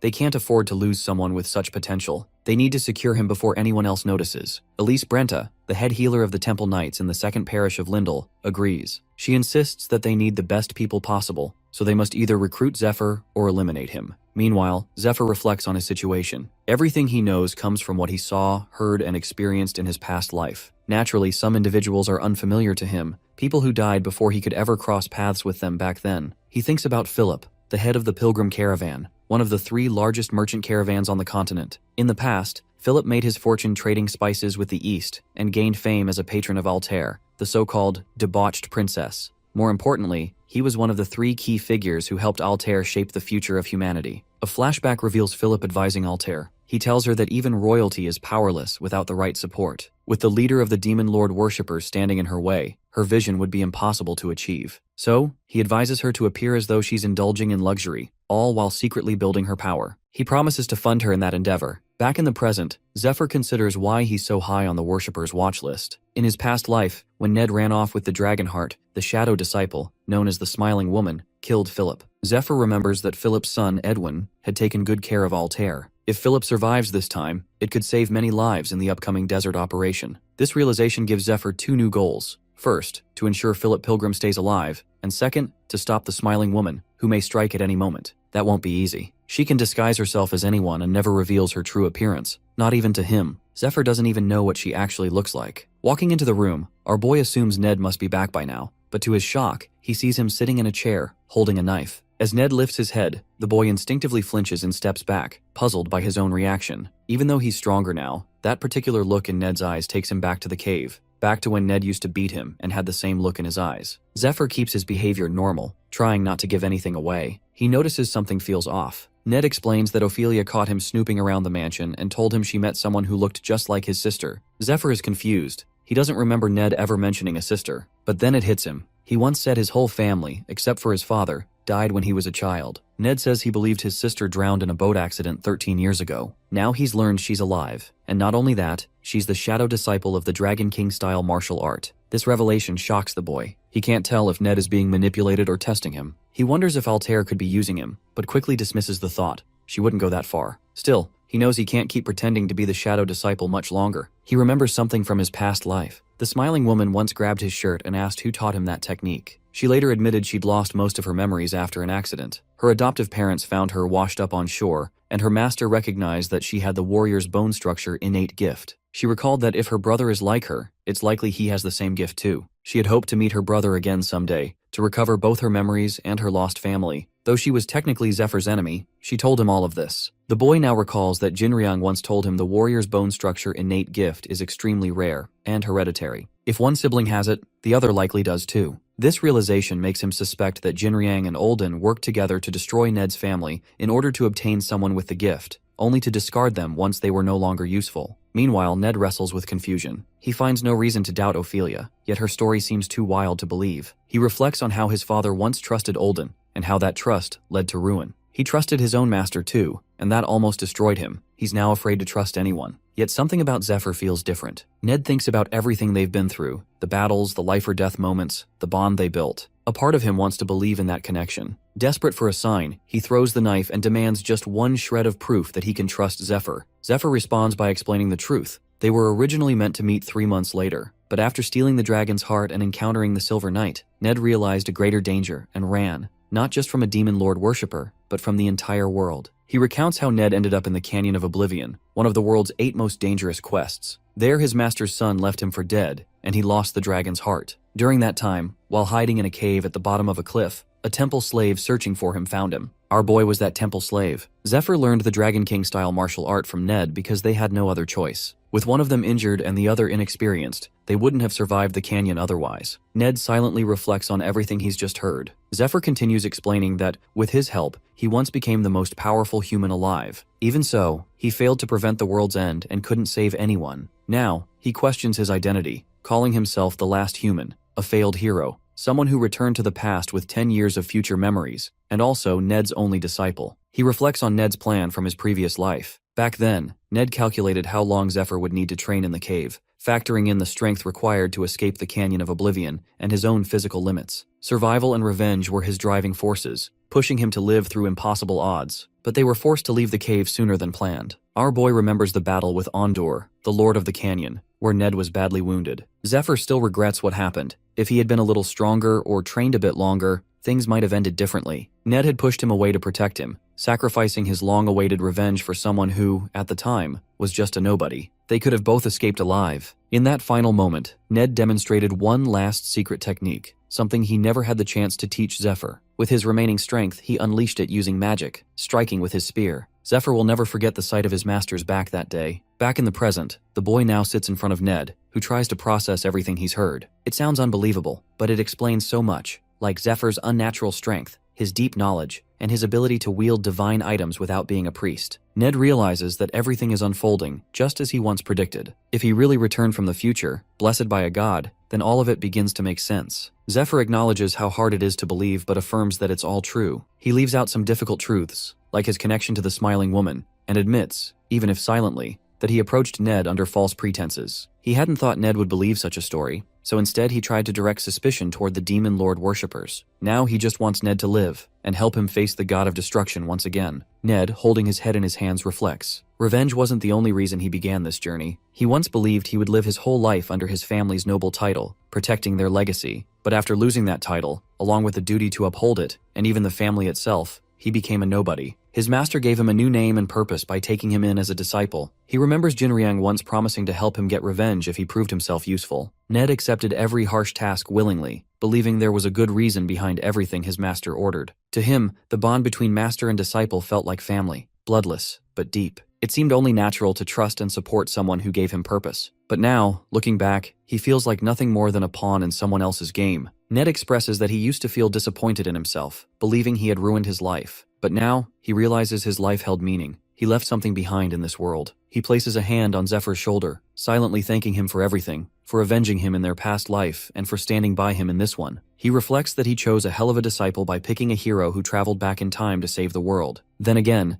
that's exactly what he would expect from someone trained by him. As he prepares to leave, Ned decides not to let him carry the burden alone. This time, they will move forward together. Later, Zephyr reflects that their conversation went well. Ned agrees to keep everything a secret. Revealing too much about the future could cause widespread panic, and for now, that information gives them a critical advantage. Next morning, our boy is invited to a meeting called by Philip and his group. That morning, Philip officially introduces them as Princess Altair's permanent party members. Everything is handled quickly and efficiently, just as Zephyr expects from people chosen by Altair. Since the princess is currently unavailable, Philip suggests they have a chat in her absence. Ned silently notes the word unavailable and wonders about her absence. Zephyr suspects it's because of the crystal spellbook. Unlike ordinary spellbooks, crystal ones transfer their contents directly into the user's mind, forcing the body into a deep sleep during the process. The stronger the spell, the longer the sleep. Some users also experience fevers or other symptoms. He assumes a healer is looking after her, though it won't help much. It's not a physical injury. Ultimately, how quickly she recovers depends on how fast she can absorb the magic. Zephyr hopes she hangs in there. After all, he had a tough time in the dungeon, and now it's his turn to rest. The next few days pass quickly as the group focuses on preparing for the Blue Dragon raid. They gather supplies, sharpen their strategies, and adjust to the latest equipment. In the middle of all this, Elise Brenta gives Zephyr a quick hug. He tells her not to drag it out, and she promises to be quick. With that, he gained a new skill, Angel's Embrace. It's a medical ability that uses antenna-like sensors on the back to check a person's health through physical contact, usually a hug. Elise suddenly binds him with magical chains to keep him still, warning that if he moves, she'll have to start over. As she works, she casually comments on how muscular he is. Ned, watching the scene unfold, grows uneasy. He suddenly remembers he has something urgent to do,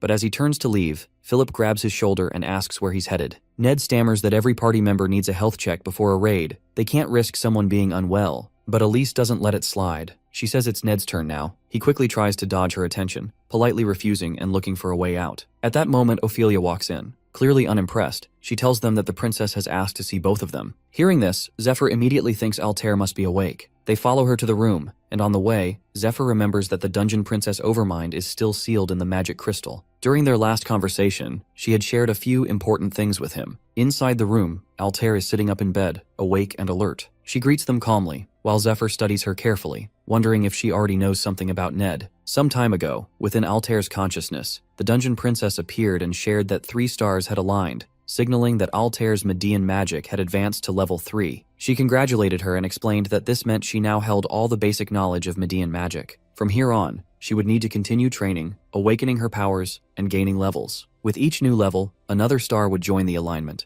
The princess went on to say that no one, not even herself, had ever reached level 8, but she remained confident that she could be the first. If she managed to succeed, a gate to the stars would open. Altair agreed, though she was already feeling the effects of overusing her magic. Princess revealed she would now fall into a deep sleep. Because of the overwhelming magic flow, she wouldn't remember anything from this moment afterward. Before fading, the dungeon princess gave her one final reminder to trust Lord Zephyr. He was doing all of this for her, both in this life and the one before. Meanwhile, in the present, Princess Altair slowly opens her eyes. As she reaches for her hair and tries to sit up, a priestess gently advises her to take it easy. She's been asleep for an entire week. The news stuns her. She vaguely remembers someone telling her something important, but no matter how hard she tries, the memory won't come back. Not wanting to waste any more time, she immediately asks to see Lord Zephyr. Later, Zephyr arrives, clearly relieved to see her awake. Altair greets both him and Ned, apologizing for meeting them while still in her pajamas due to her condition. Seeing her like this, Zephyr quietly wonders how much she might have learned from Princess Overmind. He considers what this could mean for their relationship, the raid on the Blue Dragon, and the role she's expected to play in it. Zephyr suspects that Altair may have learned a communion skill, an ability that lets users read memories through touch, just like princesses. He remembers how the dungeon princess had tapped his hand and shared her memories. If Altair had that same skill, it would make things much easier. It could help him avoid long explanations and keep her out of unnecessary danger. He steps forward and offers his hand, testing the possibility. Altair immediately understands what he's doing. She tells him that when he gave her the mage crystal, she originally thought he was just trying to impress her and join her raid team. But she realizes now there was more behind it. Even so, she admits she hasn't learned communion yet. It's a high-level ability. She's only level 3, far below her ancestor, who was level 7. For now, reading minds is beyond her reach. She shifts the conversation to something more urgent, the plan they discussed a week ago. If Zephyr wants her support and access to her troops, he needs a real strategy to defeat the Blue Dragon. And not in some distant future. He has 3 weeks at most. She invites him to make his case. Zephyr agrees, but first asks if she's eaten, noting the talk will be heavy on an empty stomach. Then, to everyone's shock, he summons hundreds of strategy scrolls. A few days later, the group finishes all preparations for the Blue Dragon raid.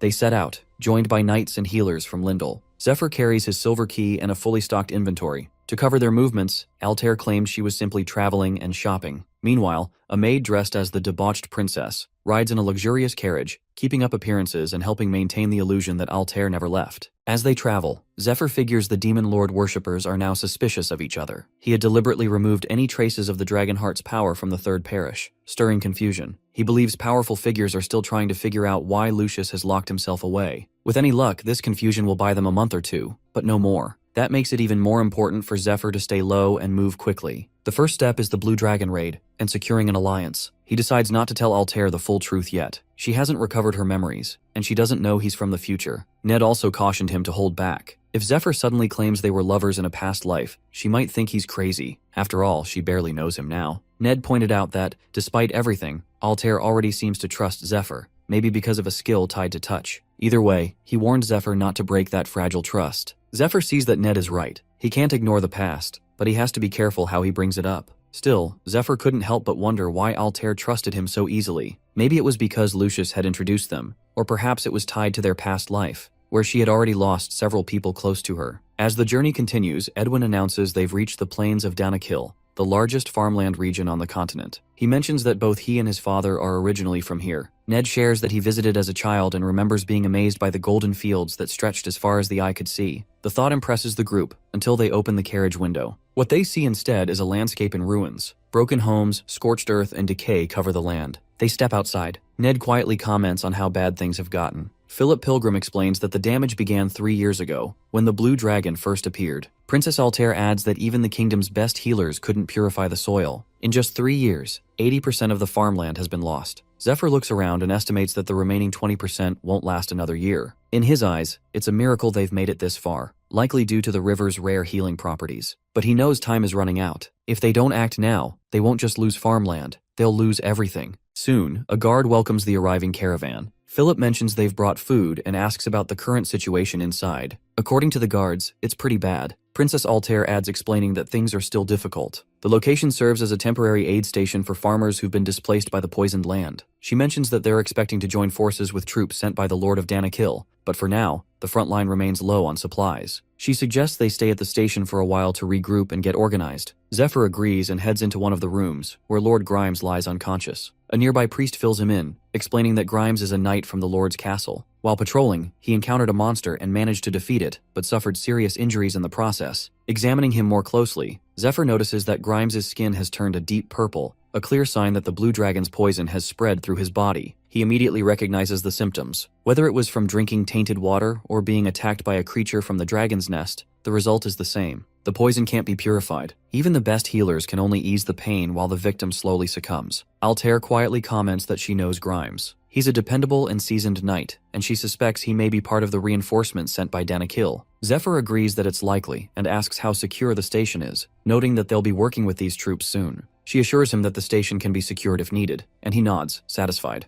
Though the dragon's poison is lethal, Zephyr has a countermeasure in mind, one that involves using poison to fight poison using his needle skill. Zephyr recalls that Fade only completed these poisons near the end of his previous life. Many of the ingredients were incredibly rare. This one, for example, uses the blood of Asmodeus, the 32nd Dragon Lord. Though originally meant to melt flesh from the inside, when used carefully alongside healing magic, it can actually burn away other poisons and rapidly restore health. He explains the process to the priest that each time he inserts a needle, he should wait 3 seconds before casting a recovery spell. The priest agrees to help. Watching closely, Altair thinks about the dual nature of poison. Depending on how it's used, it can either harm or heal. She wonders if this method might work against the blue dragon's toxin, especially since nothing else has. Just then, her mana perception picks up movement, indicating that someone is approaching. Moments later, Regulus Danakil arrives. As the commander of the Scarecrow Knights and the Lord's eldest son, he brings several knights with him. He greets Philip Pilgrim warmly, who returns the greeting. Regulus says he saw Philip's letter to his father about launching the raid earlier than planned,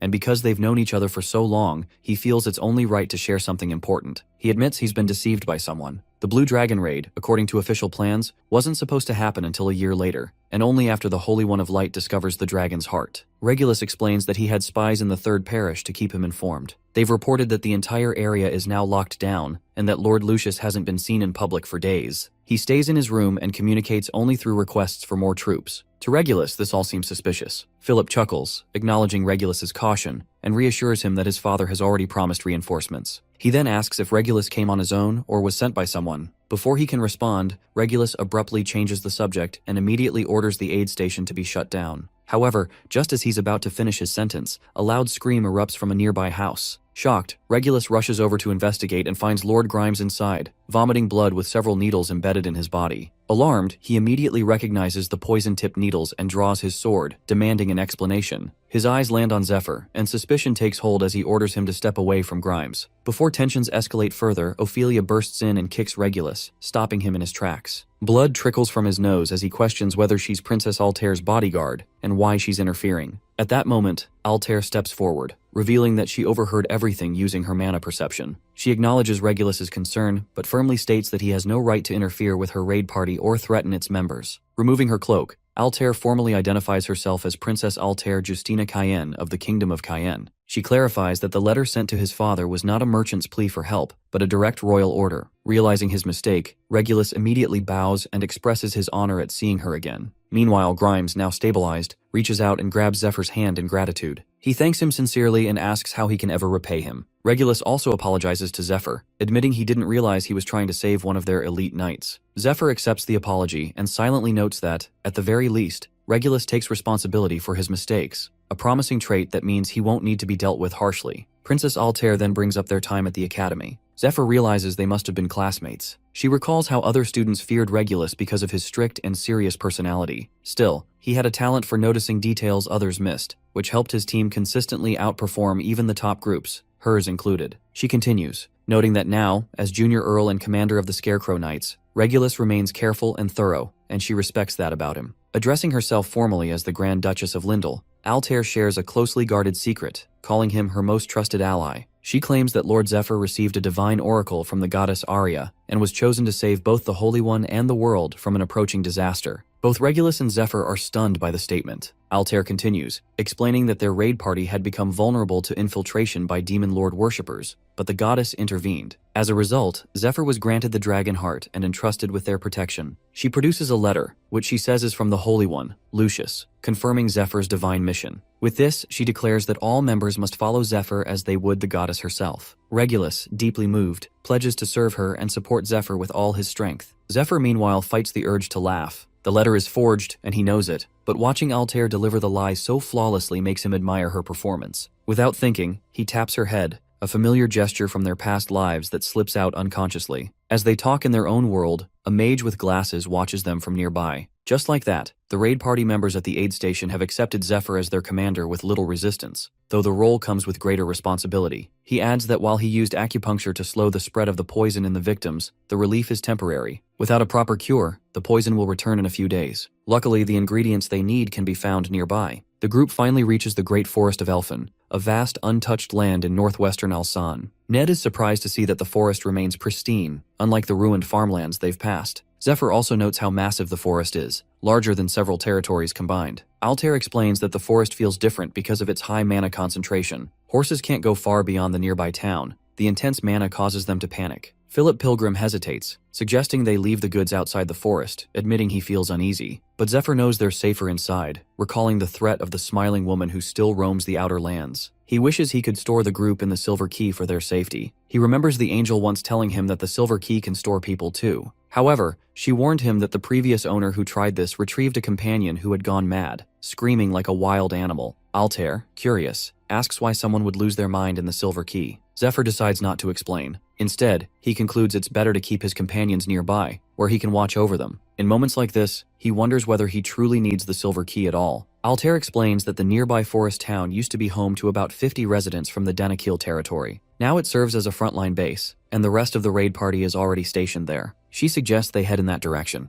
Zephyr agrees, though he briefly senses something strange, like someone had been watching them from the woods. When Altair asks if something's wrong, the boy says there's something he wants to check. She remembers that the last message from the forest town came 2 days ago, sent by a carrier pigeon while they were still at the aid station. The mage. Daisy adds that the sorcerers from the magic tower had installed a device in the town that would release red smoke in case of trouble. Altair's guard confirms she's already checked for hidden enemies or shapeshifters and found nothing unusual. Regulus also seems confident that they'll be fine given their current strength, but Zephyr isn't so sure. He recalls a conversation from a past life with an elf, who once called his homeland a place filled with old, meaningless stories. Yet, whenever things got desperate, the elf would open up more. Zephyr has come to understand that despite its beauty, the Great Forest of Elfen is a dangerous place, one that lures people in only to consume them. Back in the present, Zephyr quietly conveys Ned to take the lead and guard the front of the caravan. Ned nods and walks ahead. As they move on, Altair points out a section of tangled bushes that mark the forest's entrance. She notes that a magical security device used to be placed deeper within the woods, beyond the forest town. Now strangely, it's been moved here. Suddenly a voice calls out from within the bushes, morphing into a monstrous face that warns the humans to leave. Zephyr grips his magical key, thinking that 2 days is more than enough time for the town to have been taken. With that, he draws the Gram sword, declaring that the enemy has had more than enough time to occupy the bases. He questions what the monster did with the remote village people. Just as the monster is about to respond, Altair dismounts and tells everyone to wait. She then steps forward and, addressing the monstrous figure as the president of the forest, introduces herself, stating that she comes in peace and wishes to speak. The creature in the bushes responds, asking why she speaks of peace while arriving with an army. He reminds her that several warnings were already sent through carrier pigeons. Calling her the human princess, he accuses her brother of destroying any chance for negotiation. He recalls how her brother once proposed a truce. Each side would build a town and a sentry post on opposite banks of the river, with no contact, no interference, and no conflict. It was meant to mark an era of silence, sealed by a rare item as a token of cooperation. But now, he says, all they can offer intruders is death. As the roots begin to move, the group braces for a possible attack. Suddenly they erupt, sending the party members flying in all directions. Meanwhile, Zephyr reflects on the elves,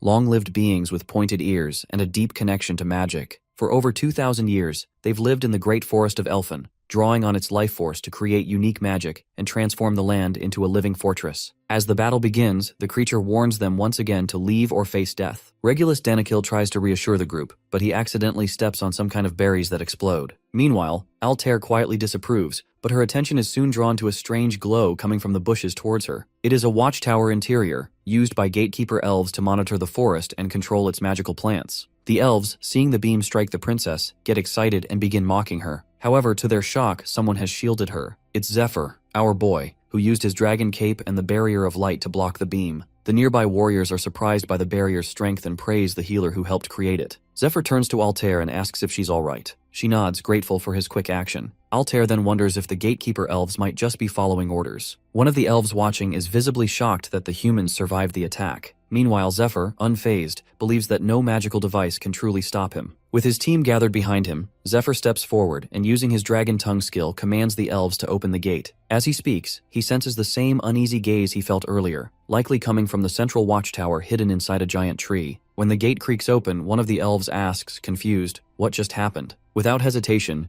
Zephyr enters, quickly knocks out 2 guards, and grabs the young elf girl. Despite her young appearance, he can tell she's likely well over 100 years old. He jokes that sometimes, a conversation starts better after a good smack, but she demands that he let her go. He pauses for a moment, noticing something off. Her eyes look different than he remembers. Before he can ask, someone attacks, and he throws the girl aside in defense. She accuses the attacker of nearly killing her and warns them to control their strength. It's another elf who just attacked using a bow, but as the young girl gives him instructions, Zephyr notices him. It's none other than Dariel, the divine archer, one of the strongest archers across the 10 continents. Hearing the girl, Dariel calmly announces the exact distance to his target, 0.63 miles, and begins preparing his shot. After that, he suddenly launches an attack. Meanwhile, Altair's group is left stunned, unsure where the attack is coming from. The mage quickly takes control, using her Grea's Eye spell to summon a few long-range scouting golems to assist Zephyr, and another to trace the direction of the attack. To her surprise, she discovers it wasn't a spell. It was an arrow, fired from over half a mile away with incredible precision.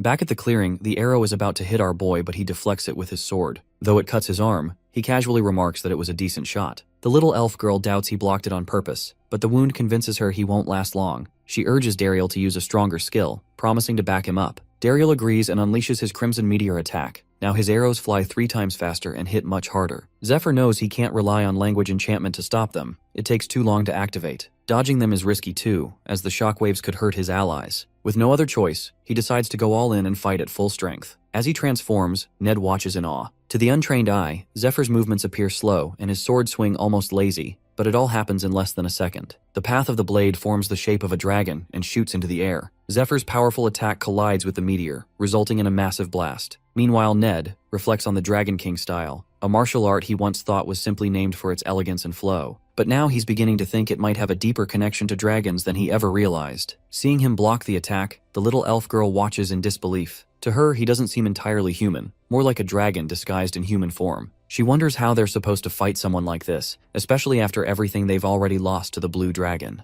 A memory flickers in her mind, sitting by her mother's bedside, crying over the family's losses. Back in the present, she lowers her head and admits defeat. She says they won't fight anymore and asks Zephyr whether he's truly human or something else. Either way, she's willing to give him anything he wants if he agrees to help them. As she pleads, the rest of the group makes their way toward them. Meanwhile, Zephyr has already decided to help her. Inside, the elf head grabs Lord Grimes's hand, surprised to see the knight still standing after being poisoned by the blue dragon. Though some traces of the poison remain, he has never seen a detoxifier that powerful. Regulus Danikil stays worried. Grimes isn't fully healed and walking around won't help, but Grimes insisted on coming. He wanted to prove the antidote worked, no matter the risk. To him, that kind of resolve is what makes a true knight. Meanwhile, the elf head introduces himself as Heron, a high elf elder, and points out the 2 high elves Zephyr fought earlier, Dariel, standing to his left, and Kiara. Zephyr recalls that high elves are considered part of the ruling class. Their unique pupils often hint at rare magical abilities from birth. He also notes that Kiara seems different from the one he knew in his past life, more mature now. Still, he knows it's hard to guess an elf's age. Maybe she's about to go through a growth phase, though with elves, it's never easy to tell. Heron remarks that the Tree of Life must have guided Zephyr to them, calling it a stroke of fortune to meet someone who might actually help. Since their truce with Prince Polaris, the elves have stayed deep within the forest, away from the outside world. Heron explains that Zephyr is only the second human they've ever welcomed. The first had risked everything to enter the forest and save the elves from a deadly poisoning. Hearing this, Zephyr recalls someone from his past, Fade, also known as the Viper. According to Heron, however, Fade was searching for his lost companions. Heron also believes that even a friend of a friend can be trusted, and with that, they might be able to help each other. Hearing that our boy's thoughts drift to the rivers that flow through the great forest of Elfin. These waters once carried the healing power of the Lake of Vitality, nourishing the forest and all who lived in it. For generations, the elves flourished, drawing their strength from the divine energy of the Tree of Life. The tree grew tall and powerful by feeding on the lake's life force. One of the lake's tributaries flowed into the Danakil Plains, turning the region into humanity's richest farmland. But things changed when the blue dragon made its nest in the lake. The once pure water turned toxic, poisoning the rivers and slowly spreading corruption across the forest. The sickness now threatens not only the elves but the nearby human lands as well. A few days earlier, at Lindell Fortress, Zephyr's group had gathered to go over their strategy. Edwin explained their plan to raid the Blue Dragon's nest, which would involve both their team and the troops based in Danakil. He emphasized the need to gain the elves' support, but admitted he wasn't sure they would agree. Princess Altair challenged his doubt, asking why he lacked confidence in her. Edwin responded calmly, explaining that it wasn't her skills he doubted. He was simply unsure how the elves would respond to the crisis. While it was clear the elves were in a tough position and might be open to cooperation, Edwin knew the real obstacle wasn't them. The bigger problem, he said, would be getting the people of Danakil to agree. He explains that for those living far from the elven borders, elves are seen as something out of legends, mythical beings from fairy tales. But people who live near the edge of elven territory have a very different view. To them, the elves have always been a threat, often compared to wild beasts like wolves or boars. Over time, that tension grew until it finally broke out into open hostility. He continues, saying that 4 years ago, just 1 year before the Blue Dragon appeared, 2 powerful high elves known as the Scarlet Moon and the Black Moon crossed into Danakil territory. Their actions only made relations worse, deepening the divide between elves and humans. The elf argued that any land touched by water from the Lake of Vitality should rightfully belong to the elves. However, since the lake's water flows through the Danakil fields, they believe that gives them ownership. He remembers a time when the elves nearly claimed the land by force. But then Prince Polaris arrived with the Temple Knights and led a counterattack. As a cardinal, Polaris spearheaded the battle, forcing the elves to retreat after the Golden Dragon appeared. The humans won and secured a truce. A year later, the farmland was poisoned. It was then the Lord of Danakil and his son, Regulus Danakil, realized that working with the elves was the only way to resolve the situation. They also took steps to stop the false rumors blaming the elves for the poison. Many believed the elves were acting out of revenge, so the Danakil leadership found themselves managing not just the mission, but also the growing mistrust among their own allies. Edwin admitted that launching the raid at that moment might be too soon, but Princess Altair laughed at his hesitation. She told him he was missing the bigger picture. In her eyes, the timing was exactly what made the plan likely to succeed. What seemed like a bad situation was actually a rare opportunity. She reminded him to look beyond the immediate obstacles and focus on their long-term goal. Back in the present, while treating a poisoned elf, Zephyr recalls a small favor he once did for one of Fade's former guildmates. In return, the guildmate took him in as a disciple, teaching him poison-making and acupuncture. Zephyr decides to stick to that version of the story. When he shares it, Elder Heron, Kiara, and Dariel seem to trust him, at least a little. Kiara watches in shock as the antidote takes effect and quietly remarks that Zephyr might even be more skilled than Fade. The boy explains that the poison he used is far rarer. There's a recipe floating around, but no one has ever managed to make it before. He's the first. He even suspects that the actual formula doesn't exist yet, and won't until Fade invents it in the future. Curious, Zephyr wonders about Kiara's connection to Fade. She speaks about him like she knows him well. Soon enough, she says that Fade would want to meet the entire group and asks where Zephyr's master is. The boy replies that he can't say. He claims that both his master and Fade once belonged to a now-destroyed assassin guild named Persephone, which collapsed due to betrayal. Until he knows for sure whether Fade is still trustworthy,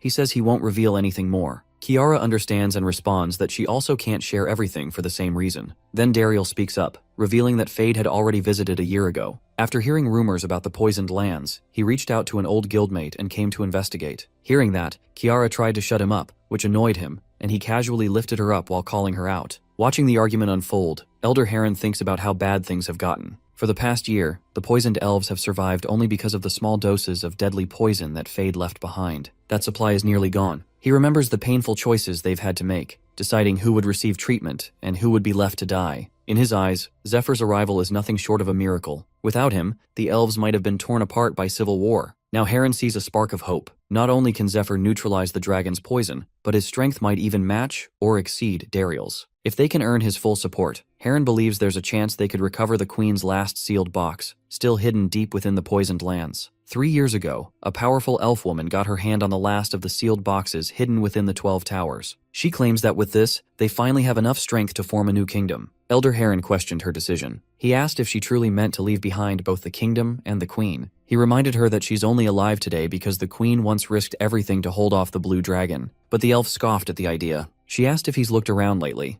if the state of the forest looked anything like a victory to him. She criticized the Queen harshly, saying she was never strong enough to lead. Even before the poisoning began, the Queen was weak and sickly. She failed to prevent the Scarlet Moon and Black Moon from taking control of the army. A real queen, she said, would have used mind control from the start to deal with such traitors. She declared she's done relying on a foolish ruler and will now lead anyone willing to follow her. Thinking back, she admits that the Scarlet and Black Moons taught her something important. Even though they were exiled for losing the war and destroying towers, they escaped with sealed boxes in hand. Their betrayal opened her eyes. she now sees where she went wrong. As she left, she told Heron to enjoy what's left of a kingdom with no future. Still, she added that if he ever changes his mind, he'll always have a place in the new realm she plans to build. Then laughing, she walked away. Left behind, Elder Heron quietly reflected that he didn't stay out of loyalty to the queen. He stayed because he never had the strength to claim power for himself, not without one of the sealed boxes. Looking back now, he thinks he chose the wrong side. He admits he once considered training Dariel to be his ally, as the young elf has real talent. But Dariel is too loyal. He could never betray his mother, the queen.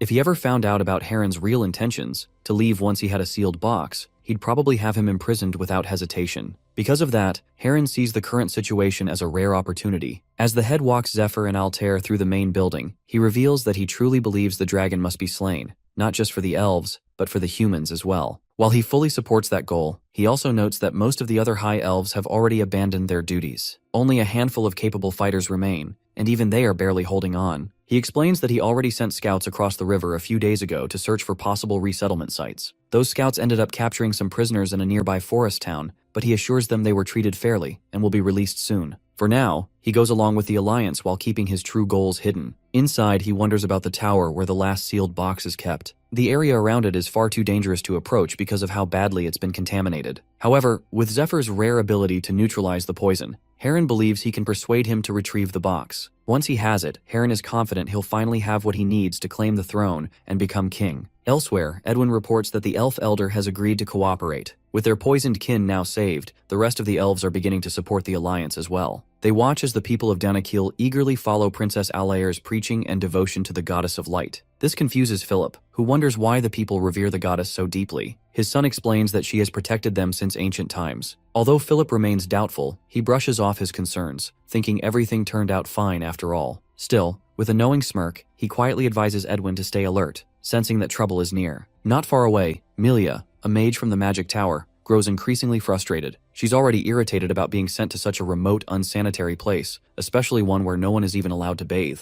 On top of that, she has no patience for Altair. With a dark look in her eyes, she wonders if she could kill her now, asking Daisy if she's discovered any of Altair's weaknesses yet. Meanwhile, in the southern metropolis, the fake Altair signs a petition to proceed with the Thorn Mountain Clearing Project in partnership with the Architectural Guild. The crowd celebrates, and she pretends to be excited about turning the mountains into farmland. After wrapping up the announcement, she asks for leave to continue her work. While the real one carries out their missions, the fake Altair stays focused on pushing the mountain clearing plan forward. However, hidden among them are Demon Lord worshippers in disguise, ready to sabotage the project. But it doesn't matter. This plan was only a cover for the real objective. Zephyr knows that if anyone investigates closely, they'll eventually discover Altair is an imposter. Fortunately, the Demon Lord worshippers seem distracted by their own internal problems, especially with one of the 12 apostles' positions left vacant. It's the perfect opening to move forward. Back in the forest, Kiara leads the group to a magical plant called Flora, designed to produce food and water based on coded input. But the plant is now malfunctioning due to poison contamination. Instead of helping, it's turned into a monster-producing factory surrounded by toxic mist. This makes the elves fear for their village. The poison has already pushed them back from the forest center, and if it spreads further, their home may be lost. Dariel remembers that while Zephyr helped them stabilize the poison, his mother was hit by the worst of it, and she's been in that condition for 3 years, so they must hold the defenses. Following Zephyr's suggestion, the group prepares to fight the monsters while collecting magic stones from them as loot. Determined and ready, they brace themselves for battle. As the monsters charge, the mages, Altair's guard, and Ned fight back fiercely, knocking them down and keeping the horde at bay. After they manage to stop the attack, Dariel invites Zephyr to a meeting to thank him for helping defend the village and stabilize the poison. He admits it was surprising to receive help from humans. However, despite his gratitude, Dariel calmly explains that the 2 ingredients Zephyr requested are essential for protecting the village from further contamination, so he cannot hand them over. This response deeply frustrates Zephyr. He begins lecturing the elf, insisting that he needs those ingredients to craft a cure for his mother. According to his plan, once he heals her, he will restore both the lake and the Tree of Life, at which point those very ingredients will begin growing naturally again. To make his point, Zephyr gives him the middle finger salute and firmly assures the elf that he will also slay the dragon, just as he promised. What more does the elf want? A Hawk Tuah tribute or something? Still, Dariel remains hesitant. He doubts Zephyr can truly slay the dragon and insists that without the ingredients, the village would be contaminated within seconds. He sees himself as the last capable warrior among the High Elves, and believes it's his duty to protect their home at all costs. Hearing Dariel's refusal, Zephyr warns him that there won't be another chance. No one else is coming to save them. Not from the blue dragon, and not from the queen's illness. All the humans have lost their minds, so asking them for help is pointless. Zephyr even is sacrificing his own blood to make an antidote for the poison, yet they still don't trust him. Stepping closer, Zephyr urges Dariel to open his eyes. This isn't something they can hesitate on. It requires full commitment. Agitated, Dariel challenges him to settle it through combat. As Dariel strikes, a sudden burst of light flashes into the sky. Altair watches in shock, surprised they would use their full skills in such a confined space. But to her surprise, the two vanish into the dust. Inside the dust cloud, Dariel tried to prove his point by aiming his strongest shot at Zephyr. But even that attack can't pierce Zephyr's dragon-like scales. Though Dariel also wants to defeat the dragon, deep down he knows the task might be impossible. Seeing him tear up, Zephyr tells him to get up. Then, to everyone's surprise, he snaps his bow in half, calling it useless. But before the moment grows too bitter, he assures Dariel that he'll craft something better for him, and warns him to hold back his tears, because once he sees the new items, he won't be able to stop them. Despite his assurance, Kiara begins tearing up,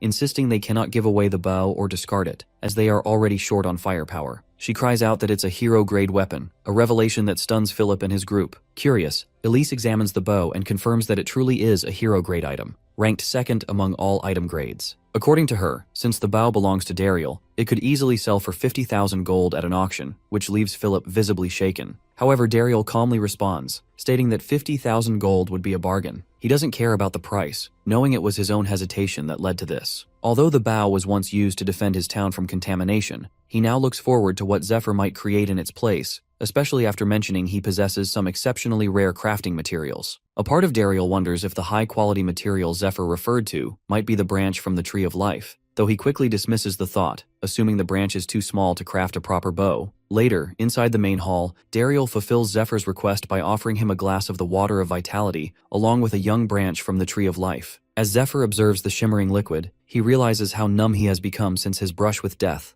Nothing seems to stir him anymore. Yet, this water before him radiates a beauty that momentarily awakens something inside. Just as Zephyr prepares to drink, Dariel reminds him that it's the last remaining cup. Still, he remains hopeful that if their raid succeeds, they will take control of the Lake of Vitality and gain access to a plentiful source. Zephyr confidently assures them and quickly gulps down the Water of Vitality in one go. Suddenly, a burst of glowing energy erupts within his body. To his excitement, it begins to merge with his effectiveness-boosting perk, amplifying the potion's effects even further. In this empowered state, he immediately initiates dragonification and activates mana flow. He knows he must grow stronger, as the conditions for the upcoming dragon raid are far harsher than those of the princess raid they recently completed. The area surrounding the dragon is enveloped in a massive, poisonous field, and at its center lies the beast itself, the dragon, king of beasts. Zephyr understands that no ordinary human can face such a foe. To stand a chance, he must enhance his dragon heart, and the vitality-infused water is the key to that transformation. Watching this unfold, Altair recognizes the risk. She knows that although the dragon heart must be strengthened slowly and with care, they no longer have the luxury of time.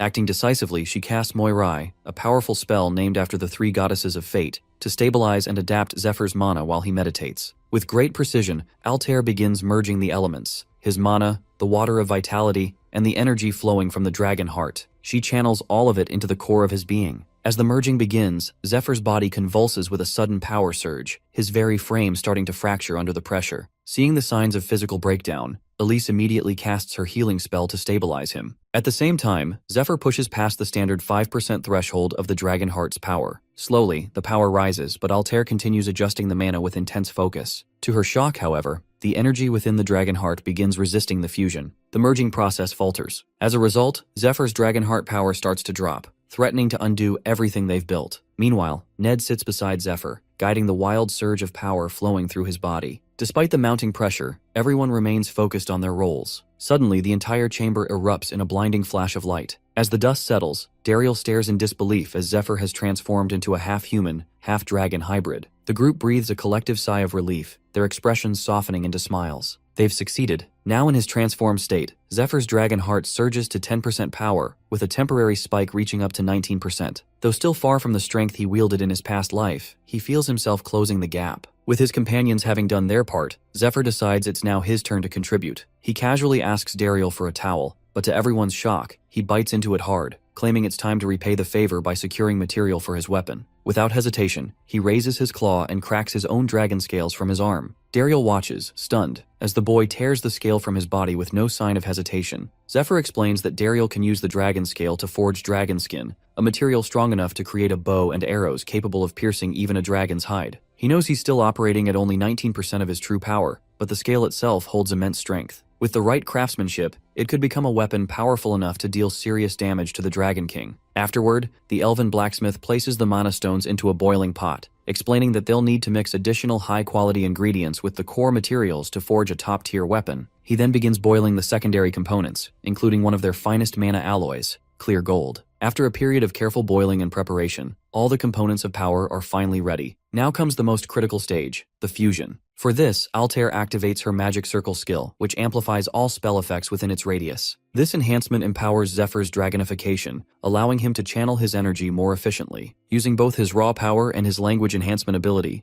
Zephyr directs the ingredients to flow together and bind in perfect harmony. As the fusion completes, a powerful blast erupts from the center of the ritual. When the light fades, a newly forged weapon emerges, a black dragon longbow, accompanied by a set of dragon bone arrows. Time passes and now only 2 weeks remain until the raid. Both humans and elves are busy preparing, fortifying their forces and gathering resources. Zephyr, acting as their leader, reveals the structure of their combat units. The army is divided into 2 specialized teams, and Ned has been appointed as the supervisor of their training. Though he understands the weight of the responsibility, Ned accepts the challenge with unwavering determination. Zephyr also informs the army of the harsh path ahead. To reach the dragon, they'll need to fight through countless hordes of monsters. Their objective is clear: cover the distance and reach a point 1 mile east of the Lake of Vitality in under 10 days. Following Zephyr's guidance, the troops begin gathering supplies and refining their strategies. Among their efforts, they collect mana stones, which they use to construct powerful golems, living defenses for the treacherous march to come. The mages are responsible for golem production. The mana stones are being used for a variety of purposes: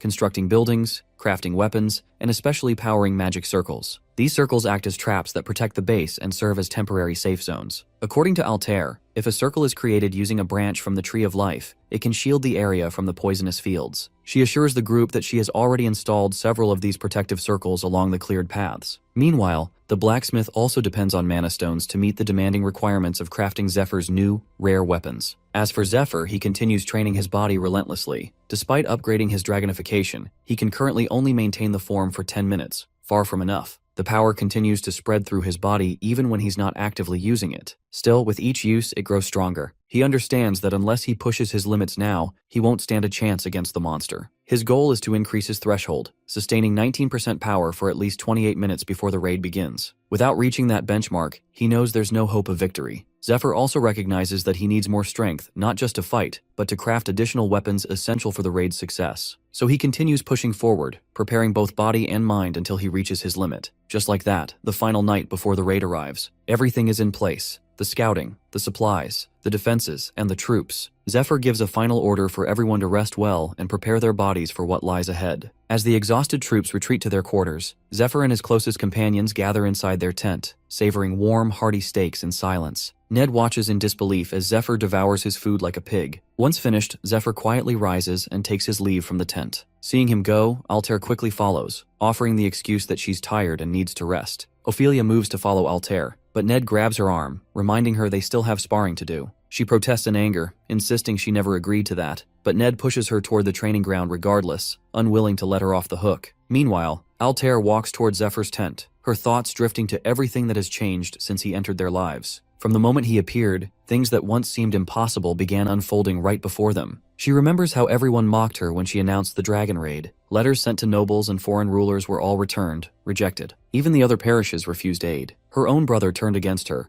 warning that any rash move would get her framed for conspiracy. Not even the adventurers were willing to help. In the end, the only people she could count on were her small team. And then, out of nowhere, Zephyr arrived. And somehow, like magic, her impossible problems started to vanish. Some might call it fate or luck, but Altair never believed in either. Lost in thought, she reaches Zephyr's tent. Without hesitation, she steps inside and kisses him. Zephyr freezes, surprised, and quickly realizes she just used the Kiss of Darkness, a spell that forces the target to speak the truth. He starts to ask what's going on, but she gently silences him, insisting that now isn't the time for questions. Calmly, she reminds him that the Blue Dragon raid, the one she had worked toward for so long, is finally becoming reality because of his efforts. She admits she hadn't trusted him at first and had quietly kept an eye on him. But over time, as he followed through on every word he spoke, she found it harder to keep doubting him. Still, one thing bothers her. No one willingly removes their own dragon scales day after day without a deeper reason. Leaning in a little closer, she calmly presses him, asking if he's hiding something. If he has another motive, something he hasn't shared, now is the time to say it. The princess's eyes take on a steady glow as she leans forward and plainly asks who sent him. As the kiss of darkness activates, Zephyr reveals that he came here of his own will, and that everything he's done has been for her. The answer stuns Altair, and the spell confirms it. He's telling the truth. She presses for more details. In response, Zephyr gently pulls her closer and quietly explains that she had died once for his sake, and that he traveled back in time to change the outcome. Altair freezes, caught between disbelief and rising panic. She summons her dark hand, grabbing his arm and demanding the truth. But Zephyr remains calm. He knows she already understands. It's the truth, and the spell has confirmed it. As a user of Median magic, she would instantly know whether or not her spell succeeded.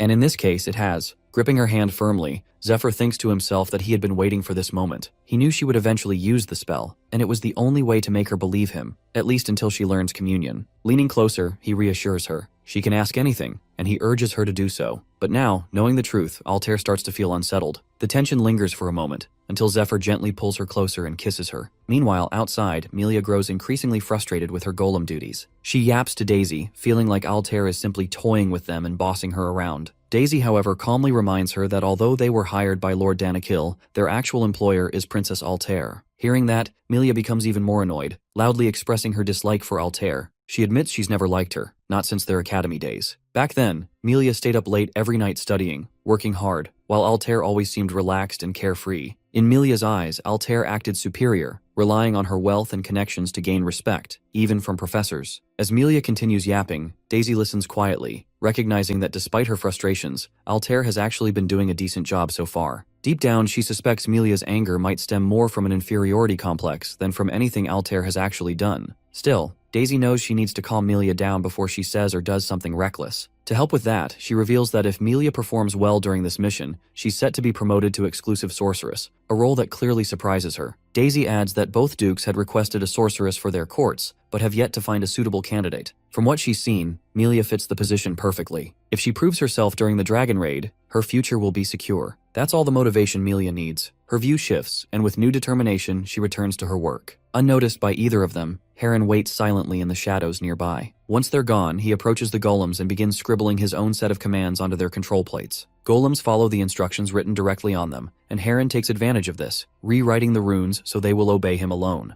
The next morning, war drums echo across the camp as everyone moves into position. They all understand what's at stake. Some will fall, their bodies turning to dust, while for others, today may mark a turning point. Once the formation is ready, Princess Altair gives the signal to bring forth Zephyr's powerboat. The group begin their chants, praying and channeling their respective abilities. As Altair assists them, her mind drifts back to what Zephyr told her the day before, the bloodshed that was coming, and worse, the weight of witnessing it firsthand. He had spoken with quiet determination, promising that this time he would do better. He vowed that once it was over, he would finally claim what he wanted. Thinking back to that moment, Altair calls upon her star power, channeling her magic to grant Zephyr strength. She remembers him being confident that after everything ends, he intends to give her the throne, and he hopes to stand beside her not just as an ally, but as her king. Suddenly, a bright flash lights up the field. Zephyr appears out of it, fully transformed into his dragonification form. With that, the Blue Dragon raid begins. Their party consists of 225 members, with healers and long-range attackers like Melia and Dariel positioned in the backline, alongside support units including Altair and other mages. Guarding the rear squad are Ned and Ophelia, bringing the rear guard's count to 224 out of 225. At the front stands the vanguard, Zephyr, ready to lead the charge. As the raid begins, he instantly leaps into the air and surges forward. He knows the formation is unusual, almost reckless, but it's their best shot at completing the raid successfully. The closer he gets to the lake, the thicker the dragon poison fog becomes. That's the reason he positioned everyone else in the rear, away from the contaminated zone. Zephyr, on the other hand, is prepared. He has the Gold Tears potion, his effectiveness boost spell, and his dragonification, all giving him enough resistance to survive and fight within the poison zone. He's effectively the only one capable of operating properly inside the lake's radius. As massive monsters appear in his path, Zephyr activates his electric acceleration spell and charges straight into them. Using his massive sword, Graham, along with his dragon claws, he unleashes a powerful slash that cuts through most of them in a single strike. Pushing through the wave of enemies, he realizes he's approaching the lake and shouldn't waste time dealing with low-tier monsters. Without slowing down, he summons golems stored in his inventory and places tombstones that disperse mana wavelengths within a small radius. designed to draw enemies and keep them from interfering with his advance. Zephyr places one tombstone every 100 meters to cover the entire area, creating a mana road. This pathway allows magic from the main camp to travel through it all the way to the front lines, though the effect will be halved by the time it reaches the end. The team also uses strengthening magic on the golems, allowing them to control the constructs remotely through the tombstones. Despite the intensity of the raid, Daisy seems unusually excited, mainly because Altair finally approved her thesis. The proposal had been deemed costly by the Magic Tower, but Altair's green light gives Daisy a rare boost of confidence. Kiara too stays engaged. She deploys a Cyclops to accompany Zephyr for scouting, which makes her optimistic. With its help, they can easily circulate real-time attack coordinates. However, the moment they lay eyes on the polluted Tree of Life, the contaminated lake, and the dragon, their optimism fades. The scene feels different from 3 years ago. Back then, the dragon had growled instantly at the first hint of a presence. Now it stays silent, unmoving, and that silence unsettles them more than any roar could. They recall Zephyr previously questioning the strangeness of a territorial dragon remaining idle in one place, especially in a forest teeming with intruders. That thought returns to Kiara now. As she reflects, she realizes something they all overlooked. What if the dragon came to the lake for a reason? Meanwhile, Zephyr reaches close to the dragon and feels a sense of relief. As expected, the creature remains quiet, which works in his favor as he's already used up 2 minutes of dragonification just flying there. With the remaining time, he gets to work. He summons black dragon chains and wraps them around a large branch near the Tree of Life to anchor himself, then charges directly toward the sleeping dragon. He's already informed the others and is certain of one thing: the dragon isn't actually a poison type. The last recorded appearance of a blue dragon was 600 years ago. Despite lying in a lake known for its healing properties, this one is poisoning everything around it. That contradiction never sat right with Zephyr. As he charges in, he deliberately disrupts the dragon's rest. The dragon stirs, and in an instant, it lunges forward and swallows him whole. The knights watching from afar are stunned, but their shock deepens when they see Zephyr force open the dragon's massive jaws with both hands from the inside. Zephyr knows the truth that the dragon isn't the source of the poison, it's the victim. It's being slowly poisoned by demonic energy and is using the lake to try and heal itself. The beast is dying, not attacking. As he pushes the jaws open, Zephyr clenches the black dragon chain between his teeth and anchors it tightly around the dragon's mouth. He understands the creature is trying to stay submerged in the lake to recover, but the poison is wearing it down faster than it can heal. That's why he's chosen to take it down now, while it's weakened. Pulling with everything he has, Zephyr binds the dragon's mouth shut. The black dragon chain, forged from his own scales, proves effective. The moment the dragon senses the restraint, it lets out a thunderous cry, shaking the ground as it struggles against the binding.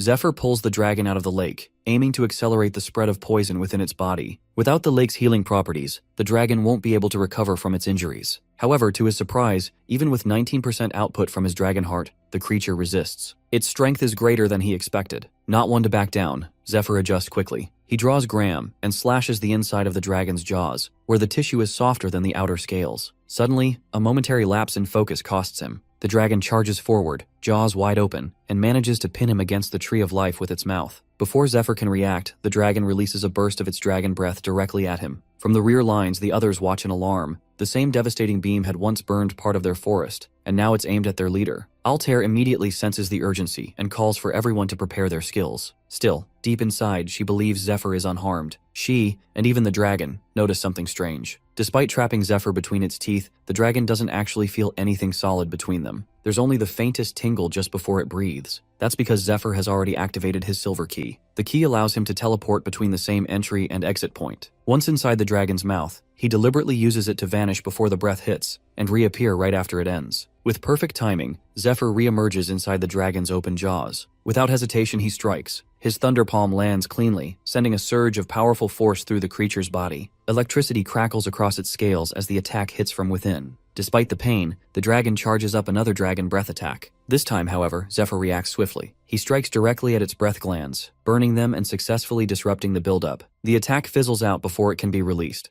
Zephyr notes that the dragon won't be able to use those glands again for at least 10 minutes, making this their best window to strike. The mages take the cue, channeling a variety of spells through the mana road created by the tombstones. Bursts of elemental energy bombard the dragon, holding it down. At the same time, Dariel prepares his dragon arrows, coating them with venom before firing. His shots hit their mark with precision, piercing the dragon's thick hide and forcing a painful roar from the beast. Seeing the impact, the party erupts in cheers. Many begin praising Dariel for his accuracy and power. Dariel, however, is lost in thought. He recalls how Zephyr once told him that he was still weak, because he lacked real combat experience. Kiara hears it and finds the comment odd. Zephyr looks younger than Dariel, yet speaks with the confidence of someone who's seen countless battles. Dariel, meanwhile, grows more curious about what the boy really meant. He suspects the meaning may not lie in this raid alone, but perhaps in something tied to his future path. Back in the moment, the arrows explode on impact, further damaging the dragon. Dariel doesn't celebrate. He simply watches, aware that this battle is just a stepping stone. The blue dragon isn't their final challenge. Kiara, observing Dariel's composure and focus, realizes that he's finally beginning to find his footing, just like he had once done in the past. As a child, Dariel never dreamed of being king. His ambitions were different, but now his resolve is returning. Zephyr, seeing Dariel's arrows actually hurting the dragon, feels a sense of relief. But even now, he isn't sure how they're going to finish it off. Zephyr tries to tear into the dragon's body, aiming to enter through the wound,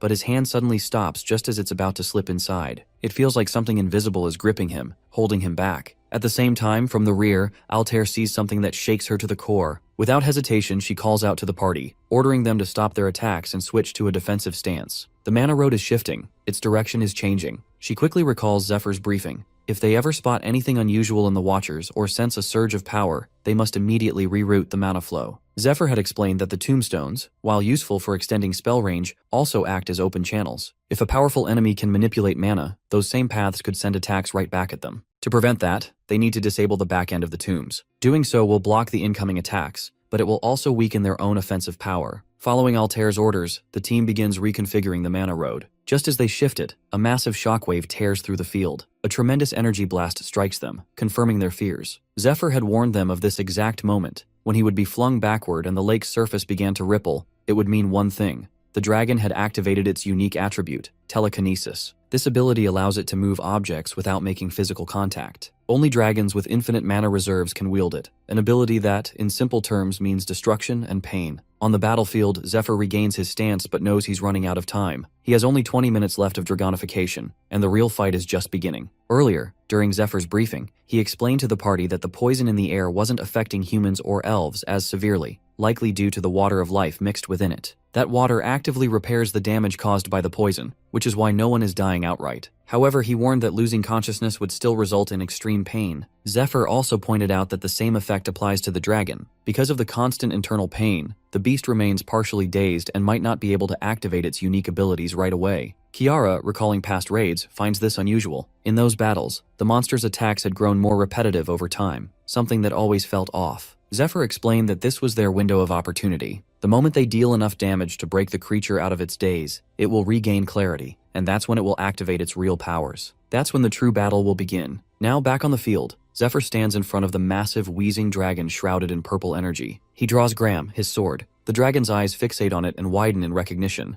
It remembers the blade, it remembers Georgios, and now it realizes that it's him again. Meanwhile, chaos briefly erupts in the rear squad, but they quickly regain formation. Altair and the mages manage to redirect the mana roads, successfully cutting off the feedback loop of the dragon's counterattacks. The rear squad is safe, at least for now. However, even with that defensive advantage, they all begin to understand a harsh truth. Despite their efforts, despite the strategy, they are still painfully small in the face of the dragon's overwhelming power. Altair grows increasingly concerned. Their long-range attacks will be far less effective under the current conditions, and she knows that supporting Dariel is now critical. He's the only one who can make full use of the mana road to land direct hits on the dragon. Meanwhile, Dariel himself is feeling the pressure. The distance is so great that each of his arrows takes nearly 4 seconds to reach the target. That means Zephyr will need to hold the dragon in place for at least 4.5 seconds, an eternity in battle. At the same time, the dragon gate appears to be closing again, and everyone holds their breath, waiting for Zephyr to force it open once more. Inside the battlefield, Zephyr continues dodging the dragon's swirling beam attacks. Each strike carries enough destructive force to disintegrate whatever it touches. He quickly realizes that tanking them head-on is not an option. As he analyzes the pattern, the dragon suddenly unleashes a devastating surprise attack. It catches him slightly off guard, but he manages to block it just in time. Without hesitation, the dragon lunges forward with jaws wide, trying to devour him. Zephyr instantly activates electric acceleration, darting out of reach. He draws Graham mid-movement and delivers a powerful slash across the dragon's jaw, forcing it open. Wounded, the dragon lets out a roar and dives into the lake. The entire battlefield watches in disbelief, realizing that the dragon is trying to heal. But Kiara quickly realizes the bigger problem. The dragon's dive is stirring the waters, and violent waves ripple across the lake. The nearby plants, which produce magical byproducts, might absorb this chaos as energy. and if they do, they'll start spawning powerful minions. As the summoned monsters emerge, they immediately begin targeting the golems. In response, all rear support mages shift their focus to reinforcing the golems and eliminating the incoming threats. Altair quickly orders the monsters to be cleared, knowing they could interfere with Zephyr's fight. However, to Daisy's shock, despite everything going according to plan and the golems being exceptionally powerful, several of them suddenly start fleeing the battlefield.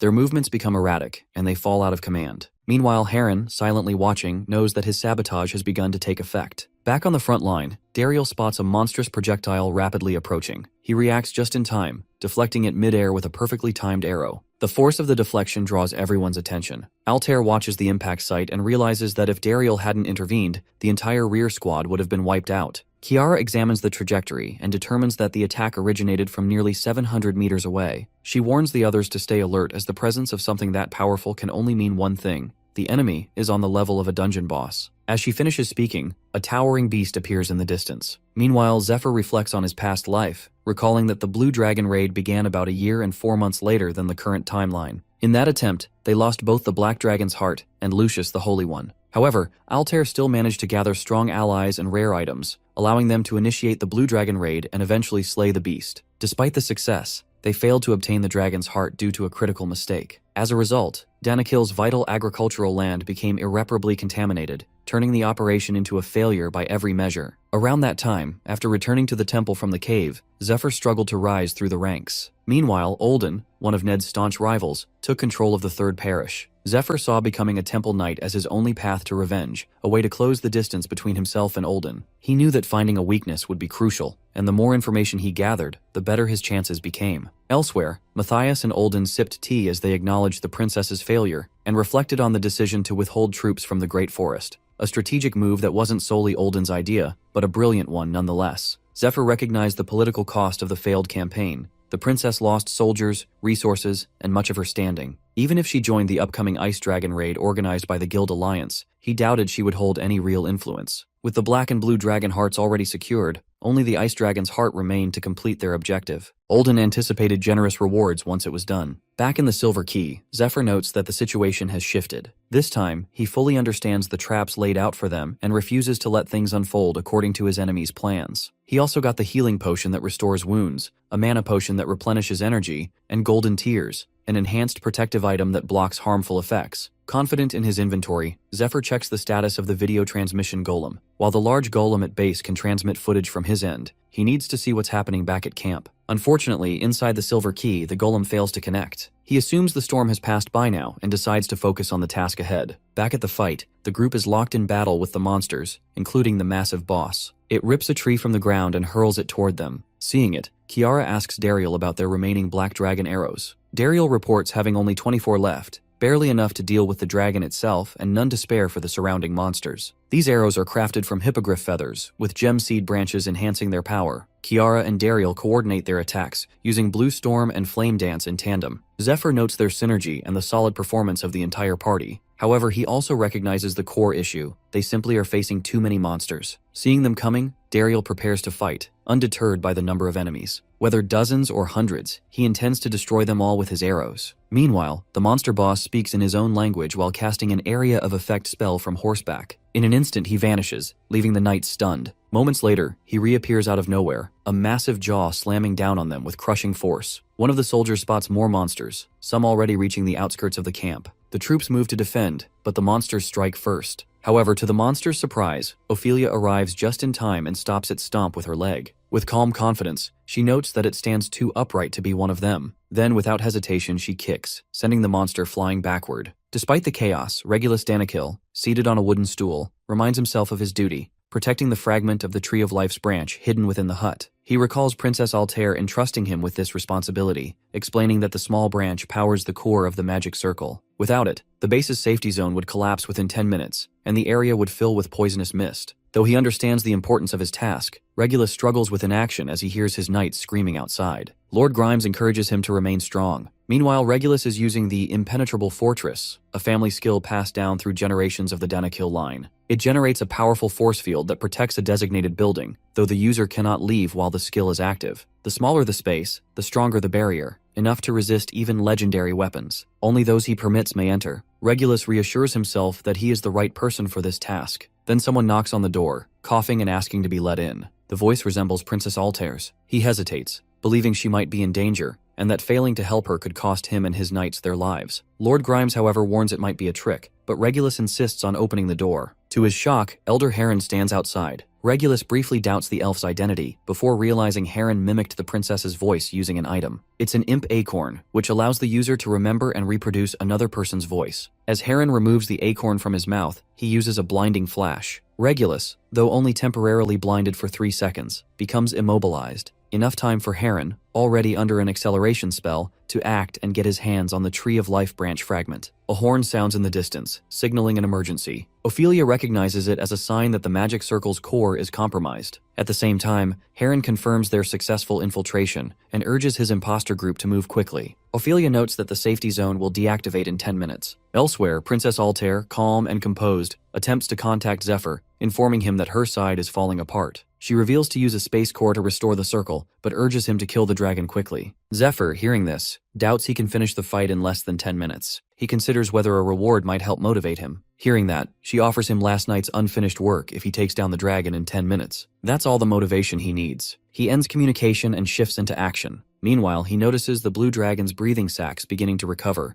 restored by the water, likely in preparation for another breath attack. As he seems momentarily distracted, the dragon suddenly bursts from the water, ready to strike. But he reacts just in time, summoning the Stake of Fath and slamming it down on the creature. He borrowed the weapon from Lucius, who, despite concerns about the debt it carried, agreed to lend it. He then activates the Watcher Golem and signals the rest of the squad to follow his lead. Determined to end it within 10 minutes, he now sees the monster as nothing more than dead meat. Back in the forest, the imposters cheer over how easily they succeeded, but the mage controlling the golems quickly silences them. She struggles to maintain the copied magic circle and recalls Altair's instructions about the activation requirements for her skill, Mock Board. Though she successfully copied the magic circle of purification from Altair's earlier briefing, she now finds it difficult to keep it stable. She warns the others that, being a copy spell, she can only use it once, and urges them to move quickly. Their goal remains clear. They are heading toward the final sealed box, which contains the seed of the Tree of Life, essential to founding their new empire. Stopping there, Heron thanks his teammates, who reassure him that they are honored to follow a leader like him. Yet, deep inside, Heron harbors other intentions he does not reveal. Back at the battlefield, the elf warriors begin to falter after their elder retreats. From a safety bunker, Philip and his son watch the situation unfold with concern, feeling helpless. They know they did everything they could,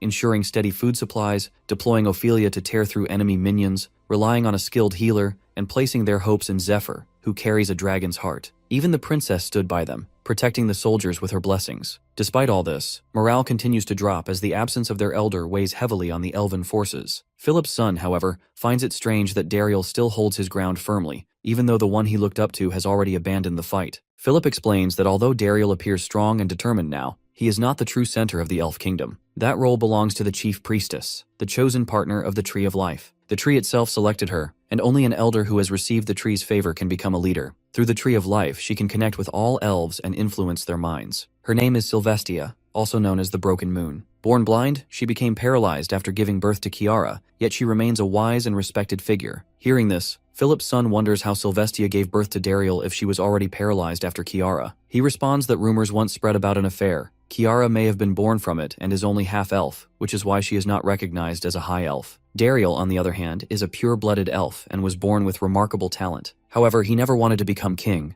Instead, he aspired to become the queen's loyal protector rather than a ruler. Initially, Dariel's stance wasn't a problem for the elven people, but when the situation began to deteriorate, they started seeking someone to lead them through the crisis. Even then, Dariel refused to take on any leadership role. Left without options, the elves were forced to appoint Heron as their temporary leader. Back with Heron's party, the mage struggles with guilt over abandoning the remaining elves. She tells herself there was no realistic way for them to defeat the dragon, and tries to find comfort in the belief that they did what they could, especially while Dariel chose to turn away from them. They sent their Black and Silver Moon units into human lands 4 years ago, sparking a war. In the process, they lost a precious item and allowed part of the forest territory to fall into enemy hands. The blue dragon soon appeared, taking control of the lake, and the strongest moon elf departed with the seed box, leaving Heron behind to manage a broken kingdom. The one who left stood no chance against poison, and even Dariel ignored the situation, choosing not to intervene. Then Altair arrived in the forest, accompanied by a dragon-like warrior, requesting an alliance. To the mage, it all feels like a facade. She believes they lack the strength to stand as equals with humans, and even if they do manage to defeat the dragon, the elven kingdom is already lost. Overwhelmed by the thought, she begins to cry, realizing Dariel truly abandoned them, leaving them with no real hope. What they're doing now, she tells herself, is for the sake of finding a new one. As they reach the tower containing the Tree of Life seed, Heron looks ahead with determination. He plans to plant the seed far away from this place, hoping the new tree will eventually choose him, allowing him to finally become king. However, to their shock, a large red monster is already there, clawing at the tower walls. Back at the safety bunker, Philip feels puzzled. The High Elves, especially those of the Black and Crimson Moon, had left the kingdom to build a new one, but no one has heard anything about these new elven realms since. He wonders where they went. As the thought crosses his mind, the Crimson Beast near the tower begins to radiate an overwhelming energy. Taking charge, Heron deploys 2 sparrow golems, one to distract the monster and the other to retrieve the sealed box. The plan works perfectly. While one golem draws the monster's attention, the other blasts through the tower and swiftly returns with the box. However, what they don't realize is that the demon has spent 3 years searching for that very box. The moment it sees it in their hands, it strikes, slashing their throats and seizing it with ease. The monster is no ordinary beast. It is Crimson Moon, once known as Masha,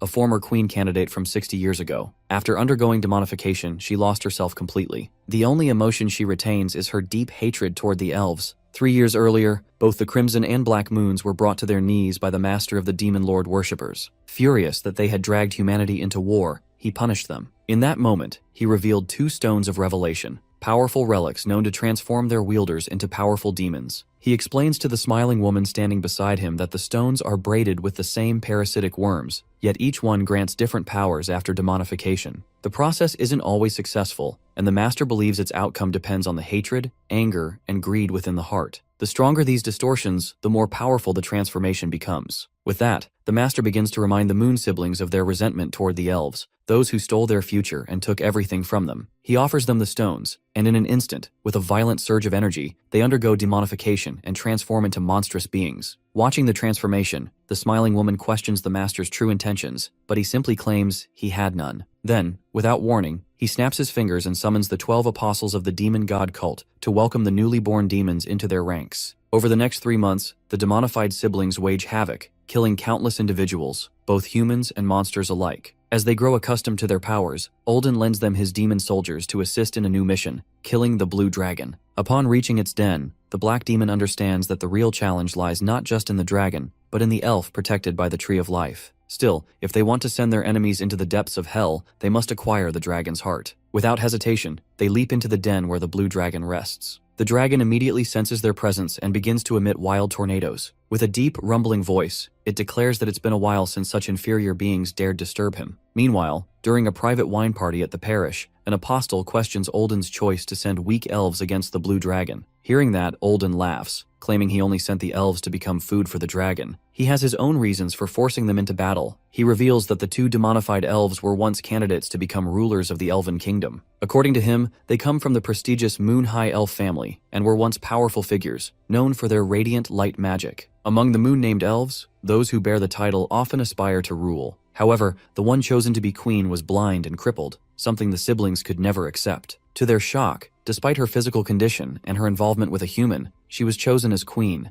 even though she had never received the formal training of a ruler candidate. As the rest of the elves celebrated, the Moon siblings stood in disbelief. With her appointment, they lost their chance at leadership. After their demonification, they also lost their wisdom and clarity. The apostles of the Demon Lord cult notes that perhaps they started the war so others would recognize their strength. But according to Olden, they failed miserably. As a result, they were exiled from Elven society, but not before stealing the seed of the Tree of Life. In their final confrontation before exile, they were defeated by a young elf who had barely earned his moon title. They only managed to escape with their lives. Olden then questions what any the apostle would do if his own people rebelled or abandoned him. The answer is simple: he would kill them no matter what. And to prove his point, Olden says that's exactly what he has done. Back in the dragon's den, the Blue Dragon manages to gulp down the Black Moon. Olden, watching from afar, knows that the Moon siblings are now driven entirely by the desire for revenge against the elves, and that is precisely what he's exploiting. As the dragon gulps down its prey, it immediately feels something stirring within. With a piercing roar, it vomits a tremendous amount of blood. The cause is Black Moon's demonic ability, extreme venom and petrification.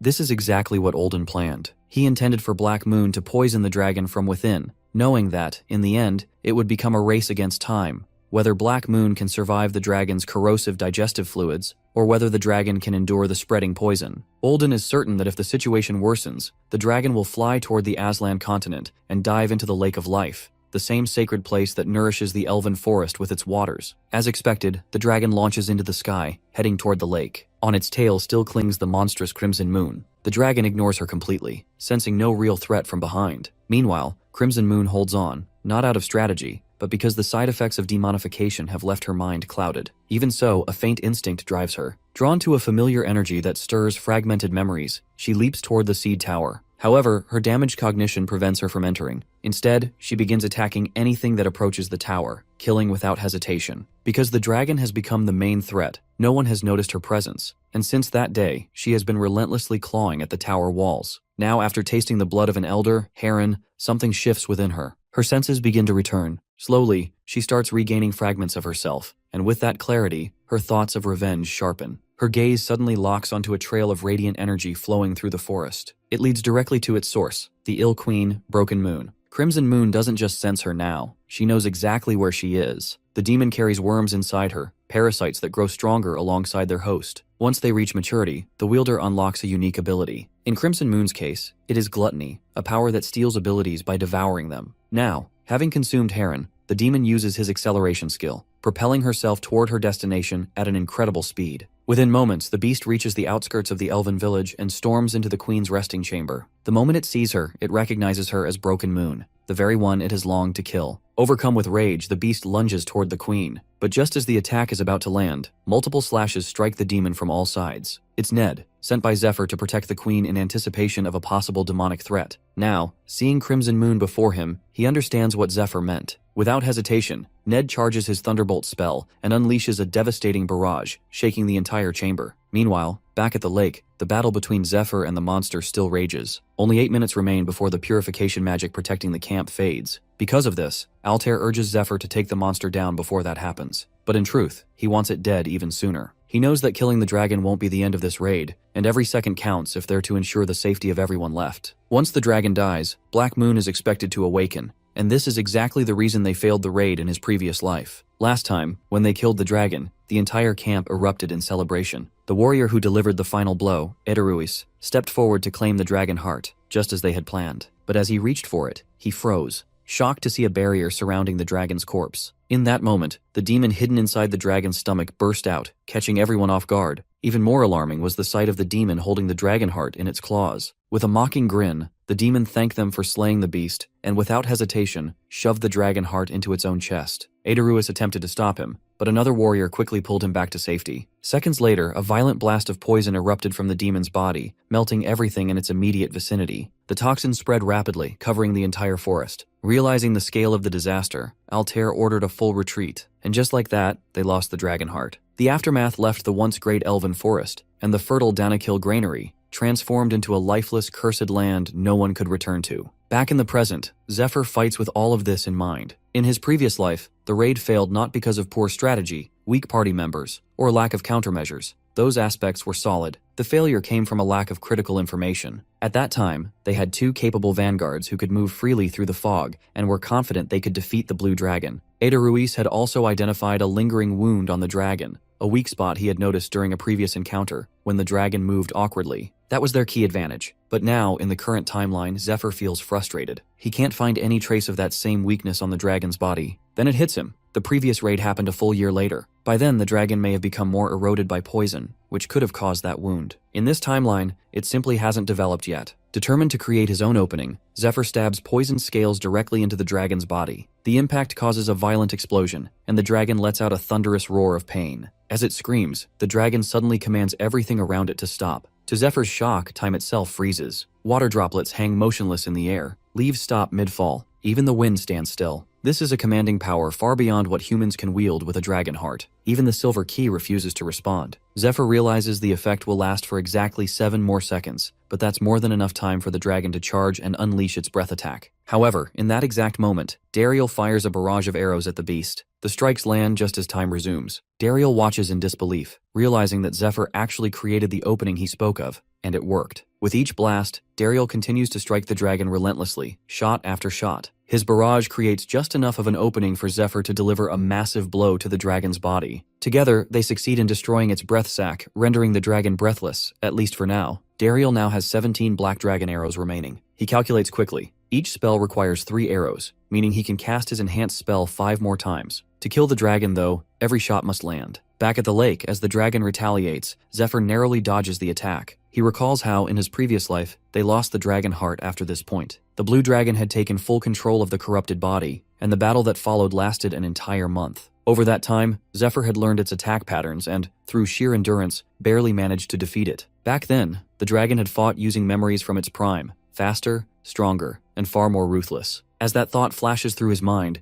Zephyr is suddenly punched in the face by the dragon. He absorbs the impact and is surprised. It's not as devastating as it once was. He crashes into a tree but quickly recovers. The dragon, using a telekinesis spell, sends the lodged dragon arrows flying toward him. Zephyr swings his dragon chains to deflect them, parrying each one mid-air. But just as the dragon prepares to strike again, it hesitates in shock. Zephyr vanishes from view. A faint glimmer appears in the air, the silver key, and without warning, the massive stake of faith descends from above, crashing down onto the dragon with overwhelming force. Zephyr follows up by slamming his lightning fist into the stake of faith, driving it deeper into the dragon's throat. At the same time, Dariel's arrows strike with precision, dismembering the dragon's right arm and sending it crashing into the lake below. Despite the devastating damage, the dragon still breathes. Its eyes lock onto Zephyr's sword. That sight pulls him into a memory of Lord Chrysaorus, once possessed by demons. They had no choice but to fight him. In the end, Georgios landed the final blow with the dragon-slaying sword Graham, ending Chrysaorus' life. As he was dying, the blue dragon had thanked Georgios for freeing his master from the curse. But with tears in his eyes, he also issued a warning that as Chrysaorus' loyal vassal, he could never forgive the man who killed him. If they ever met again, he swore, he would kill Georgios himself. Back in the present, the dragon lies motionless, the stake still lodged in its neck. Kiara watches from a distance and wonders if it's finally over. But Dariel feels something off. He senses danger. The Tree of Life is trembling. Suddenly, the dragon begins to speak in a deep, rumbling voice. It calls Zephyr the Dragon Slayer and, in a solemn tone, reminds itself that it cannot go back on its oath. It must honor its vow, even if it means forgiveness. With that, the dragon grips the stake and pulls it from its neck. It then picks up its severed arm and, through ancient magic, transforms it into a massive blade.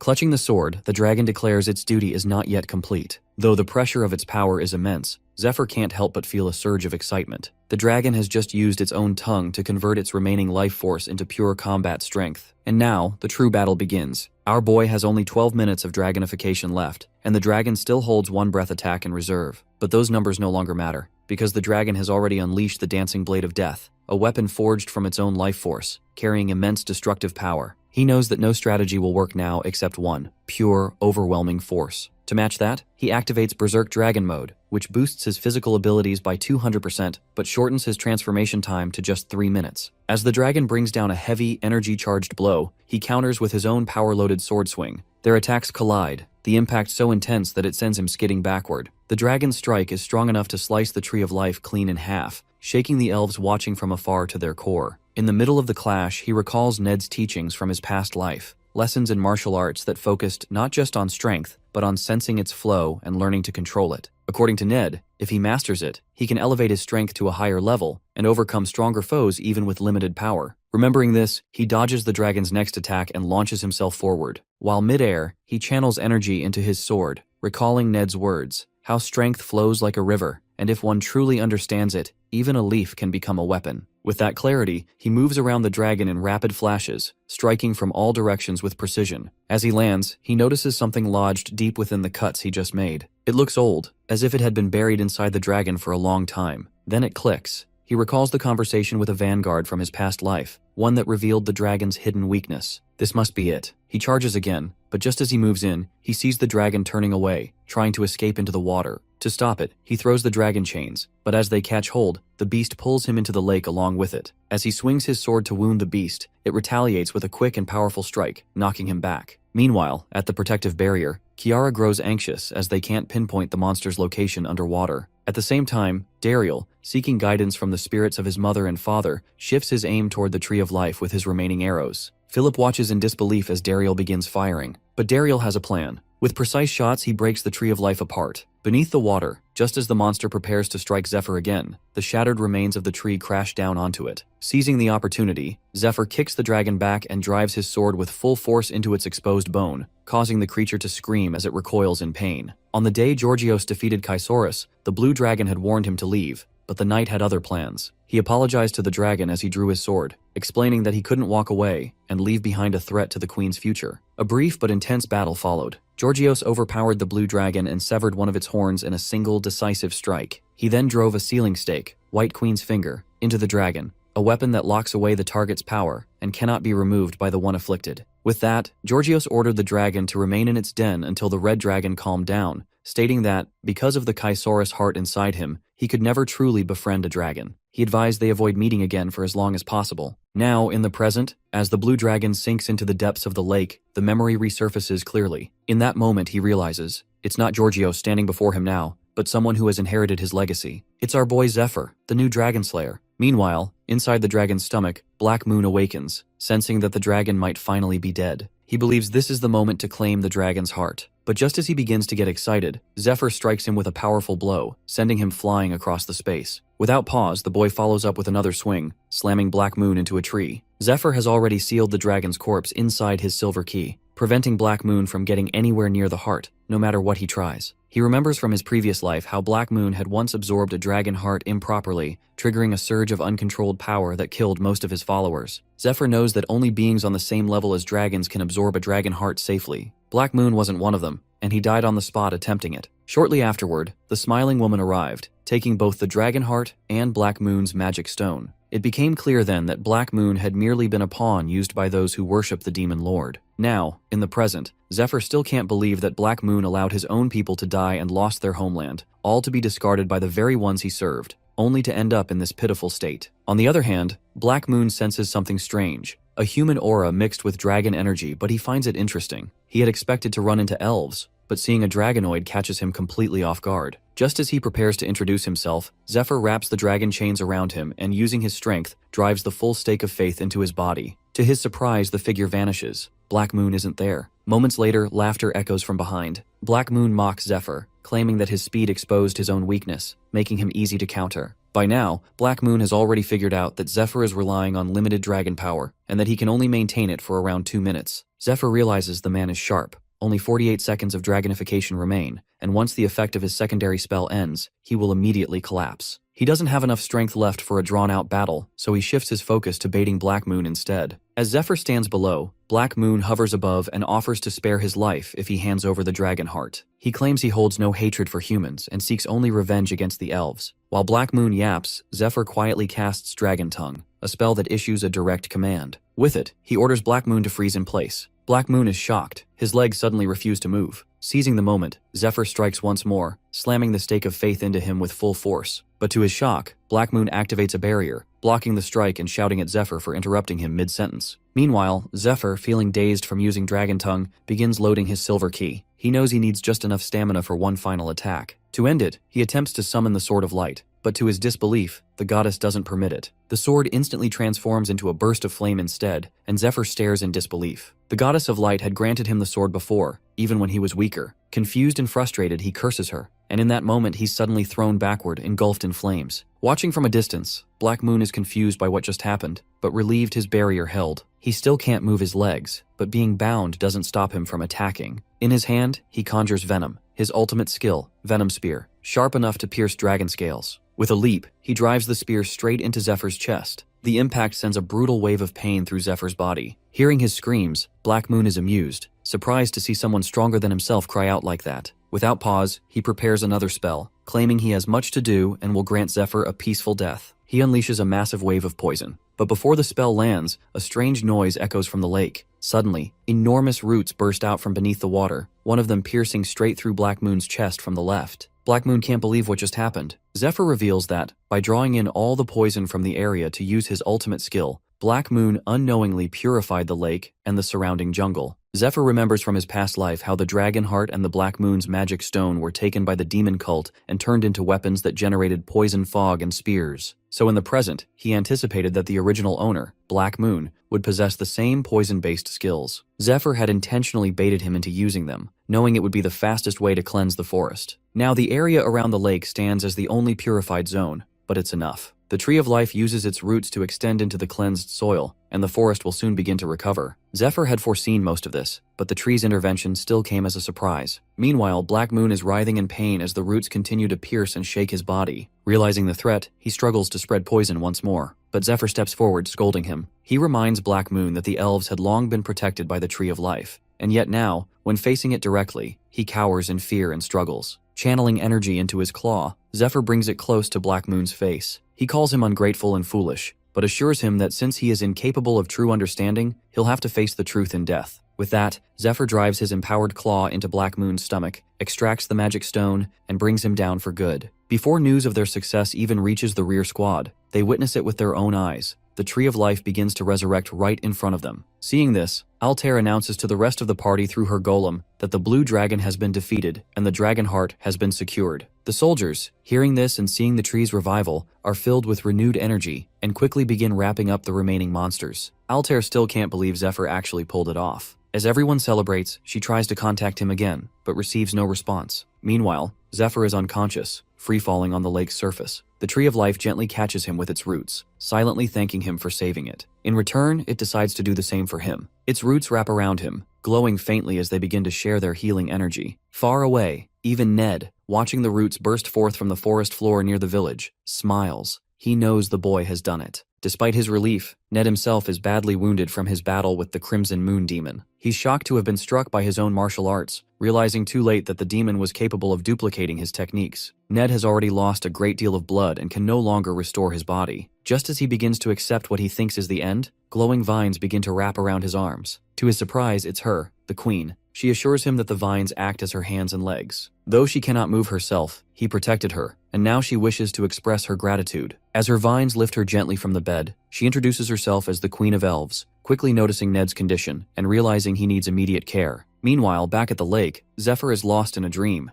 reliving a moment from his childhood when his father left him. In that memory, his mother embraces him, recognizing his human side and choosing to raise him with care and compassion, unlike his father. She apologizes for not being able to protect him but assures him that the last thing she can offer, as his parent, is the strength to protect himself. With those words echoing in his mind, Zephyr awakens from unconsciousness. He realizes he had been dreaming about his mother. Looking around, he finds himself enveloped in glowing vines, lying within an unfamiliar but gentle cradle of roots. Suddenly, a deep voice speaks, advising him not to move. The voice tells him that he's been unconscious for 72 hours and is still in recovery. It then reveals that the space he's in lies within the trunk of the Tree of Life, and the godly speaker introduces himself as Yggdrasil. According to Yggdrasil, this is his reincarnated form, allowing him to communicate directly with mortals. Zephyr is stunned. He had never seen this form before. In his previous life, they had failed to save the Tree of Life and the Queen, so he never had the chance to meet Yggdrasil. The ancient being explains that, aside from his wife, no one else, neither their children nor anyone in the forest,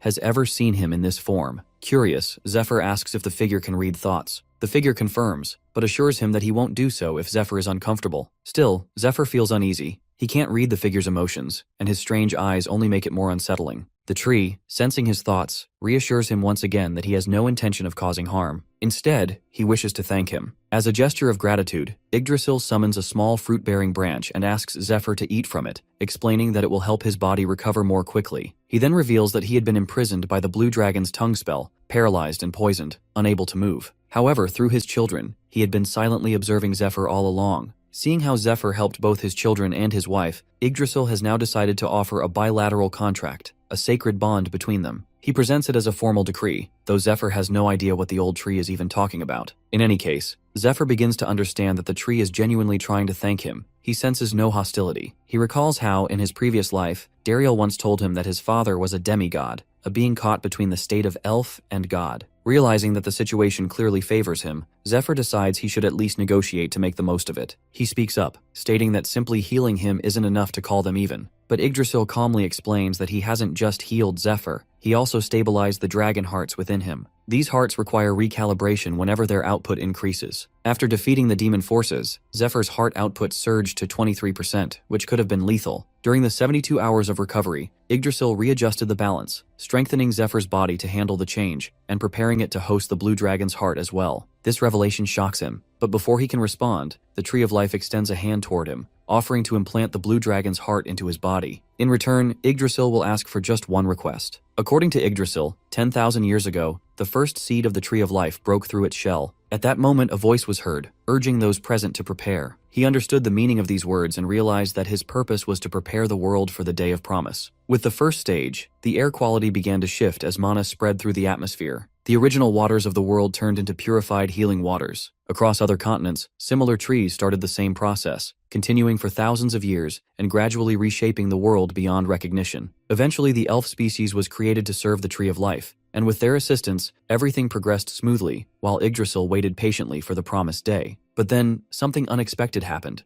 Yggdrasil became a father. In that moment, he chose to go against his original mission, willing to pay any price to protect his family. While recounting this story to Zephyr, Yggdrasil offers once again to transplant the dragon heart in exchange for a promise that he will fulfill his request. Zephyr remains uncertain. He knows that during the transplant, he will be completely defenseless, something he cannot risk trusting to someone he doesn't fully believe in. Sensing this hesitation, Yggdrasil surprises him by asking how he will die in the future. The being already knows that Zephyr has seen the end. To understand the truth for himself, he looked into Zephyr's dream while he was unconscious. The first thing he noticed in the boy's vision is a connection to his mother, but he quickly realized it wasn't something he could use as a clue. Then he picked up a signal, a detailed depiction of the world's devastating end and a face he recognizes. He suspects it might be a prophecy, and it appears to be a remarkably detailed one. As Yggdrasil speaks, Zephyr understands that the ancient tree has managed to interpret the signals on his own. Realizing there's no point in hiding the truth, Zephyr reveals that the tree of life will die when his own comrades attack the forest, and that the tree won't recover from the poison used against it. Still, Zephyr decides not to tell Yggdrasil that he comes from the future. Allowing Yggdrasil to believe that it's simply a prophecy seems safer. However, the Ancient One remains cautious. He knows the boy is still holding something back. He admits that he is aware of at least one truth: he will die. He points out that if he had seen a future where he lived until the end of the world, Zephyr wouldn't have stepped in to save him. As he says this, Yggdrasil reveals a symbol on his forearm. Zephyr instantly recognizes it. It's the same oath ring mark he received after defeating the cult leader, Olden. However, as Zephyr continues watching the mark, his eyes begin to burn. Yggdrasil explains that he shouldn't try to view it further, as his current state of mind isn't strong enough to handle its power. He adds that he is bound to keep certain knowledge confidential and isn't in a position to share the core truth. Yggdrasil goes on to explain that both he and the 7 dragons are bound by a mission given by the Almighty, one they cannot abandon until their deaths. Zephyr immediately understands what he means. It's the same reason he had no choice but to kill the blue dragon. The Tree of Life then reveals that in the final days, the surviving dragons will lose their will and join the Demon Lord's army, a future he has already seen. Upon hearing this, Zephyr wonders if he too will become an enemy like the dragons. Yggdrasil offers a vague answer, admitting that he has never doubted his mission and never truly believed this world held much value. Yet something changed when he fell in love with the Broken Moon. Despite knowing she wouldn't live long, she loved him and wanted to have a child with him. Though her body was weak, she wished to create lasting memories and dreamed of continuing a life together. She also refused to use the Chalice of Conception, a sacred tool used by elf royalty to help conceive a new life, choosing instead to try naturally, despite the risks. She chooses a different method, and Yggdrasil, moved by her love, takes on a humanoid form. That one woman significantly shifted his perspective, making the world seem more valuable than it ever had before. He believes Zephyr will one day understand that feeling as well. Hearing this, Zephyr recalls Altair from his past life and the moment of conception they shared. As he lies down and closes his eyes, Yggdrasil begins channeling the blue dragon heart's energy through his divine powers. Before starting the process, he makes a request that when the time comes, Zephyr must kill him, to prevent any chance of him harming his family. It is a personal plea. With that, Zephyr is transported into his mental realm, where he must face the will of the blue dragon. He reflects on the fact that, although he once considered threatening Yggdrasil over the heart, he never actually did it. Yggdrasil could have manipulated him in his sleep, but he didn't. That alone confirms to Zephyr that he can trust him. Yggdrasil had also mentioned that while Altair is skilled, she lacks experience in transplanting a blue dragon heart, and the procedure would take much longer with her. With that in mind, Zephyr leaves the transplant to him. Now conscious within his mind, Zephyr knows the stakes that if he fails to defeat the dragon's dark thoughts, his body will either be destroyed or fall under the dragon's control. In his previous life, it took him a month to overcome this trial. He wonders how long it will take this time. As he transforms into his dragon form, the blue dragon appears and immediately responds to the change, acknowledging his transformation. However, Zephyr is genuinely shocked when he senses the presence before him. Much to his surprise, it's a woman. On the other hand, the woman calmly points out that they've already fought each other, so there's no reason for him to be unsettled by her appearance. She invites him to sit and have a cup of tea rather than drawing his sword again. Despite her calm demeanor, Zephyr still struggles to believe that the blue dragon is actually a woman. Meanwhile, in the forest, Dariel assures everyone that Zephyr is safe and currently with his father. Altair, upon hearing this, looks confused. After all, his father is a tree. Others begin to wonder if the tree might have simply consumed him. Daryl, however, explains that the Tree of Life might actually be treating him. Philip, hearing this, grows concerned. He worries that Zephyr could end up captured by the Tree of Life and possibly used as a hostage. At the same time, Daryl senses another strong presence within the tree, one he suspects might be the blue dragon heart. That thought raises further concern that will Zephyr even return? Still, one thing is certain, that if he does come back, he won't be the same. Inside Zephyr's consciousness, he accepts the woman's offer of tea, quietly honored that a dragon has chosen to reveal her polymorphed form. He knows that all life forms are most at ease in their original shape, and they only shift their form when trying to show superiority, express respect, or deceive someone for personal gain. Judging by her demeanor, Zephyr deduces that she likely lacks the talent for trickery, so her transformation is either out of respect or a show of superiority. The woman hears his thoughts and takes them as a compliment. She's impressed that he managed to defeat her, even though she was weakened by poison. She also admits she feels at ease in Zephyr's consciousness, likely because it's filled with the ancient energy of the Kaisaurus. She doesn't want to treat Zephyr like a stranger just because he now carries the dragon heart. Suddenly, the entire area pulses with mystical energy. She notes calmly that it seems her liege is upset. Without warning, she begins communicating directly with his dragon heart using her psychic abilities, leaving Zephyr both confused and annoyed. Her name is Artalis. In his past life, Zephyr had also encountered her in his consciousness. Even though he had grown strong by then, it still was a dangerous fight. The only reason he survived was due to the dragon's unpredictable temperament. At times, it allowed him to rest mid-battle. The dragon would relentlessly attack, then revive him while he was half dead, only to start again. This cycle repeated until he finally defeated her. Through those long battles, she had unknowingly trained him. Still,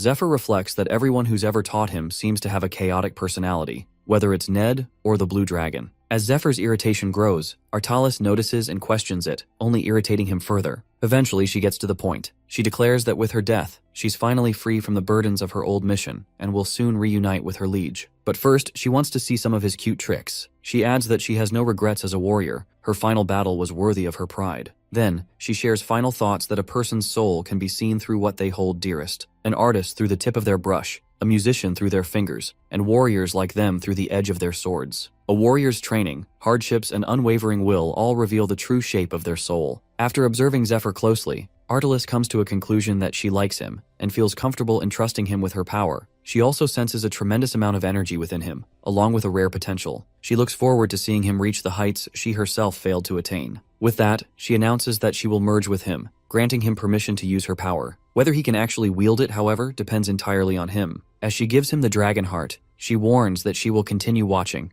and hopes he won't lose his life meaninglessly. Zephyr is slightly surprised by how willingly she cooperates, but it works in his favor, saving precious time. He also understands what she meant about dying without having truly lived a fulfilling life. Just before leaving, he offers to cook something for her as a gesture of thanks for her sacrifice. She smiles, telling him that he won't need to. He'll find out why soon enough. With that, a tremendous surge of power erupts from within. Outside, those waiting near the Tree of Life feel the shockwave, and then, to their astonishment, Zephyr emerges, fully healed. Altair, seeing him safe, feels a wave of relief and embraces him warmly. Meanwhile, in the realm of the Silver Key, the angel Mercedes addresses someone she calls Old Master. She informs them that another ancient god has chosen the new master, an event that signals a shift in the world's future. At the fourth parish of the Temple of Light, a soldier arrives and presents a letter to the captain, claiming that Olden has been murdered. The news spreads quickly, and rumors begin to circulate, with many believing it was Lucius who killed him. Several hunters take up arms, thinking that if they eliminate the man who defeated one of the twin knights, ranked among the top 10, they might claim the vacant position for themselves. Meanwhile, in the realm of the Silver Key, the angel kneels in prayer, recalling the prophecy of a coming battle so devastating it will turn rivers into blood. With the throne of God now vacant, countless factions are expected to fight for it. Yet despite the looming chaos, they believe that someone will rise at the end of the world to save them from this tragic fate, the one foretold as the destroyer of fate. Back in Lindell Castle, within Altair's territory, a knight defeats her guard and demands an audience with the princess. While Lord Zephyr rests within the Tree of Life, he reflects on how much has happened outside. After the forest is cleansed of poison, Yggdrasil activates a command to the mana flowers, magical plants that grow near streams and purify both the air and water. Outside, survivors continue pushing forward, defeating the remaining monsters and making their way to the Tree of Life. Princess Altair identifies the location as Elfenheim, the Elven Kingdom's capital. One elf, overcome with emotion, expresses disbelief at seeing it again and thanks the group. Ned also soon arrives with the Elf Queen, who has finally awakened. Her presence brings joy to many, especially Kiara and Dariel, who run to embrace her. Afterwards, the group buries fallen soldiers and mourns their losses near the graves. Zephyr reflects on the exhausting effort of treating the wounded, cleaning the battlefield, and locating those left behind. With Yggdrasil focused on purifying the forest, others had to take on the burden. Still, the busy work helps the survivors process their grief. Most of them lost their homes to this devastating disaster. Although the threat of the blue dragon has passed, Zephyr notices that peace brings its own weight. It forces everyone to confront the true cost of survival,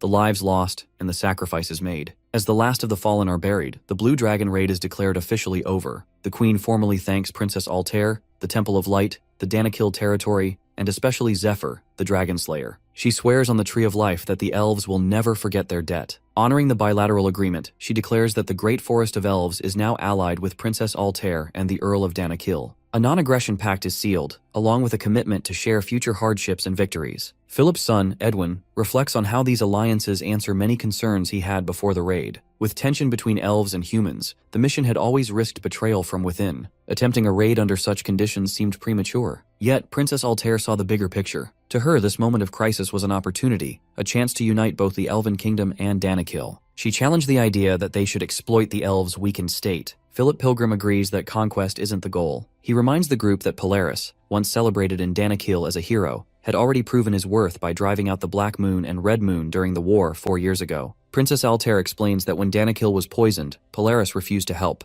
Claiming he had no time, he even sold off all his Danakil-related stocks and land bonds. To him, the situation seemed unsolvable. As a result, Danakil was effectively abandoned and left desperate for aid. The elves were in an even worse state, having had no diplomatic contact with humans for centuries. With no one to rely on, this moment became a key opportunity. By helping both Danakil and the elves, Altair plans to bring them into an alliance, one that favors her rather than human kingdoms like Cayenne. It's a strategic move to remove Polaris's influence and prepare for the long war ahead. Zephyr, hearing that, also considers the advantages: Danakil's abundant farmlands, the Tree of Life's limitless healing power, and the unification of the elves. Altair's plan has worked better than expected. Yggdrasil and the Elf Queen, as it turns out, have similar goals. Now that the Queen has awakened, she will command the Forest Elves through the Tree of Life's bond, ensuring loyalty. A celebration follows. As the group gathers, the Elves' Queen raises a toast to their hard-won victory. Nearby, Dariel notices Kiara sitting alone and walks over. Despite her wiping away tears, their casual back and forth brings a light moment as they share apples and reflect. Kiara says it's hard to believe that less than 6 weeks ago, Zephyr and his group arrived, the dragon is now defeated, and Elfenheim has been reclaimed. She feels relieved that both her mother and the Tree of Life have recovered,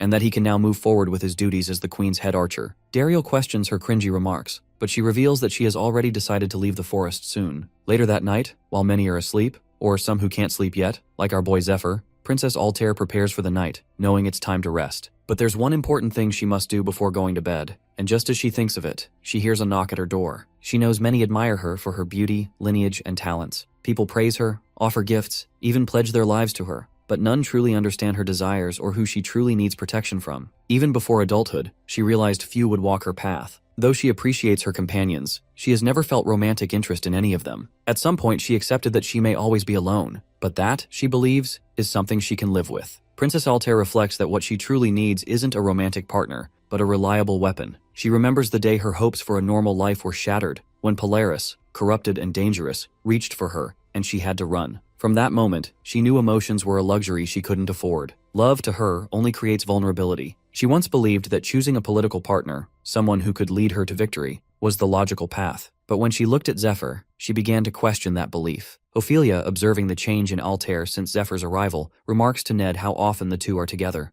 Zephyr would keep an eye on things while she visited the Elder. She remembers asking the princess who would protect her, to which Altair casually replied that the Tree of Life would protect her, but she knew it was Zephyr. Ophelia, left out and emotional, admits to feeling abandoned. Though she and the princess grew up like sisters, it now feels like she's no longer needed. She sits with Ned, drinking, frustrated and disheartened. Ned notices and thinks she's clearly unfamiliar with romance. Or perhaps she just doesn't like Zephyr. Still, he encourages her to recover, telling her to rest for now and help his disciple later when she's back to herself. As she drinks, Ned wonders what his disciple might be doing at that moment, but reassures himself that it's his second time, so he'll probably manage. Meanwhile, Zephyr approaches Altair's residence, feeling unexpectedly nervous. He remembers her words. If he could defeat the Blue Dragon in under 10 minutes, they could pick up where they left off. He had done exactly that, and things had started to escalate that night, before everything got interrupted. Now, standing outside her door, worried, he wonders what surprises Altair might have planned. He remembers Altair casting the kiss of darkness on him, which forced him to reveal details about his previous life. After that, he kissed her maniacally and just went with the flow, but she rooster blocked him. He knows Altair has feelings for him too, but to her, He's just someone she's known for a little over a month. She doesn't recall their past lives, so it makes sense that her desire isn't as strong as his. Still, he's willing to let her lead for now, though he fully expects her to make it up to him someday. There are more important things to handle, like discussing their next move or examining the dragon heart. So he enters her room, and when he looks at her, he realizes it's okay for him to goon, for once. Altair looks away shyly, then meets his gaze, thinking about how much she had planned to say. But now, overwhelmed with nerves, she forgets it all. Without a word, he kisses her at the door. She notes how sweet he tastes. That night, they lie beside each other. Before this, she believed she would live her life alone. That love didn't matter. But he changed that. He gave him more love than she thought possible, and she gave it back freely. Altair once believed she was alone on a difficult, thorny path, but he had always been there, walking beside her. She thinks back to the night he revealed his past and how deeply it affected her. She had tried to avoid the truth, hiding her own loneliness, but now she can't even imagine the kind of pain he endured, losing everyone, forced to continue on alone. Her heart aches for him. She had stayed awake that night, unable to rest, feeling a strong desire to do something, anything for him. That's when she finally understands. This must be love. And she's in love with him too. On day 44 of the lockdown in the third parish, Fade holds a dagger to a priestess. She's caught off guard, thinking the sacred barrier around the parish should have made entry impossible. Yet here he is. Fade, however, insists he came for another reason entirely. He didn't expect to find this. He demands to know who supplied her with the poisons in her possession. Elsewhere, Dariel practices with his bow. He recalls being 15 when his mother briefly regained consciousness. At that moment, she gave birth to Kiara and said that this little girl was born with a different fate and would have to leave the forest. Now that the girl was grown and ready to leave, she chose to go with Zephyr, claiming it might be fun, and that, just maybe, she'd run into Fade out there too. But Dariel questions Kiara's sadness at the banquet. Was it really just about leaving? Or is it something deeper? Perhaps the lingering rumors among the elves. He remembers the whispers. Her striking eyes and vibrant hair make others suspect she's half human. Some even say that's why the queen was punished, and why the forest's life force has been weakening. He concludes that maybe she really doesn't belong in the forest at all. Still practicing, he's surprised when his mother arrives and watches. She simply smiles and says it's impressive. Dariel notices her too and is surprised he hadn't sensed her. She tells him that she came to hear his sound. After listening, she calls it the most beautiful sound in the world. With both parents now present, his mother awake and his father physically incarnated for the first time in decades, Dariel feels deeply grateful, silently thanking Zephyr. His mother observes his form and gently points out that his mana flow is uneven. Though his aim is accurate, she advises him to shoot with his heart and trust those around him. As part of his training to earn the moon title, she gives him a new task, to leave the forest, and she wants him to take Kiara with him. Elsewhere, Philip Pilgrim arrives with an urgent letter for Princess Altair. Zephyr opens the door and, after a brief moment of surprise, takes the message seriously upon seeing the seal. A meeting is quickly called. At the gathering, Altair thanks everyone for attending on short notice. She announces that, as agreed with Elf Queen, Kiara and Dariel are now official party members. Both express their gratitude,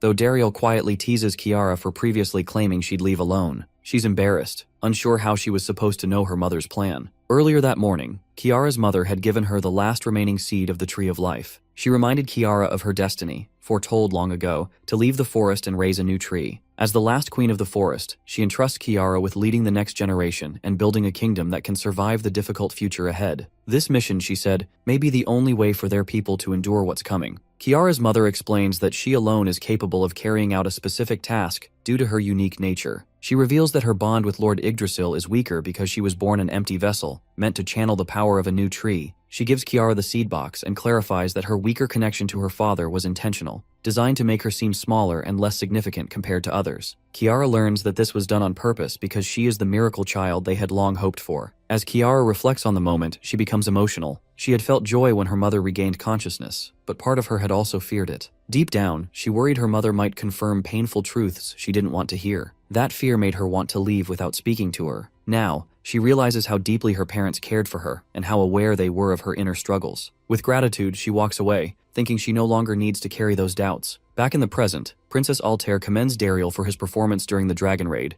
assuring him that his efforts have not gone unnoticed. She informs him that he and his companion are now considered among the 10 great warriors and will serve as key members of future missions. This means attending meetings, receiving assignments, and being granted access to supplies, intelligence, and other resources upon formal request. As the meeting begins, she presents 2 urgent letters. Before deciding which matter to address first, Philip Pilgrim raises his hand and offers clarification. One letter comes from a contact within his caravan stationed near the third parish. He explains that after defeating the Dungeon Princess, one of the world's most difficult quests, Lord Lucius, the Holy One, locked down the area, and disappeared from public view. Many believe this is a strategy to obscure the actual location of the dragon heart, the final reward from the quest. Zephyr, knowing that few are aware of his return from the future, anticipates what others might assume. The possibilities include them thinking that Lucius is recovering after absorbing the dragon heart, secretly selling it and covering his tracks, or perhaps faking the entire thing, meaning the dragon heart never existed. Regardless of the truth, the situation has triggered chaos among investors. The potential value of the dragon heart at auction would break records, so its absence raises suspicions. Philip explains that if Lucius did absorb or dispose of the heart before it could be verified, or if it was only a fabricated promise, he'll face years of legal trouble. Meanwhile, the Temple of Light, having promoted the dragon heart to attract funding, will likely be held accountable for the financial fallout. To protect their interests, the investors have already assembled legal teams. The temple's financial board appears ready to shift all responsibility onto Lucius to avoid the consequences themselves. Philip explains that Lucius is significantly behind on payments for borrowing the Stake of Faith, a legendary grade item. As a result, the Vatican's Holy Relic management team has been dispatched to demand repayment. Meanwhile, others have arrived searching for Lord Olden, with whom all contact has been lost. They all accuses Lucius of harming Lord Olden, prompting several figures who have recently entered the Third Parish, including the head of the Temple Knights in the Fourth Parish, and a wave of adventurers hoping to claim a spot among the 10 great warriors after hearing of Olden and the Twin Knights' deaths. With so many factions converging, the Third Parish has become unstable and is on the brink of siege. The troops are agitated and are demanding entry, determined to confront Lucius and reclaim his investment. Ned reflects that the Third Parish, weakened after the raid, would not last long without reinforcements if a siege were to begin. Turning to the second letter, Ned questions what could possibly be more urgent. Philip explains that the letter comes from a butler at Lindell Fortress and concerns the recent defeat of a knight representing Lord Ophelia in the ongoing marriage competition. What makes it significant is the weapon used, a renowned blade with ties to Zephyr and his past. Zephyr immediately recognizes the weapon as Requiem, the legendary sword once wielded by Blademaster John Howell, the highest-ranking member of the 10 Great Warriors. A while later, at Lindell Fortress, an old man informs Zephyr that the visitor is already waiting inside. Zephyr reflects that Requiem had been his final weapon in a previous life, though neither he nor the Blademaster possessed it at this point in time. As he enters the room, he notices a warrior enjoying himself, surrounded by girls. Our boy quickly recognizes him as Adirius, the Blademaster's final disciple. Adirius also notices Zephyr and casually asks who he is. Meanwhile, Zephyr knows exactly who this guy is, and the moment he appears, he is the strongest person on the continent, which seriously annoys him. The title of the strongest on the continent originated from a single night. 5 years ago, at Cayenne Palace, Lord Lucas is being congratulated for his victory over the mercenary King Gladys, both through strategic leadership and personal combat. Despite the praise, Aaron humbly states that he is only the 6th strongest warrior in the land. The revelation shocks everyone, even King Leo, who gets interested in hearing about it. So Aaron lists those stronger than himself. At the top is Blademaster John Howell, followed by Henrik the Grand Sorcerer, Roland the Blessed Knight of the Sky Temple, and others. In 7th place he names Dariel. 8th is the Dominique from Temple of Light. 9th, the mercenary King Gladys. And in 10th place, the Twin Knights. Back in the present, before Zephyr's departure to Lindell, Philip Pilgrim recalls how Lucius's popularity helped the ranking spread quickly across the continent. Many self-proclaimed warriors challenged those on the list, only to be defeated, further solidifying the rankings. Over time, the list became widely accepted as the official ranking of the 10 great warriors. After the execution of the mercenary king for treason, Ophelia rose to 9th place by defeating the Twin Knights. Since then, the rankings have remained unchanged for 2 years. Dariel reflects on an encounter 7 years earlier, when he fought a powerful human knight near the forest's edge, unaware then of the knight's fame. Now, realizing he's considered one of the 10 great warriors, he doubts the credibility of the list. He notes that Zephyr seems far stronger than him, and even Ned isn't included in the rankings. Zephyr replies that the list was made 5 years ago, during a time when both of them were still growing. They also chose to keep a low profile, as drawing too much attention would make it harder to operate freely. Ned remarks that regardless of the list's origins, to be officially included now, one must defeat a ranked warrior and present proof, typically an item belonging to the fallen warrior. That's become the unspoken rule. Zephyr recalls his past life, when a wave of chaos followed Adirius' appearance. Adirius had claimed that his master gave him the legendary sword Requiem before passing away. This declaration attracted many challengers, seeking to take his place among the great warriors. Around the same time, Ned became wanted for stealing the Black Dragon's heart, adding further instability to the region. Princess Altair comments that the mysterious newcomer wielding Requiem, Blademaster John Howell's legendary sword, is claiming to be the master's final disciple. If true, it's a matter of great urgency. She notes that John Howell is of particular concern to the leader of the Demon Lord worshippers, as she's one of the few capable of thwarting his plans. Known also as the Sorceress Elva, or the White Queen, John Howell's true form is said to be that of the White Dragon, an identity shrouded in secrecy and power. She is revealed to be the one who taught ancient Median magic, a form thought long lost. Elise is surprised to hear of a dragon disciple for the first time, and wonders how such magic resurfaced. She notes how the princess seems to attract rare fortune. Meanwhile, Daryl questions the name John, assuming it's male, but Kiara explains that names often vary, and John might be a play on the sword technique or simply a false identity. What shocks them most is the claim that this woman is a dragon disciple. Edwin brings up the legend that the white dragon was supposedly killed by the black dragon 1,000 years ago. Altair, however, corrects him, noting that the white dragon was not killed but sealed away, and every 100 years sends a physical incarnation into the world to train a new disciple. Princess Altair explains that her own master's incarnation disappeared 6 years ago when its time in the physical world ended. That raises the question, how could this new disciple have been trained by her since then? Kiara speculates that the guy might be lying, but Princess Altair silently concludes that Adirius is indeed her master's disciple, something she knows through Zephyr. However, revealing this openly would raise difficult questions, especially since only she and Ned know about the future. She decides the safest path is to guide the conversation naturally without exposing too much. Philip Pilgrim then shifts focus to the real concern, the sword. If Requiem were a fake, the situation wouldn't be as serious. But the blade is genuine, carrying immense power, and must not fall into the hands of the Demon Lord worshippers. He questions why Adirius would participate in the marriage tournament at all, knowing the duel was public and difficult to cover up. He asks if there's any chance the sword could be a replica.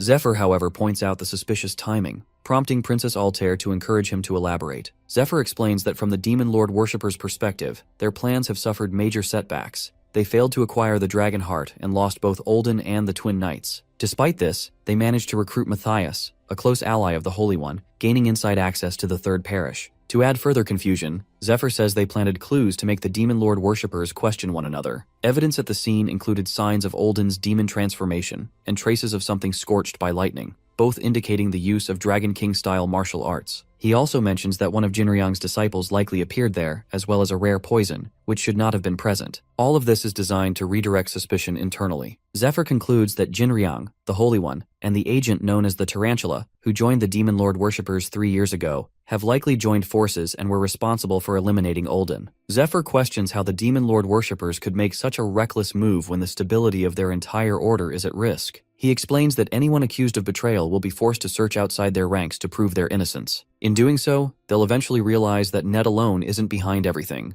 Lucius will likely become the primary suspect, but those more perceptive will begin to consider the possibility of a hidden mastermind, someone operating behind the scenes, orchestrating events, and assigning roles to both Ned Stryer and the Holy One. Princess Altair sees the implication. Eventually suspicion may fall on her. Philip Pilgrim seeks clarification, asking if Zephyr is suggesting that regardless of whether the Blade Master's sword and disciple are authentic, this whole scenario could be a setup meant to bring her down. Zephyr confirms this, pointing out how conveniently Adirius has appeared, and how dangerous it would be for the princess to travel to Lindell now. They discuss how to verify the sword's authenticity. Princess Altair mentions that Requiem, the Blade Master's sword, is said to react to dragon hearts. If Zephyr touches it, he might sense something. He agrees to travel to Lindell immediately. If the sword is real, he will retrieve it. If it's part of a trap, he will handle it himself. With that, he arrives in Lindell before sunset. On the other side, Adirius waits, having expected the princess, and asks about Zephyr's identity. Zephyr, meanwhile, believes the head of the Demon Lord worshippers has likely heard rumors about Adirius by now,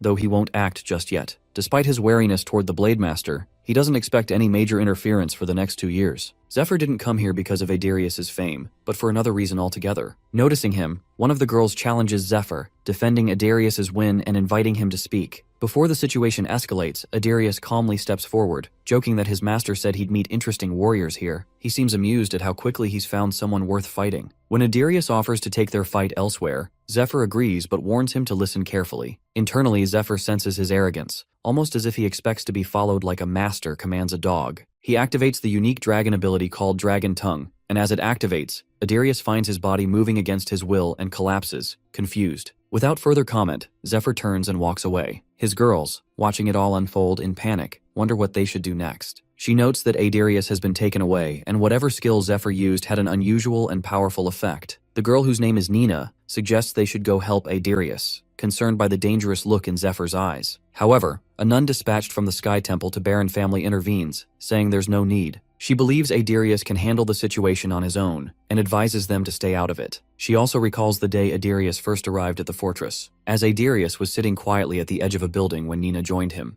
She expressed regret that a month has already passed and apologizes for keeping him at their fortress. She encouraged him to seek out Princess Altair, just as his teacher had wanted. Idarius, however, said he'll do that later, explaining he can't walk away when so many monsters still threaten the area. Nina remembers how Idarius saved the fortress single-handedly during a major monster wave. Though rough around the edges, she appreciates his strong heart. The sister comments that someone might be falling for him, then adds that as stronger monsters began appearing, Idarius fought with increasing intensity, often skipping rest, food, or sleep. Eventually, he charged alone into the boss monster's den and defeated it a week later, after luring it out and toying with it during battle. His fighting seemed almost possessed, wild and unrelenting. Over the next 6 months, Idarius cleared 3 nearby territories of monsters. Baron Risha, impressed by Idarius's strength, thanked him for defending their lands and marveled at how someone only 18 could be so powerful. Despite knowing that Idarius's goal is to marry Princess Altair, he proposed that he marry his daughter instead, promising to make it worthwhile. Idarius politely declined, saying he must go to the princess,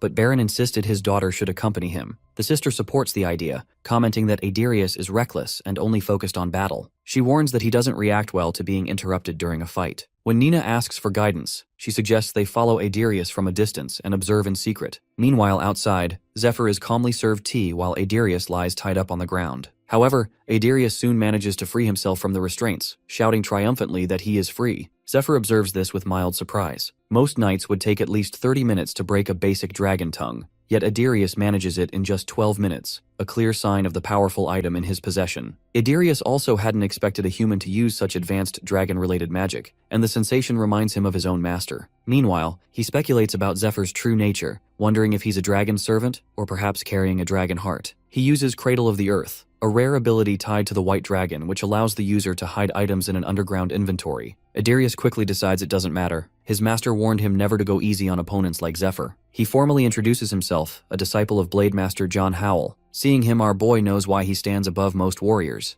Exceptional natural talent, elite training, and a legendary item. That item is the Silver Lion Mithril Armor, crafted from the bones of the white dragon. The armor nullifies a wide range of debuffs, resisting temperature extremes, poison, curses, and even the weakening effects of dragon skills. This armor explains how Idarius has survived intense battles and even fought dragons without possessing a dragon heart. Zephyr notes that he already wears the armor and evaluates his combat potential. He then draws his own weapon from a silver key. His sword Graham is a famed dragon-slaying blade forged 1,000 years ago. Zephyr reveals that the blade is freshly soaked in dragon's blood and confirms he carries a dragon heart within his chest. To test him, Zephyr pours water into a glass and lays out a challenge. If a single drop spills during their fight, Idarius wins. If that happens, Zephyr will hand over both Graham and the dragon heart. Idarius asks if he wants Requiem in return, but the boy replies that if he does manage to win, he can keep the sword. However, Zephyr will earn the right to choose a nickname for him, suggesting playful insults like Whitey Baddock or simply Mutt. As the duel begins,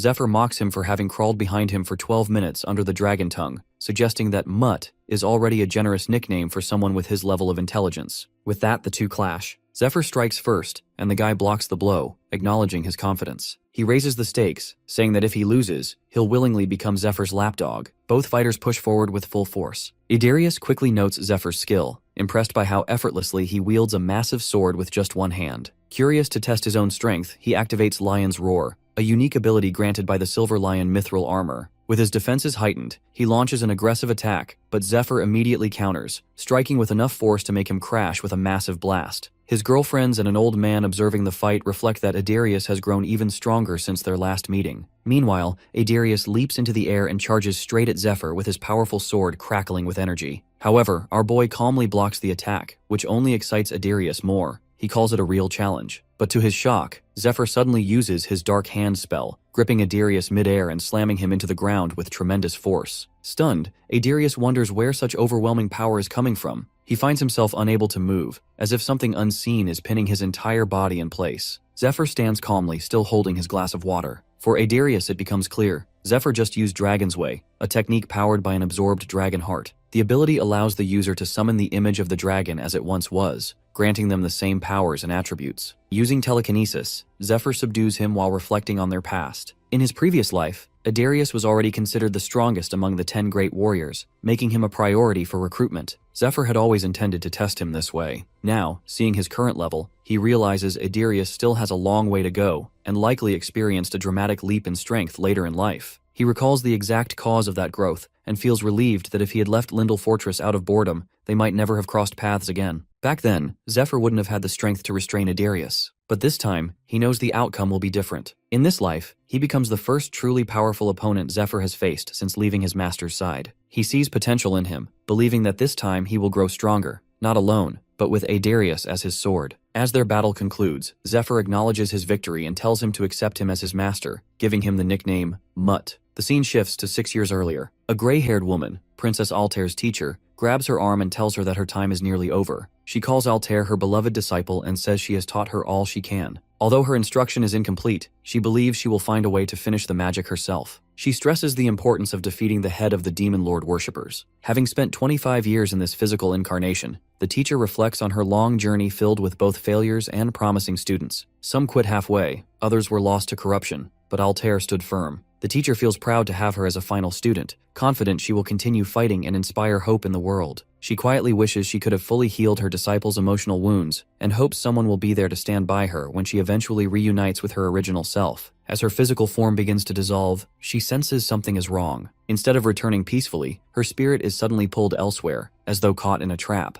Disoriented and unable to breathe properly even in spiritual form, she finds herself in a strange place filled with dust. In her weakened state, she becomes trapped in the body of a small lizard and is then caught by a young orphan boy, Adarius. He casually contemplates whether to grill or boil her, completely unaware of her true identity. The dragon spirit is in disbelief, internally protesting the absurdity of being eaten by a child. Back in the present, Adarius explains how he became the Blade Master's disciple. She trained him in swordsmanship until her physical form faded about 6 months ago. Before parting, she entrusted him with a sword and armor, asking him to aid Princess Altair. Adarius, true to his word, especially when it involves a bet, now pledges himself as a loyal follower, ready to do whatever is asked of him. Watching all of this, Zephyr is pleased. Adarius, once wild and untamed, now shows humility and discipline, proof that the encounter has tempered him. Zephyr sees this change as inevitable, knowing how hard it must have been for a battle-hungry warrior to train in seclusion as a dragon's disciple. Meanwhile, badly beaten, Adarius reflects on how dull combat has felt since leaving his master. Bandits, knights, even boss monsters, none offer a real challenge. Disillusioned, he begins to question if this is all there is to fighting, and wonders where he'll find that same thrill again. But after meeting Zephyr, it feels like he's found his answer. Adarius knows Zephyr still hasn't shown the full extent of his abilities, and he's desperate to uncover what he's hiding. He wants to fight him again someday, hoping that next time, he'll win. But he also understands that raising a warrior like him is like raising a dog. You can't just train them to bite on command. Zephyr jokingly asks if he also wants snacks and plays with him. Adarius excitedly confirms, assuring he'll have the energy to do whatever's needed. Hearing that, Zephyr calls him closer, then suddenly flicks him so hard that in a split second, his forehead caves in. The force is so intense, Adarius is sent crashing into the wall with a thunderous impact. After that, Zephyr calmly reminds him to keep his distance and warns him not to forget that the White Dragon, his master, won't return to the physical world for a long time. Her final message was an instruction to protect the princess, and Zephyr questions whether risking his life in a duel is really the best way to honor that wish. Though Zephyr finds his personality irritating, he can't ignore the fact that he won the marriage tournament and thus has a legitimate say in certain matters. While he has no intention of driving him away, he decides it's best to keep him under observation. Adarius accepts the decision and thanks him, to which Zephyr casually loads up his hand with mana and responds that he'll need some kind of safety measure, just in case. 2 days later, in the third parish of the Temple of Light, Ned, while spying, witnesses something troubling. Although the knights belong to different factions, they are all officially temple knights. However, using the potion of true sight, which reveals the hidden marks of Demon Lord worshippers, he sees the truth that many of them have been compromised. Ophelia, who is with him, explains that the Demon Lord worshippers have likely infiltrated, or even taken control of, these units. For now, they're simply demonstrating their power. Since they still operate under the temple's banner, they won't initiate a full siege without a clear excuse, such as undeniable proof of Cardinal Olden's murder or the theft of the dragon's heart. Until then, they wait, ready to strike when the moment comes. That's why Zephyr told them that it all comes down to timing. Since the enemy hasn't found their excuse yet, it's a small relief. Both Ned and Ophelia are here to scout the situation and to make contact with Lucius, who remains under lockdown. They were chosen for this task because of their speed and stealth. However, an unexpected complication arises. Due to the power of the bands they wear, they're forced to hold hands, which they both find awkward. Just before leaving the Great Elfin Forest, the Elfin Queen gave them these bracelets. According to her, holding hands while wearing them activates a combined stealth effect, something they now have no choice but to rely on. Both of them feel annoyed at the idea of having to hold hands, but Altair reminded them that they already agreed to it. She explained that their mission included stopping individuals with exceptional abilities from interfering, people like the smiling woman. Ophelia was the only one capable of recognizing her, which makes her presence essential. Meanwhile, the third parish is already preparing for an invasion. They've used enchanted items to set traps and build hidden tombs, turning the entire parish into a makeshift dungeon. The one who helped Lucius set up the traps was Ned, so he knew exactly where each item is placed and how they work. Altair saw the value in both of them working together and encouraged them to hold hands to maintain their shared stealth. The suggestion made them both visibly uncomfortable, leaving them wondering what exactly they've gotten themselves into. A while back, after the dragon raid ended, Altair ordered the party members from Danakil and the Magic Tower to remain in the forest for a while. She also instructed the healers to assist with recovery during that time. Meanwhile, the mage Milia felt nervous about the assignment. She was hoping Altair would recommend her for her thesis, and the unexpected delay unsettled her. However, Daisy tried to reassure her, pointing out that being close to the elven princess could greatly benefit her academic career. Milia quickly understood the opportunity, and also recalled Altair asking them to develop a special tool for the Ice Dragon raid. Recognizing this as her chance to make a name for herself, Daisy eagerly shared her blueprints and designs. She hoped to prove herself as a loyal servant to Her Highness. To achieve that, she knew she would need Milia's help, so she began pursuing her support. After that, the rest of the party members were sent to the third parish. Back in the camp, Zephyr forces Adarius to cut onions by activating the training mode on his silver helmet. The helmet, a gift from the White Dragon, includes a hidden feature that can be triggered using the dragon tongue. Adarius, clearly annoyed, blames the White Dragon for leaving that function enabled. Now, he's stuck chopping onions against his will. Meanwhile, Zephyr stands nearby, casually controlling the training mode through the lion's emblem on Adarius's helmet. By activating it remotely, he manages to keep Adarius busy while giving himself a chance to rest. Still, Zephyr knows that Adarius's presence here isn't driven purely by a desire for battle. He senses that this boy is meant for more, that in a few years he'll awaken a different talent that could completely reshape his path. Many people unknowingly rely on him. In his past life, their efforts failed, and though Adarius gave his all, he couldn't protect everyone. Zephyr understands that if Adarius ever loses his way, the consequences could be disastrous. He's even prepared to kill him if necessary. At the same time, Zephyr prepares food for his new guests, knowing they're likely arriving at the third parish by now. He also has a serious problem to solve before heading there himself, one that explains why he couldn't use the Sword of Light during his fight with Black Moon. He knows that if low stats were truly the reason, he shouldn't have been able to wield his power against the worshipper's leader, and also the strange secrecy pact placed by him. As he glances at the silver key in his hand, he realizes he must uncover the truth behind it all before entering the Temple of Light. A while later, Zephyr manages to forge two powerful weapons, which immediately catch Adarius off guard. Shocked by their presence, Adarius shows visible excitement, prompting Zephyr to ask if he can use anything besides a sword. The boy eagerly says yes, expecting it to be a gift, only to be struck hard by the sudden weight of the hammer and axe, knocking him to the ground. Noticing that the axe works better, Zephyr hands it to him and orders him to cut down a tree outside and carve a cute squirrel into it. Adarius is visibly annoyed, but Zephyr pushes him, casually mentioning that the others were able to do it just fine, implying that he might lack control over his mana. Challenging his pride, Zephyr strikes a nerve. Adarius, fueled by ego, yells that he can absolutely do it. Without hesitation, Zephyr sets a deadline. The carving must be completed within a few hours, and Adarius is not allowed to leave the castle grounds. To enforce it, he activates a command through the silver helmet, locking Adarius within a set perimeter. Shocked by the restriction, Adarius still follows the order and rushes off to begin the task. Meanwhile, Zephyr returns to his own work and activates the silver key, ready to face whatever it reveals. Meanwhile, in the underground waterways of the third parish, Ned and Ophelia move stealthily through the shadows. The parish itself is massive, practically a fortress, with high walls and a food supply capable of sustaining it even if completely sealed off. This time, even the carrier pigeons are blocked to prevent the Smiling Woman or the Demon Lord worshippers from receiving any information from within. However, the sewage system remains a weak point.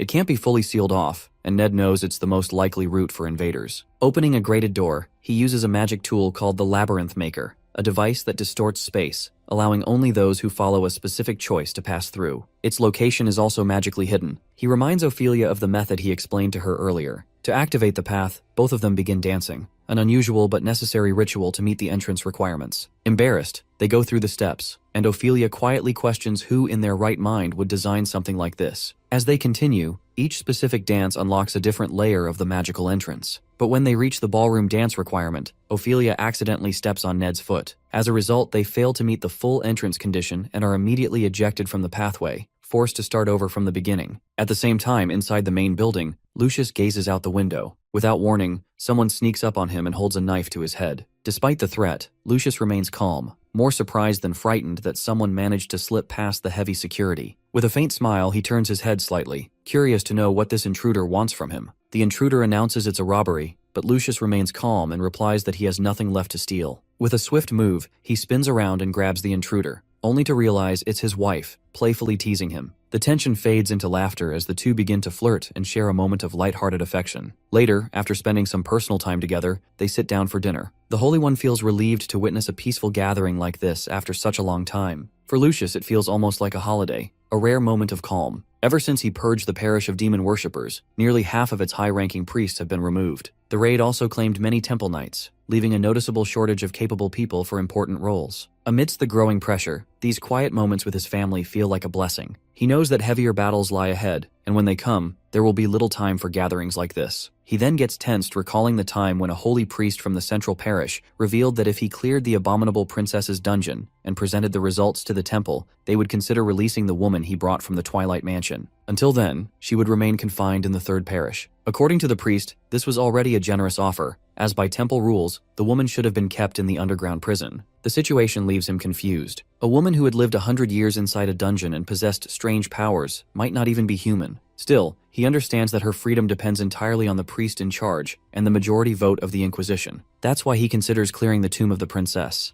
It's the only way to gain the vote of the one in charge. However, he can't trust them blindly. The temple is unlikely to release her, his wife, so easily. He also suspects that some of the temple's higher ranks may be secret followers of the Demon Lord and might vote against her. Worst of all, if things go wrong, she could face a far worse fate. Ensuring her safety remains Lucius's top priority. Just as she prepares to return to isolation, she suddenly loses consciousness, catching him off guard. The Holy One quickly suspects sleeping gas, likely the work of an intruder, and immediately activates his rosary's dimension magic, forming a barrier around himself. While the barrier shields him from further exposure, he still needs to locate the intruder. To his surprise, the intruder reveals himself without hesitation, and it's Fade. Fade is already sitting beside him, casually smoking. Lucius hadn't even noticed him arrive. Despite his relaxed posture, Fade shows no openings. Lucius also spots a tattoo on the man's arm, one that represents the legendary Assassin Guild. This realization makes him uneasy. If the man truly belongs to that guild, he likely possesses advanced skills in both combat and poison. While such toxins may have little effect on Lucius himself, they clearly work against his wife and son. What puzzles him, however, is the use of sleeping gas. A true assassin would more logically use poison to take them hostage and demand something in exchange for the antidote. The intruder's timing, confidence, and behavior all seem off. Lucius begins to suspect this might be some kind of test,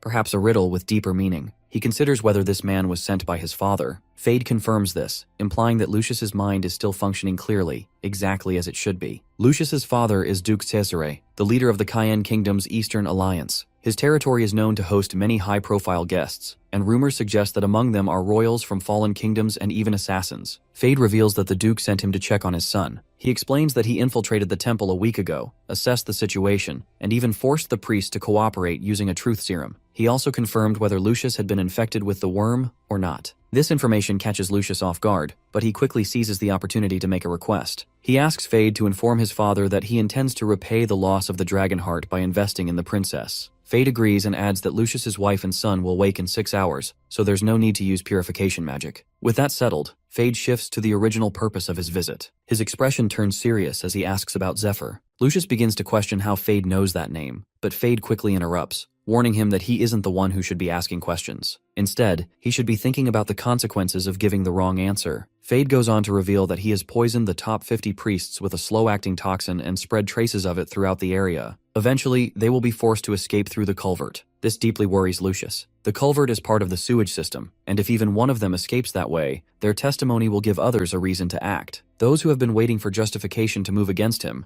perhaps even launch a siege, will find what they need. Fade then opens a small bottle containing the antidote and offers to hand it over, but only if Lucius reveals everything he knows about Zephyr. The third parish culvert is no ordinary passage. It's surrounded by a space-distorting force field, requiring designated magic to enter. However, anything inside can exit without restriction. Security measures are in place, including stationed soldiers, but the strongest layer of defense lies in the hidden runestones and the magic formation that connects them, completely invisible to the naked eye. Their purpose is simple: to trigger alarms if anyone passes through without authorization. Soon enough, Lucius hears multiple alarms ringing in succession, confirming what Fade had already told him. Fade presses further, warning that only 5 minutes remain, and demands the information quickly. Despite the urgency, Lucius remains firm. He argues that his knights are already deployed in the chamber beside the culvert, and will be able to subdue the priests with ease. At the same time, Lucius realizes something important. Fade has offered him the antidote, yet insists the priests are already in the culvert. This suggests the poison can be purged remotely, even without the antidote. Charging his holy light into his relic, Lucius confidently concludes that if he defeats Fade now, he may still find a way to forcefully detoxify the affected priests. Feeling that the balance has shifted in his favor, the Holy One demands to know who Fade really is. But Fade is already one step ahead. Without hesitation, he pulls out the rosaries of Lucius's knights and calmly reveals that they've all already been put to sleep.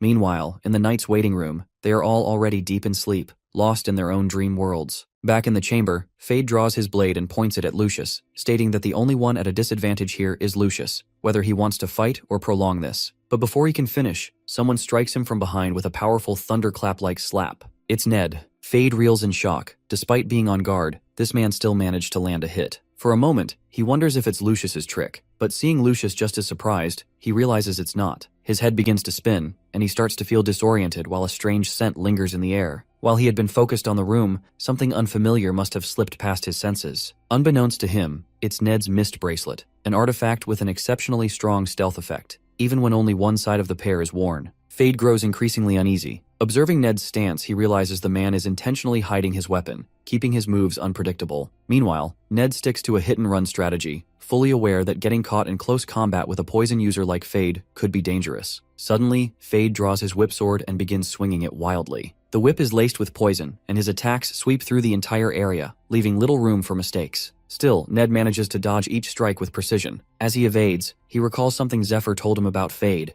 and that if the chance ever came, he should try to convince him to join their party. Ned feels slightly concerned, but according to Zephyr, he's the perfect person for this task. Fade is someone who doesn't respect the weak, so if Ned can beat him, there's a strong chance he'll join their side. Zephyr also warned that Fade is a poison user, and one of his toxins enhances his physical strength. Depending on the type and amount used, the intensity of that boost can vary. However, even at its peak, it won't surpass Ned's strength. Ned knows Zephyr is once again sending him to do something ridiculous, but deep down, he understands why. Zephyr trusts him, not just because of his strength, but because Ned is the only one capable of dispelling stealth magic. On top of that, he carries the blessing of the Elf Queen, making him uniquely suited for this encounter. Back in the present, Lucius breathes a sigh of relief upon seeing Ned. His presence confirms that the dragon raid was also a success. With that in mind, Lucius understands what he must do next. Meanwhile, Fade stands face to face with Ned, still trying to make sense of what just happened. He's puzzled, not just about how his stealth was broken, but also by the strange force Ned used on him. Something about it feels oddly familiar. Meanwhile, in the culverts, Ophelia takes down the poisoned priests and feels grateful that she stayed near the entrance, especially after stepping on Ned's foot 12 times during their dance. However, it's already been an hour since Ned went in, and she knows it's time to follow. To prepare, she uses a magical seed given by the elves. As she pours water over it, the seed transforms into a large, root-covered tree creature. Once it fully forms, she instructs it to guard the entrance, then hurries in, concerned that Ned might be in a situation where he needs her support. Elsewhere, in the angel room, Mercedes hears loud crashing sounds coming from the main hall. She rushes in, only to find Zephyr already there. Surprised, she demands an explanation for his sudden arrival. Zephyr, however, brushes her off, casually claiming that he's just upgrading the place's exterior. Without waiting for a reply, he begins smashing furniture and ornaments with his axe, shocking Mercedes. She starts yelling at him to stop, insisting that the items are valuable and irreplaceable. But Zephyr, visibly irritated, insists that he'll replace them with better ones once he's done. Just as he raises his axe again, the ancient turtle-shaped clock in the room lets out a loud chime.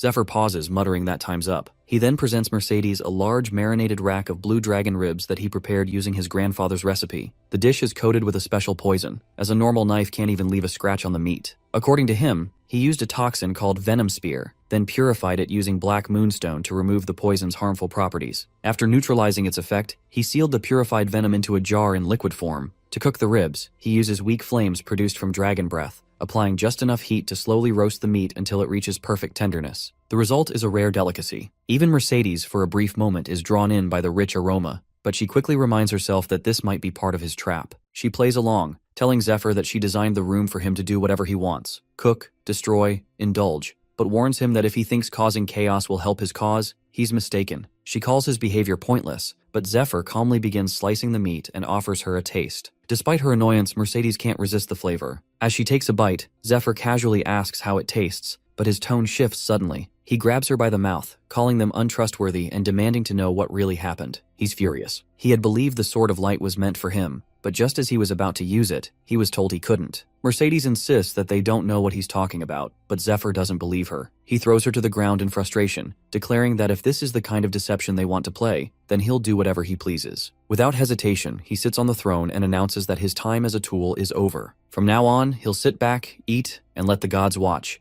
If they want anything from him, they'd better pay more. He then orders the angel to leave. Mercedes, enraged by his arrogance, can't believe a mere human dares speak to them this way and act so shamelessly. Just as she prepares to retaliate, 2 glowing letters descend from the sky and crash before them. She's stunned that the gods have actually responded to his tantrum. She turns to Zephyr and congratulates him, saying he's gotten what he wanted. Zephyr, slightly confused, listens as she explains. These are sealed letters from the gods, each containing divine explanations and rewards. However, he can only open one. Once he chooses, the other will vanish. The 2 letters are from the God of Light and the God of Sky, and now Zephyr must choose between them. Back in the 3rd parish, Ned and Fade clash, both swinging their blades with precision. Fade, however, has already interrogated the nun Rose. Under torture, she revealed that Zephyr was using a strange fighting style she had never seen before. She also claimed he used to inject himself with poison through a needle, and that the last time she saw him, he was following the Saints' raid party. That was all she knew. Now, as Fade fights, he is certain the one facing him is Ned, while the man with silver hair will be Zephyr. Still, something about Ned's movements unsettles him. The way he fights seems to reveal something deeper, something about who he truly is. As their swords collide, Fade asks how he acquired these skills so quickly and what he might have been doing 4 years ago. He suspects that he might have been trained in Eastern martial arts, and perhaps once worked as an assassin. Distracted by the thought, Ned launches a strike, but Fade blocks it and counters with a barrage of poison needles. Ned quickly neutralizes them all, but he follows up with a cloud of poison smoke. Ned stays one step ahead, dispersing the smoke with a sharp clap that sends out a shockwave, catching Fade off guard. Only then does Fade realize that during their fight, Lucius has slipped out through the door. It becomes clear to him that Ned revealed himself to buy time for the Holy One's escape. Still, he finds it foolish that Lucius didn't choose to help Ned instead. Meanwhile, Ned feels confident. Lucius's speed and healing abilities may not be useful in direct combat,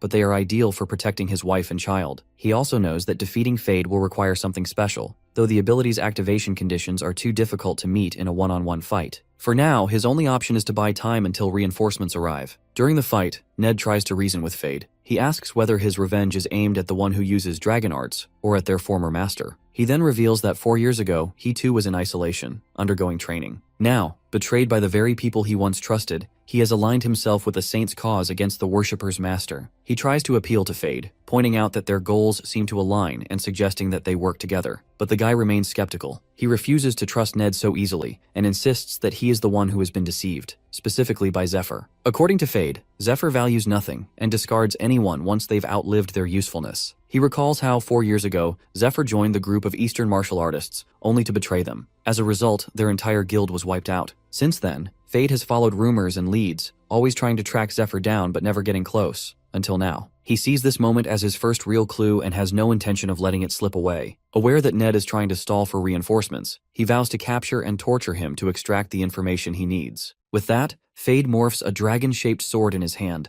declaring that executing traitors remains his final duty as an assassin. The strange weapon and the energy radiating from it take Ned by surprise. It feels suffocating, making him dizzy and disoriented. Suddenly, Fade charges at him, but Ned finds himself distracted, his mind flashing back to the past. He remembers sensing this same kind of energy before, coming from a corrupted monster that polluted its victim's thoughts. It had been a living weapon used by the Demon Lord's cult. That same fear creeps over him now. But just as Fade closes the distance, a powerful kick sends him crashing to the ground. The guy is stunned, especially when he realizes the strike came from the woman beside him. Even more surprising is the fact that she had approached undetected. A moment later, she lets out a sharp scream, and the guy freezes instantly. At first he wonders if the scream itself caused it, but then it hits him. She's like him. Right then, Lucius arrives with his priests. Together they chain Fade to the ground. Now the final task falls to Ned. As he steps forward, Ned recalls the moment the Elf Queen entrusted him with a unique spell. She had warned him that it was dangerous, one sought by humans long ago, though she had refused to give it to them. The spell required him to maintain eye contact and physical contact with the target for 30 seconds. She had made him promise never to abuse it, explaining that it was a power meant to help him recruit a comrade, someone vital in the effort to save mankind. With those words in mind, Ned places his hand firmly on Fade's shoulder and begins to channel the spell. About a month ago, when Zephyr was preparing for the dragon raid, there was a small hut used by Olden's infected subordinates to pass information to him and among themselves. Although Olden was weaker in combat compared to the other apostles, he excelled in intelligence gathering, with contact points spread across the country. He also managed to rise to a high rank within the demon cult due to his strong skills in politics. That, however, is a story of the past. Now, in the same hut, the lifeless bodies of demon cultists lie scattered as the smiling woman steps inside and calmly crushes them underfoot. She's searching for Olden, but the state of the hut tells her everything she needs to know. The cult has descended into chaos following his death. There's no longer any reason to check the other contact points. She begins to suspect that the nobles who have suddenly fallen ill and isolated themselves might be hiding something. Her master's words return to her. Before sending her on this mission, he warned her not to trust anyone outside their sect, not even the cult, because all others care only about deception. He instructed her to investigate everything personally and to execute any traitors herself. At that time, he had also given her his hairpin as a token of proof, so others would recognize her authority. Accepting it, she made a quiet promise not to dishonor the Dragon King's style. Now, as a succeeding disciple, her first task is clear. She will save her master, who has been imprisoned unjustly. However, the master himself had reasoned that if she helped him escape, it would only make him appear guilty. Instead, he instructed her to deal with the traitors first. As she was leaving, he mentioned that some of the other disciples who had gone to search for his lost brother might be on their way back, and she could receive good news about it soon. Later, while looking at his old pocket watch, she realizes that the only thing she remembers after losing her memory is her name and the gift her brother gave her. She also feels a quiet gratitude toward her master for not forgetting his promise and prepares to set out on her mission. This new development introduces an unexpected variable to her situation. Her priority now shifts. She must find this element and either take control of it or eliminate it in order to secure victory. The outcome could determine not only her master's position, but also his survival. She's prepared to do whatever it takes to protect him. Meanwhile, outside the main building of the third parish, Ned informs Fade that the Master of the East trained 2 official succeeding disciples, but also secretly groomed several shadow disciples as a precaution. Among them is one reportedly similar to Zephyr or himself, someone said to possess poison or face-shifting techniques. This is what Ned chooses to reveal to Fade, knowing the latter hasn't fully grasped the situation yet. He explains that the Master's shadow disciples were all trained in poison techniques. What bothers Ned, however, is that the poison used by Fade and Zephyr resembles one he encountered 8 years ago,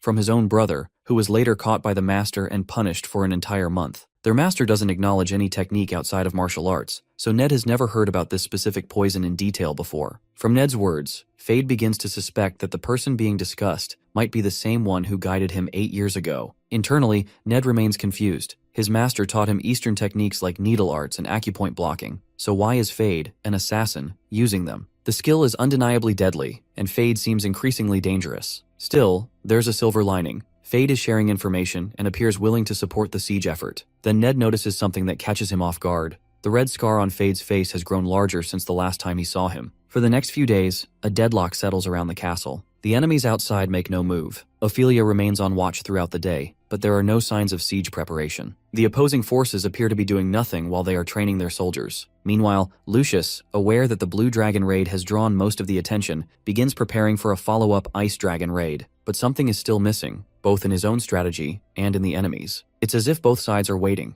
each reaching quietly toward their limit. Then, without warning, the balance breaks. A strange newcomer arrives outside the castle gates. All the soldiers and commanders turn their attention toward him. Lucius, catching sight of the figure, momentarily loses his composure. He can't believe his eyes. It's none other than the old inquisitor of the Third Parish, the former captain of the vanguard party during the raid, Matthias Grimmer. The mages outside recognize him too. To them, he's Lucius's former subordinate, once dismissed from the saint candidacy at a young age, often mocked as the crumb-picking dog of Lucius himself. As the others talk about Matthias, Lucius remains frozen in shock. He clearly remembers seeing Matthias transform into a demon with his own eyes. He had killed him, and the body had turned to ash right in front of him. Ophelia, however, sees through it immediately. She recognizes it as a trick, an illusion created by someone familiar with their history. They likely knew that Matthias's corpse was never recovered. This appears to be the work of the Master of the East, Jinriang, who personally trained that weapon, shaping her into a master of disguise and deception. She is the smiling woman, and while Ophelia understands how the trick works, even she finds it strange that they chose to use Matthias as bait. Still, the intent is clear: draw attention, confuse the enemy, and shift the blame. Meanwhile, Matthias begins weaving a false narrative. He claims he and others were part of the original raid party, but were abandoned as soon as they uncovered Lucius's alleged plan. He insists that Lucius had plotted to scam his investors, steal the dragon's heart, and keep the profits for himself. According to him, during this betrayal, Lucius also allied with the demon worshipper Ned. Matthias then goes further. He formally accuses Lucius of blasphemy, invoking official authority to put a target on his back. Ned is also visibly confused that Matthias looks just like his older sister. He struggles to understand how she could accuse him of worshipping a demon lord in front of so many people. He recalls Zephyr once saying that she lost her memories in an accident as a child and doesn't even remember his name. Meanwhile, one of the waiting party members shows interest in the Matthias declaration. Though he finds the situation amusing, he acknowledges that, despite being a senior inquisitor, he lacks the authority to detain the Holy One, who vastly outranks him. He can only bring formal charges, and for them to take effect, at least 3 high-ranking priests must approve. As he removes his mask, Benjamin reveals that 3 such priests are present, and warns that if his accusation is false, he will be executed immediately for insulting the Holy One. He then activates a hero-grade holy relic called Themis's Judgment, a tool from the Old Kingdom that was used in trials. It automatically fires an arrow at anyone giving false testimony, and can be used 3 times a day. He presents the relic and commands everyone to give their testimony, claiming the angel is watching. He directs the relic toward Matthias and accuses the Holy One of working with demon lord worshippers.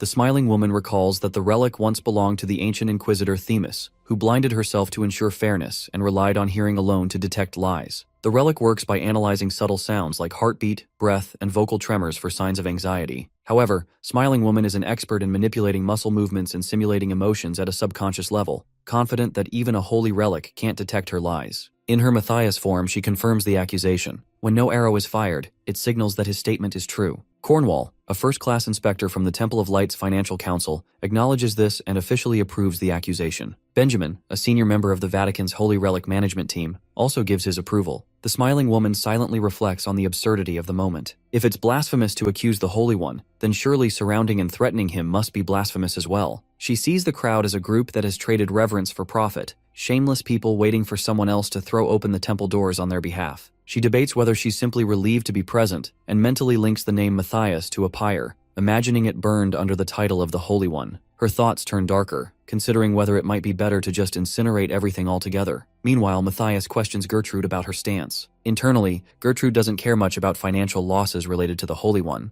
Her only concern is whether Olden is still alive. Just as she prepares to respond, a lightning strike interrupts, and Ophelia steps in. She expresses disbelief that such claims are being entertained. Gertrude immediately recognizes her as Ophelia, one of the 10 great warriors and a known bodyguard of the princess. Cornwall too notices the man standing beside her, finding his face oddly familiar. Ophelia turns to Benjamin and asks how reliable Themis's judgment truly is. He responds with confidence, claiming it's perfectly accurate. She then challenges this certainty, asking whether the relic can account for false testimony delivered under hypnosis or mental suggestion. She argues that even if someone speaks with conviction, the underlying belief might be manipulated. As she points toward Ned, she explains that he was personally sent as reinforcement by Princess Altair to aid the Holy One. She calls him her servant, claiming he slept with her horses in the stables for 12 years. In her eyes, his loyalty is unquestionable. She accuses the one posing as Matthias of fabricating lies and manipulating the situation. At that moment, the disguise begins to fail. Her outer clothing is scorched, and the lightning strike disrupts her mana flow, revealing his true form. The crowd realizes it isn't Lord Matthias at all. It's a woman in disguise. Caught, the impersonator admits she's been exposed again,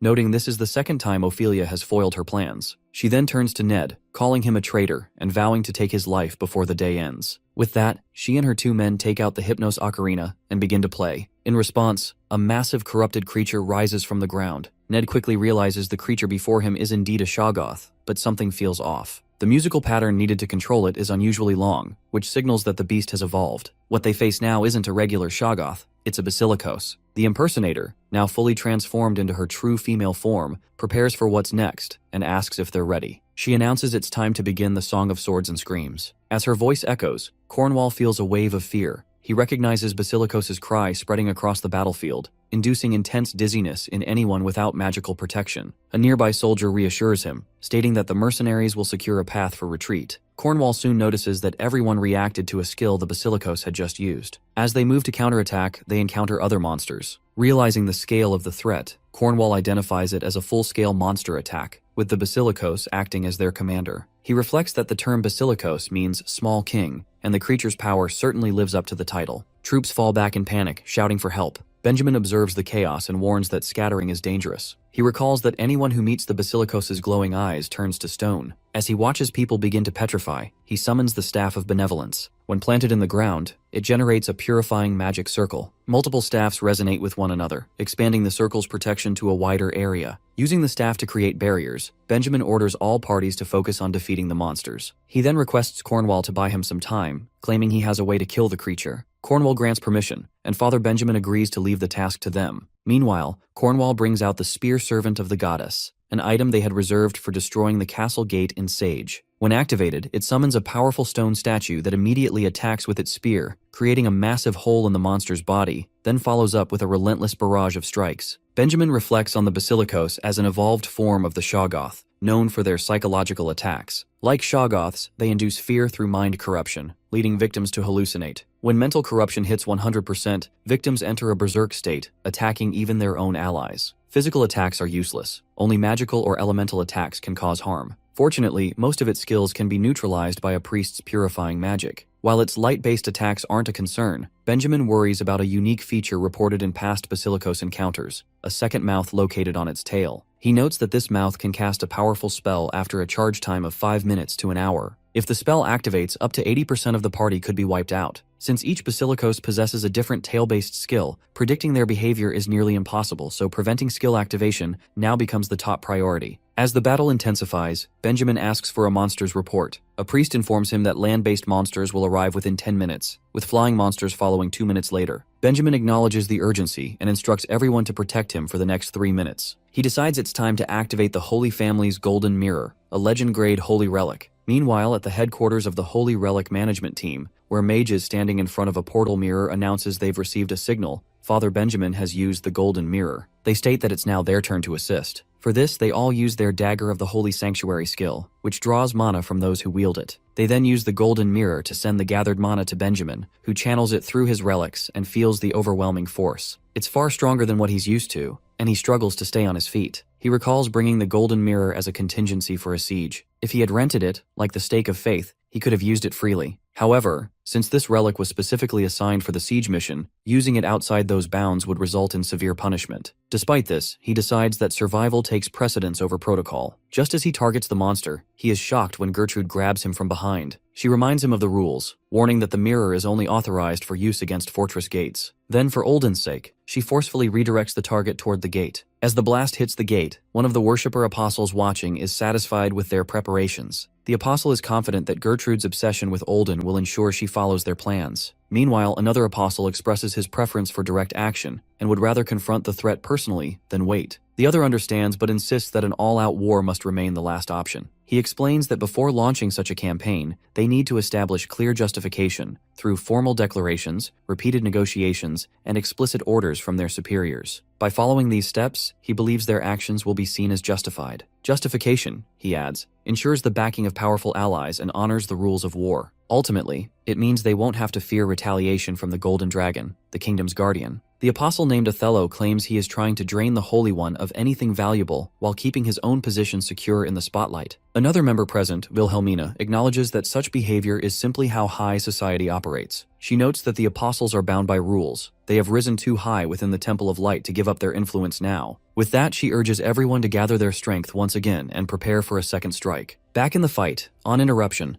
Cornwall demands to know what Benjamin and Gertrude are doing. The two then proceed to fire a third shot from the Golden Mirror. Meanwhile, in the forest near the third parish, a golem guiding Altair's party reports that the assault has begun and they'll reach the weakened temple barrier in 30 minutes. Elise suspects the Golden Mirror is responsible, explaining that it uses concentrated divine energy or mana to generate a brief vortex of destructive power. Princess Altair expresses concern that even the protective force field generated by the Dungeon Princess relic may not hold much longer. Dariel offers to provide cover fire with an arrow and asks Kiara to calculate the coordinates. She requests 15 seconds, but as she begins the calculations, Dariel notices something unexpected. Without hesitation, he orders everyone to jump on the count of 3. Despite their efforts to dodge the incoming slash, some soldiers are struck and fall, while Princess Altair watches it all unfold. As the dust settles, they hear a voice mocking their luck. Stepping into view, it's revealed to be Jin Gang, Jinriang's son and the top disciple of the Dragon King style. Drawing his weapons, he declares his intent to send them to hell. Back in the third parish, chaos unfolds as Ned and Ophelia join forces against the Smiling Woman in a 2-on-1 battle. While fighting, Ned attempts to confront her, urging her to remember that he is her younger brother. She refuses to accept it, unable to believe that the person standing before her could be related to her. She lashes out, but Ned sidesteps the strike. She accuses him of being misled and warns that if he intends to deceive others, he should at least be convincing. Suddenly, the sound of a barrier breaking echoes through the area, and the fortress gate collapses. Ophelia quickly assesses the situation and confirms that the defenses have failed. Realizing this, the smiling woman activates her electric acceleration ability and dashes toward the temple while Ned and Ophelia immediately give chase. As they sprint after their leader, the Demon Lord worshipper guards begin playing a flute, recognizing that their role is to support her mission at all costs. The sound of the flute triggers the monster's strange mouth ability, designed to hold back the pursuing priests. The monster opens its mouth and roars a spell into the sky, forming a dark magic circle that begins to rain down blood. The priests initially hesitate, confused by the sudden downpour, but their thoughts quickly distort. The cursed rain takes effect instantly. Anyone it touches falls into a frenzy. Even the priests struggle to shield themselves, despite using the purification barriers. Moments later, the situation worsens. The wild monsters arrive and begin attacking indiscriminately, tearing through anyone in their path with brutal force. As Ned flashes through the chaos, he hears the piercing screams of his comrades and realizes how devastating the situation has become. The Demon Lord worshippers, protected by the flute's influence, remain unaffected by the rain. Ophelia too got the protection against it. So Ned finds himself at a crossroads. He must choose between going after his sister or protecting his overwhelmed party members. He recalls Zephyr's words, how eliminating enemies is crucial, but saving those who can still fight is just as important. Numbers matter, and Ned should trust his judgment in the moment. Remembering that, Ned quickly instructs Ophelia to pursue the smiling woman, knowing she can identify her on sight. Meanwhile, he turns his focus to dealing with the advancing monsters. He understands that chasing his sister and using the Queen's elf blessing might have been the better option to reach her, but right now, the situation demands something else. As Ophelia closes in on Matthias, ready to strike, the monster suddenly intercepts and traps her before she can land the blow. Just then, the smiling woman vanishes and reappears behind her in a flash, charging up her falling thunder attack as she descends. However, before she can strike, a poison whip hits her mid-air, interrupting the assault. It's Fade, making a clutch entrance at the perfect moment. Seeing him, Ned realizes he has strong comrades now, people he can trust. He channels his mana into his sword, determined to clear a path for Zephyr. With renewed resolve, he begins swinging his blade, cutting down monsters and enemies with his powerful electric innate. As he fights, he reminds himself of Zephyr's dream, to become Altair's king. Ned is confident that helping him achieve that dream will bring this conflict to its rightful end. With that belief, he charges forward, entering the mouth of a massive monster with his sword drawn. Meanwhile, outside in the parish, Lucius speaks into a megaphone, addressing all party members and followers of light. It's the first time they've heard his voice in 50 days, and the sudden broadcast stuns everyone. The Holy One continues, explaining that during those days, he prayed to Goddess Arya to deliver their enemies into their hands. Now, he announces that he carries her message. According to him, the goddess urges them not to doubt, and to treat her followers with the same reverence they would show a god. Those who believe will receive her blessing. He then raises his voice, calling for everyone to witness a miracle. A massive beam of light shoots down from the sky, piercing through the monster's body. As everyone looks up, they see Zephyr in his dragon form, holding a lightning bolt weapon. He shot that from the sky in a brilliant flash, lighting up the battlefield. It turns out he had opened the letter from the goddess of light, and with it, the miracle begins. The other party leaders are stunned when they see the boy wielding the sword of light. They can't believe that someone so young holds a high-ranking item capable of dispelling dark magic. They know that this sword only appears once every few hundred years, and is granted exclusively to a chosen one.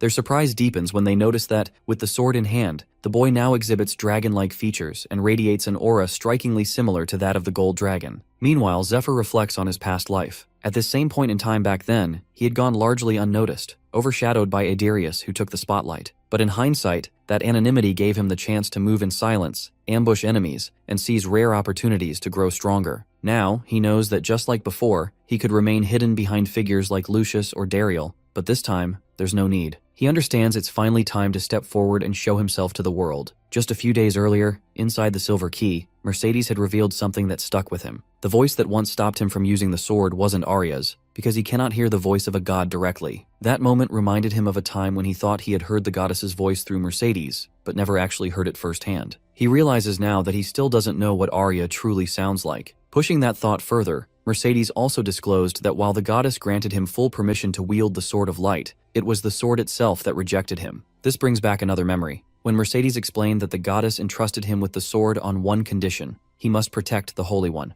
Only then does everything click into place for Zephyr. He now understands that although he can use the sword freely for 10 months, the moment he carries out the goddess's command, protecting the Holy One, the sword is bound to obey him. 10 months is more than enough time for him to take what he needs. Back in the present, the boy casts his dragon tongue spell, forcing all humans to kneel and freezing the monsters in place. To everyone's shock, the spell works instantly. Everyone stops exactly where they stand. Even Ned and Ophelia fall under its effect. Then, with a single swing, Zephyr slashes through all the frozen monsters, leaving the smiling woman stunned. She doesn't understand what just happened, but quickly realizes that the figure before her isn't the saint with the dragon heart. It's a dragonoid. Now aware of the threat, she knows the only option left is to retreat. Fortunately for her, the chaos Zephyr caused gives her just enough time to shift her appearance. As she prepares to flee, something strikes her from behind, leaving her dazed. It's Fade, once again arriving at the perfect moment. He was watching closely and noticed that she stole someone's cape and altered her energy signature to mimic someone else. But he never lost track of her. He's certain it's her because he previously marked her with a uniquely scented poison. The scent remains, allowing him to locate her easily by smell alone. Realizing this, the woman silently acknowledges his rare talent. Meanwhile, Zephyr remains deep in thought, aware of how powerful he has become. With the Sword of Light and the 2 dragon hearts within him, thanks to Yggdrasil, his current output reaches 24.5% for both hearts. With all this power, he knows there's no longer any need to hide who he is. He only needs to wait for the right moment to reveal his identity and claim the missing piece of the puzzle. In his past life, no matter how strong he became, people never believed in him. They saw him as inferior simply because he was a slave. That perception cost him valuable opportunities and was partly to blame for his and Altair's eventual separation. Zephyr finds it ironic now. Despite being the only one capable of saving them, the powerful figures of that time refused to acknowledge him. They never allowed him to take a leading role, all because of pride and ego, even in situations where cooperation was essential to survive. Still, despite their stubbornness, he chose to help them. He knew he needed numbers to face the overwhelming enemies ahead, and powerful allies were necessary, regardless of their attitudes. Now in the present, he understands that he can't win the Great War with just a handful of elites. They need someone the people can rally behind, and that role is determined by the one who holds the Sword of Light. Right now, that person is Zephyr, with undeniable proof of his status as the chosen one in his hands. Even Lucius kneels before him, saying he has been waiting for this moment. Zephyr confirms that he completed what Lucius had asked of him. Then, from within his silver key, he pulls out the severed head of the blue dragon, presenting it to reveal the deeper issue, the corruption rooted in Danakil. Seeing the dragon's head, the leaders are in complete disbelief. That same day, Lucius's public prayer spreads rapidly across the entire continent. News of the Chosen One's appearance reaches every region, accompanied by letters urging officials and nobles to recognize the decision of the Goddess of Light. The message also mentions the presence of the Dragon Heart, reinforcing the Chosen One's legitimacy. Upon reading it, the royal court expresses concern. It feels dangerously close to embezzlement or overreach. But with the goddess's name involved, the matter becomes nearly impossible to challenge. Moreover, many witnessed the event firsthand, and they know that no one will question the disappearance of the Dragon Heart. With all these factors in play, it becomes clear that Lucius and Zephyr have secured a significant victory. Zephyr is now seen as the central figure in the unfolding story of this world. In response, the people begin the official prayers to Goddess Arya, asking for her eternal light and guidance. The scene shifts to Jin Gong as he recalls his earlier days, when he stood out as the most gifted among all the disciples of the Dragon King style. Born with an exceptional physique, he quickly grasped the core principles of martial arts. Even after accepting the demon worshipper's worm, he continued to grow and gained incredible power. His name, meaning strong dragon, seemed perfectly suited to his identity. He sees himself as powerful and firmly on the right path, though he holds a deep dislike for his father, who constantly speaks of returning east to reclaim his throne. Jin Gang also considers Ned foolish and stubborn for refusing the worm. In his view, everyone else is mistaken. He believes that, with the world on the verge of collapse, there's no point in clinging to loyalty or pride. Rejecting the worm to him is nothing more than empty ego. Jingang is convinced that in the end times, such values will become irrelevant. The only thing that will matter is who possesses the demon's power capable of adapting beyond the fragile limits of humanity. That, he believes, is the reason both his father exiled him from the East and why Ned turned against him. Despite this, he holds no respect for Ned and believes he alone is destined to become the true dragon. However, things haven't unfolded as he expected. At present, Jin Gong is trapped, bound by magical roots and enchanted hand seals cast by Altair's party, including Dariel. He doesn't understand why he's being held. Altair, however, recognizes him immediately as Ned's elder brother and acknowledges that Jin Gong is clearly stronger than all his siblings, having already defeated dozens of Dragon King-style disciples on his own. However, they manage to trap Jin Gang. While holding him in place with her dark hand and ghost spells, Altair calmly remarks that he should have brought healers with him. Meanwhile, Kiara supports the fight by casting her root spell combined with Pollen Rush, dealing with the remaining Demon Lord worshippers who arrived alongside Jin Gang. Elise tends to healing duties, keeping the party in fighting condition.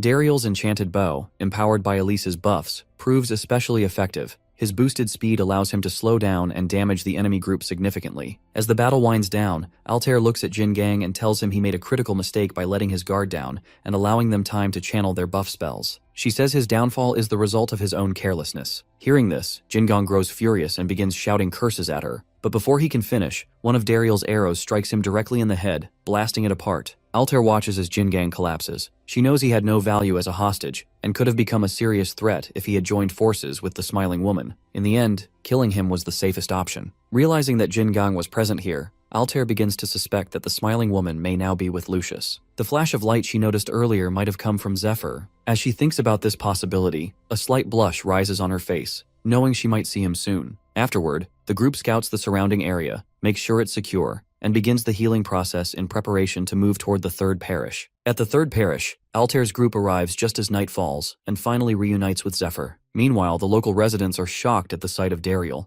It's been centuries since they last saw an elf. Cornwall, observing from a distance, grows puzzled upon seeing Princess Altair standing so close to Zephyr. He begins to wonder if they had known each other before. Fade, also present, sees Zephyr for the first time. Immediately he realizes that Zephyr is not the one he has been searching for. Ned, noticing Fade deep in thought, offers to introduce him to Zephyr, but Fade refuses, claiming he doesn't like him. His indifference shifts to surprise when Kiara calls out his name. As she runs toward him, he vanishes without a trace. Outside the parish, the 10 strongest challengers begin to retreat. They know they can't confront the Saint right now, and if the Saint truly defeated the Twin Knights, then he may be stronger than any of them, making it pointless to engage at this time. Elsewhere, in one of the temple hallways, a knight arrives to find Gertrude trapped in an enchanted snare. She calls out manically for Olden, insisting she will find him. At the 13th parish, Prince Polaris finishes reading the letter detailing all that has happened. He laughs, amused by the unexpected turn of events. Intrigued, he expresses a desire to meet Zephyr himself. The boy has provided him with so much entertainment that Polaris feels he should be rewarded. Eager for another encounter, he turns to the Golden Dragon and asks whether it's time to arrange a new event for the second round. The next day, all the forces besieging the third parish withdraw. The officials in charge of the sacred relics also retrieve the Stake of Faith. Meanwhile, the Finance Council expresses satisfaction at a new investment opportunity connected to Zephyr. The parish defenders witness these developments and prepare to relay various updates to their respective clients. Among the most notable news is a possible change in the Ice Dragon raid plans due to the recent arrival of a Dragon Slayer. On the other hand, Gertrude and the knights who had secretly entered the parish in search of Olden are captured and placed in jail, awaiting further investigation. The High Priestess, initially troubled by how they can explain Olden's alleged connection to demon worship, is surprised by how smoothly everything turned out. Strangely, those involved appear to have lost their memories, which prevents any complications. The priest standing nearby remarks that the situation could have escalated had news of Olden's death become public. He also suspects that the fourth parish may still be plotting something, and believes their retreat is only temporary. To the High Priestess, it almost seems as though the situation has been resolved, yet something still feels unfinished. While they escort Lucius, he overhears the conversation and surprises them by confidently declaring it a straightforward victory. In hindsight, he is right. They managed to handle the grime-smiling woman, and even the angel herself appeared, delivering a letter from the Goddess of Light directly to Lucius. Before departing, she simply reminded him to continue offering prayers. As the Holy One opened the letter, it revealed that an emissary of the goddess would soon arrive from the haven, carrying a divine artifact. Lucius felt deeply honored that the goddess herself sent a message, and immediately assumed the emissary was Zephyr. He became fully committed to fulfilling any task she required. What Lucius didn't know was that the letter was a forgery, written by Zephyr himself after bribing an angel during the Dragon Corpse barbecue. Zephyr knew Lucius would never uncover the truth and quietly planned to reward him later for his unwavering faith. Meanwhile, something more pressing occurs. Fade receives a letter from Lucius's father, informing him of his arrival at the third parish. The Holy One is visibly shocked by the news, but when Fade reveals that his father has instructed him to offer his help, the priest becomes enthusiastic. He recognizes that Fade's presence could be a significant asset in the upcoming Ice Dragon raid. Fade agrees to assist, though he makes it clear that his support stems purely from goodwill, as he feels no personal obligation to be involved. Not far from them, Zephyr arrives and asks Fade if the smiling woman had provided any useful information. He adds that if Fade had known anything about the tarantula, he wouldn't have left in the middle of the night. Fade seems ready to respond but then stops himself. Ned, reflecting on the situation, realizes his suspicion might be accurate. The main problem with the smiling woman lies in the failure of his queen's blessing. It has no effect on her. As a result, they resort to using a truth serum, but even that yields no information about the tarantula. Ned suspects that all Fade managed to obtain was the location of the Dragon King's style, which still leaves many questions unanswered.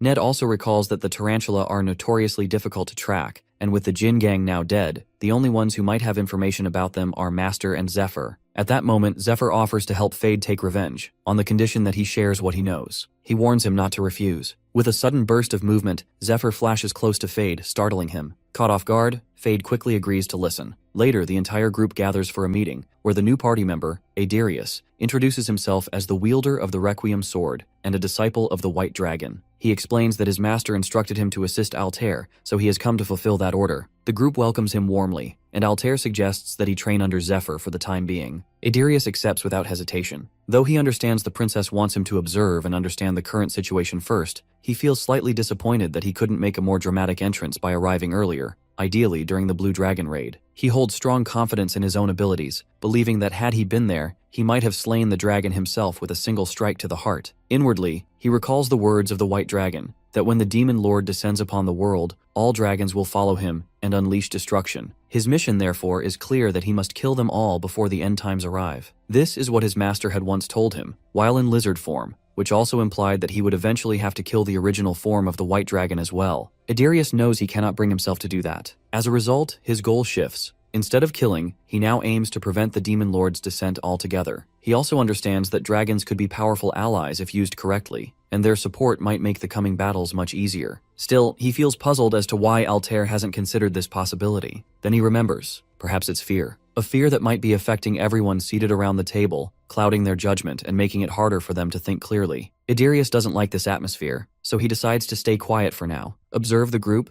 and follow the other party members until he fully understands the situation. While he's lost in thought, Zephyr glances over and notices something about him that he doesn't like. After the meeting, Elsie casts her spell, Angel's Embrace, a strange form of magical health assessment. All the new members are visibly uneasy about it, while Elsie seems to enjoy their discomfort, playfully commenting on how rare it is to examine specimens like a dragon, a seasoned warrior, and an elf. Hearing this, Fade becomes irritated, but to his surprise, Elsie soon discovers that she's unable to inspect him at all. Around the same time, Altair arrives and asks whether she has looked into the smiling woman. Elsie explains that despite fulfilling all the known conditions for the Queen's blessing, they were unable to apply it to the woman. Kiara speculates that the woman might already carry a blessing, or perhaps a curse, that causes interference. However, that theory doesn't hold. According to Elsie, they examined everything thoroughly, and the results suggest a different issue. The woman may have a problem with her brain. This revelation surprises Altair. The High Priestess notes that while high-level healing spells can reattach freshly severed fingers, they can't restore parts that were lost years ago. Since the smiling woman was involved in the shipwreck where she lost her memory, it's likely she suffered brain damage and now perceives the world in a fundamentally different way. Elsie points out that the woman didn't even recognize that she was looking directly into Ned's eyes,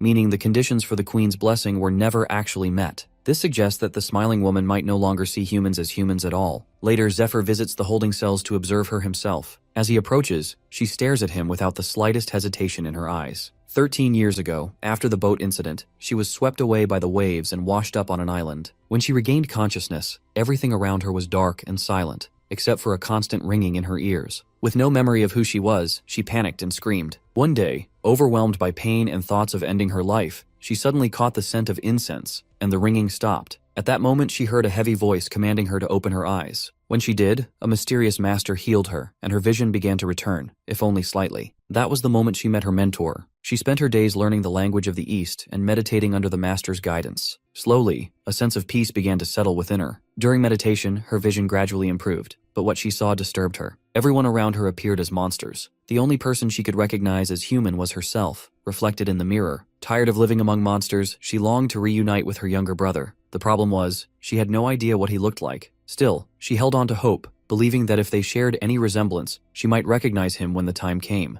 Then, one day, despite faithfully following everything the master had taught her, her vision became even stranger. She began to see symbols and arrows hovering over people's forms, markings that left her deeply unsettled. In the present, after hearing everything, Fate explains that what she experienced resembles a form of long-term trauma treatment, an extreme method that breaks the brain's normal function to allow the natural flow of mana. The process is brutal, often involving poison, and 9 out of 10 subjects don't survive. However, those who do gain altered sensory abilities. These heightened senses can affect smell, taste, or sight, and sometimes even shift a person's entire perception of reality. As the smiling woman gradually becomes accustomed to the strange figures she sees, she realizes the arrows are actually guides. By adjusting the shape of her face to match their patterns, she discovers she can transform her appearance into someone else entirely. She recalls how her mentor cared for her, showed her her worth, and taught her martial arts. He even tried to locate her younger brother. Determined to repay him, she once set out to retrieve a dragon's heart, but failed. Still, her primary goal remains to save her master. For that, she needs a way out of this prison. Zephyr manages to extract all this simply by watching her closely. She notices him staring and assumes he's acting strange. She then admits she will be killed if released, and makes a final request: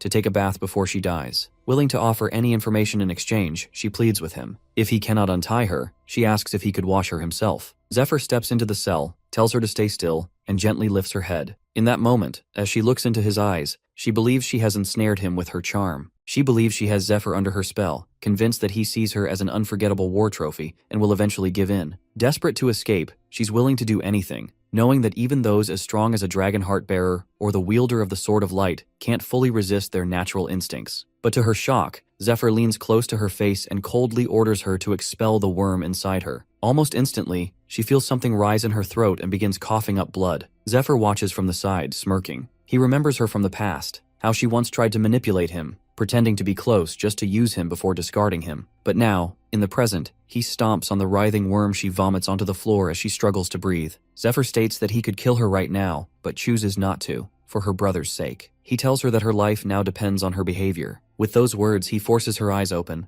anchoring her back to awareness. Suddenly, a blast of light bursts from the cellar, and moments later, Zephyr emerges. Altair, waiting outside, wonders if it's over. Zephyr calmly explains that he made sure she will gradually return to normal, and that her senses, and possibly her memories, may also come back over time. Altair, concerned, asks if the process will take long. Zephyr replies that slowing the side effects of worm removal is the best approach. Still, he's slightly surprised, having assumed that Altair was against rehabilitating the smiling woman, and had intended to kill her instead. Hearing that, Altair admits she did want the smiling woman dead, but also sees the potential in using someone with such rare talents. Deep down, she knows the truth, that the smiling woman is Ned's sister, and of course, she feels responsible for helping her. Meanwhile, back in the cell, the smiling woman lies unconscious. Zephyr, anticipating the possibility, has already placed a safety seal there as a precaution. With that matter temporarily resolved, he shifts his attention to the next pressing issue. In truth, Zephyr never wanted to meet the smiling woman at all. His original intent was to kill her, but because she is Ned's sister, he had no choice. Even so, the moment he saw her in person, he struggled to suppress the emotions she stirred. What troubled him even more was the same question he still couldn't answer. Why did so many individuals willingly follow the demon god cult, even after learning the truth? Why did they remain loyal to someone who brought ruin? He knows he can't afford to ask those questions. The future he's fighting for depends on holding on to the memories he already carries. As he stands lost in thought, a sandal flies past his head. Looking up, he sees Altair at the top of the stairway, smirking slightly. She had intentionally untied it. The moment feels almost surreal. The dark, narrow stairwell, the chill in the air, and Altair's skin faintly glowing in the low light. It all blurs together. Then, on those cold steps, they share a quiet, intimate moment. Zephyr reflects on how deeply he's been wounded in the past, betrayed time and time again. He had built his world in darkness, where trust had no place. But then Altair came. She offered honesty where others brought lies, and somehow became the reason that, no matter how many times he has to start over, he still wants to be with her. The next morning, as the lockdown at the third parish is officially lifted, the council announces a grand ceremony to mark the end of the recent raid. During the banquet that follows, Altair takes the opportunity to reveal her plans for the upcoming Ice Dragon raid. The event also features the spoils from the princess's dungeon raid, along with the presence of several powerful party members, each adding weight and prestige to the gathering. The setup is ideal for attracting investor interest, and Zephyr feels genuinely pleased with how everything is coming together. However, his mood shifts sharply when he spots Polaris entering the main hall, accompanied by a group of knights. Clapping and offering praise, Polaris openly commends Altair, and then turns his attention to Zephyr, highlighting his impressive performance and stating that he had come specifically to meet him in person. The boy, caught off guard, stands in disbelief. He hadn't expected Polaris to appear, and certainly not here. Polaris Albert Cayenne, the first prince of the Cayenne kingdom and the youngest cardinal in the temple, is well known across Aslan. Unlike the sickly second prince, Polaris is celebrated for both his intelligence and appearance, earning him the title of Aslan's brightest star. Zephyr feels uneasy and confused by the unexpected presence of someone with such a status, especially considering Polaris is also the leader of the Demon Lord cult. Before Zephyr can react further, Lucius quickly steps forward to welcome him. Outwardly calm, Lucius is just as unsettled. He knows Polaris has no valid reason to be here and silently vows not to let Zephyr become his next target. Sensing the tension in the room, Polaris attempts to lighten the atmosphere, reminding everyone that he's merely a priest. Then, with a playful smile, he adds that if people find his presence unpleasant, he's prepared something for them. He snaps his fingers, and a group of cheerful children rushes in, surrounding Zephyr. At Polaris' signal, they begin singing in harmony. Zephyr, caught off guard, has no idea what he is trying to accomplish. He then reveals that the children are war refugees and orphans he has personally taken in. He points out that while he himself has limited power to change the world, Zephyr was the one who prevented the recent tragedy at its root. Saying this, he kneels before him and offers thanks. The attendees respond with applause and cheers. Altair, however, remains skeptical. She knows her brother too well to believe he traveled all this way just to offer praise. Something else is at play. Meanwhile, Polaris shifts the topic, smoothly transitioning into a speech about the dungeon bubble collapse and the economic ripple effect it caused across the continent. Polaris explains that new dungeon-related laws have recently been enacted. One of these laws requires that all treasures and loot obtained from dungeon raids must be evaluated by a nationally certified appraiser and reported to the investors. He then reveals another clause stating that all item values must be assessed based on current market conditions and economic trends. To everyone's surprise, he claims that upon review, the current market value of a black dragon heart is listed as 0 gold. He continues, noting that, according to the law, dungeon items do not legally belong to the party until they are officially reported. If any items are used before this reporting, such as healing items or exclusive loot, their value must be reimbursed from the party's profits. Since the dragon heart was valued at 0 gold, Polaris argues that its use should technically cost nothing. However, he implies that this reporting doesn't reflect the truth. At that point, Lucius reacts angrily, but Polaris calmly clarifies that such claims wouldn't come from him directly, but rather from the public. Turning to the room, he addresses everyone, stating that the dragon heart cannot be measured in human currency, as it was used to carry out the goddess's will. Naturally, he concludes, its monetary value would be 0. He then shifts attention back to Zephyr, praising him for acting selflessly, claiming he never cared about treasure or money and acted purely for the sake of the goddess. His tone and words are sweet, but both Lucius and Altair sense something off beneath the surface. Meanwhile, Polaris continues, emphasizing that Zephyr saved everyone from chaos without accepting a single coin in return, which, in his view, makes the dragon heart priceless. Zephyr, however, grows visibly annoyed by the act. The guy continues, stating that as soon as he heard the news, he rushed to his father and requested that Zephyr's arrest be reversed. He then summons a scroll, explaining that afterward, he visited the bishops of every parish and gathered their signatures, all in agreement that Zephyr's actions were a miracle of the goddess and could not be judged by human laws. Placing a hand on the young soldier, he claims that they all respect Zephyr for his help and his sacrifice for humanity. He goes on to announce that the bishops have pledged their full support, promising military aid, resources, and the establishment of a foundation to assist those in need. Hearing this, Lucius realizes the entire scene is an act, but one he didn't expect to unfold this way. The very religious justification they had often used to avoid legal responsibilities is now being turned against them. They are now indirectly forced to provide aid without compensation. If they refuse, the legitimacy of the dragon heart will come under scrutiny, but if they comply, they stand to lose all potential profit. Hearing this, Zephyr glances at Altair, hoping she might intervene. However, he quickly realizes that the one behind all of this is her brother, formerly the Gold Dragon's left arm. He had renounced his claim to the throne and taken priesthood, eventually rising to become a bishop in the Gold Dragon's territory, a position that grants him immense influence. Challenging him is effectively the same as challenging the Golden Dragon itself, making it nearly impossible for anyone to oppose him. The investors, witnessing everything unfold, grow disheartened. Realizing that Polaris is maneuvering to take all the profits for himself, they decide to withdraw, knowing there's no financial gain left for them. At that moment, Polaris steps closer to Zephyr, revealing that he hasn't come to start another war, but simply to defeat him. Despite the tension in the air, Zephyr holds back a laugh, fully aware that the man in front of him is completely absurd. Polaris's actions follow a familiar pattern often used by temple guilds and nobles to suppress smaller guilds and individuals. They start by making vague excuses to cut their targets off from funding, initially keeping their promises once or twice. After that, they begin to stall, claiming the money is still being processed or that approval is needed from another branch. Eventually, the promised support never arrives. As a result, soldiers are left under-equipped, and dungeon raids fail. To keep the strongest members from being recruited by other parties, guilds are forced to overpay them. On top of that, dungeon equipment, especially enchanted or specialized gear, is expensive. There are also ongoing costs for labor and supplies such as potions, food, and camp gear for parties that can range from a dozen to several hundred members. Even the rights to raid a dungeon must be purchased, so when higher-ups monopolize the profits, it becomes a death sentence for the party. This is exactly what Polaris is attempting. Returning to the present, Polaris mocks Zephyr's lack of a proper response. He pushes the idea that, now that he is seen as important, he must follow established rules, regardless of his personal strength. He even suggests that Altair will go broke without any financial products to support her, and since she has a public image to uphold as a princess,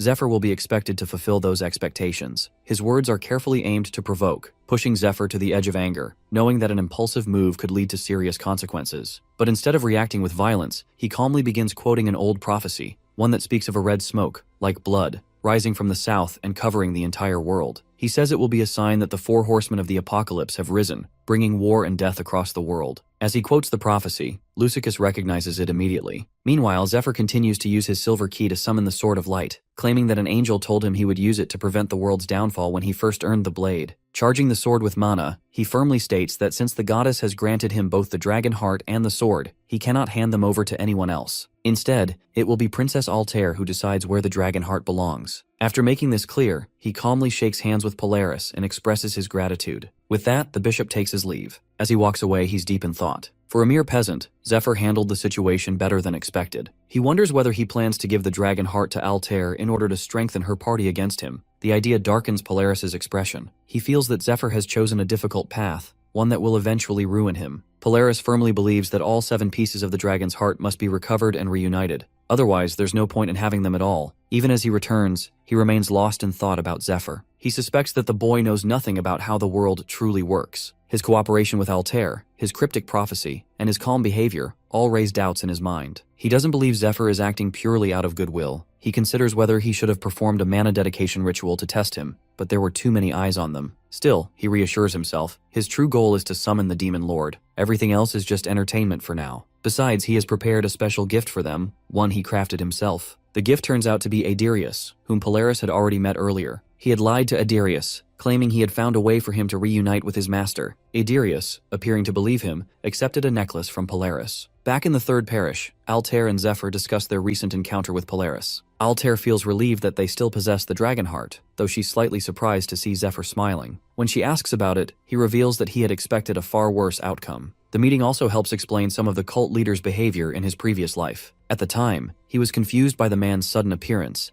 but after hearing Altair's remarks about the white dragon, he developed a theory. Perhaps the cult leader had shown up to investigate whether the white dragon was involved in Olden's disappearance. Even so, one detail still puzzles him. In his past life, Polaris never took any action against Adirius for 2 whole years, despite Adirius's known connection to the white dragon. The answer, however, comes from Adirius himself. Sometime earlier, Zephyr met Adirius and who showed him his ice dragon deity. From that conversation, he learned that Polaris was never able to collect the dragon hearts. This explains why he seemed relieved during their recent meeting. He likely believed they would never gather enough power to challenge him. With this in mind, Zephyr decides to act. He pretends not to know how to use the dragon heart, and it works just as he hoped. Polaris leaves, choosing to fight through wealth and political influence, exactly how humans tend to operate, and Zephyr understands that well. But when he mentions humans, Altair briefly recalls a memory of her brother in his demon form. Meanwhile, Zephyr continues thinking, if the bishop had revealed his true power, they would all be dead by now. Or at the very least, their party would have been forced into a desperate struggle for survival. Yet, Polaris leaves Zephyr untouched and never reveals his allegiance to the Demon Lord worshippers. Our boy suspects there must be rules in place,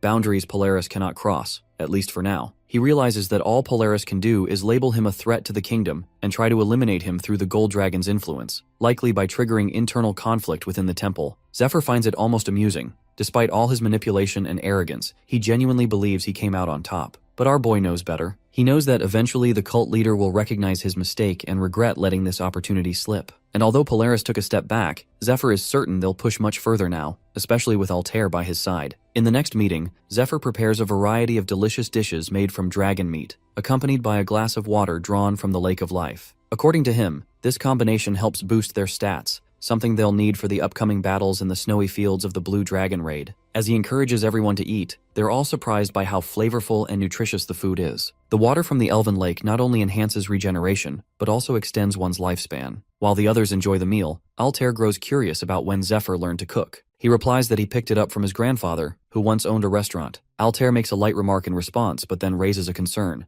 Ada Ruiz is the only one missing. Zephyr simply notes that dragon meat doesn't sit well with him, avoiding further explanation. Still, she worries that Ada Ruiz might come to resent them. Zephyr, however, feels confident that even if he holds a grudge, he won't act on it, not with Dariel around. Meanwhile, Ruiz quietly concludes that it might be best to eliminate Zephyr now. Despite the cult leader's earlier interference, the dragon raid proceeds as planned and on schedule. In the following meeting, Lucius presents a list of items to be sold at the upcoming Lauren auction. This auction is the largest on the continent, where millions of gold worth of goods are traded, including legendary items. According to the priest, placing an item in the auction is a lengthy process. It takes months to submit an item and even longer for it to be evaluated. Only after all the formal procedures is it added to the official catalog, one that only auction staff are permitted to view. Overall, the auction process typically takes around half a year for an item to be listed. However, Zephyr notices that one particular entry in the catalog is scheduled to go up for bidding in just 2 months. He recalls that once auction dates are finalized, sellers can't cancel their listings unless the auction house finds the item unsatisfactory. That loophole gives them an opportunity. If they offer something better in return, the auction house may cancel the previous request and accept the new one.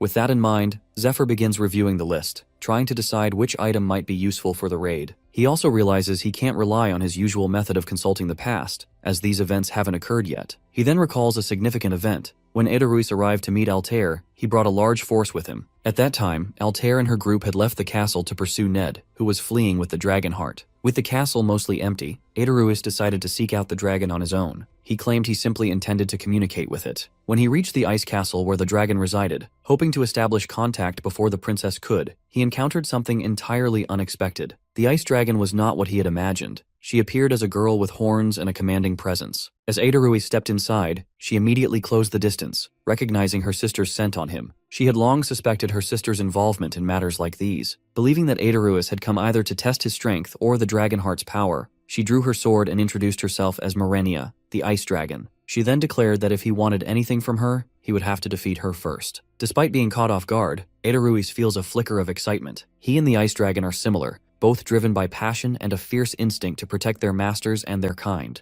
With that unspoken understanding, the two clash. She quickly becomes impressed by how well Ruiz holds his ground against her relentless attacks. Knowing that he is her sister's disciple, she expects no less. She then summons hundreds of ice swords and sends them flying toward him. In one powerful swing, Ruiz shatters them all. Without missing a beat, the ice dragon charges forward in a flash, following up her assault. Their fighting styles mirror each other so closely that it seems as though they are reflections. Each strike met with an equal counter, each move answered with matching precision. Meanwhile, her aura intensifies, and with each breath, she begins to freeze the area surrounding her castle. As the battle moves outside, she finally gains the upper hand and brings Ruiz down. But in that moment, she realizes he didn't come to kill her. Curious about him, she chooses to learn more. And while the two remain locked in that fragile pause, unaware of what the future holds, a quiet, magical winter begins around them. Despite being knocked down, Ruiz stands up and makes another attempt to strike, but the ice dragon easily dodges and counters, sending him back to the ground. She remarks that he needs at least 100 more years of training before he can hope to challenge her. To give him a chance to keep sparring, she summons 7 magical swords and encourages him to try using them,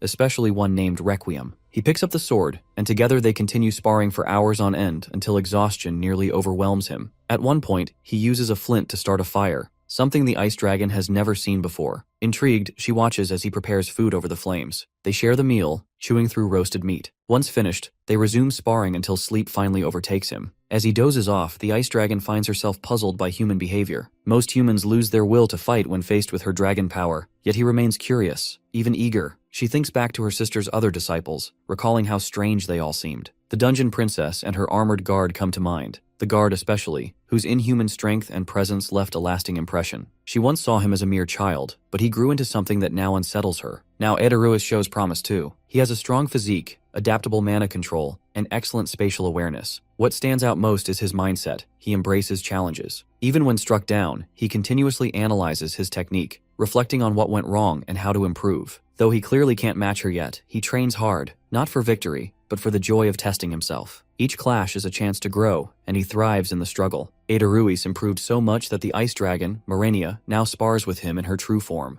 3 months into his training, he feels excited by his progress. He can now land hits on Mercenary even in her dragon form. However, that excitement quickly turns into panic when he remembers he must return to Lindell Castle in 2 months, as the princess is expected to arrive. In the meantime, he has carved out a small space within the ice to live in. One evening, Mercenary calls him outside and shows him the northern lights. As he sits and watches, he is mesmerized by the shifting colors. He recalls something his master once told him, that she too had seen the northern lights with Mercenary and had wished to see them with her again. Hearing this, Merenia reflects on the past. Long ago, the great dragon heart shattered into many pieces, and over the course of 100 years, those pieces became the dragons. Her own fragment was a blend of blue and white. After awakening from the ice, she met her sister. They were different from the others because they shared something deeper. Her sister had a passionate nature, and though both of them were white in appearance, Merenia could never claim the title of the White Dragon, as it already belonged to another. She continues to reflect. After Kaiseress died, her sister went into a long sleep, and the other dragons began to act strangely, preparing for some unknown grand mission. Since then, Merenia hasn't had a conversation like this with anyone,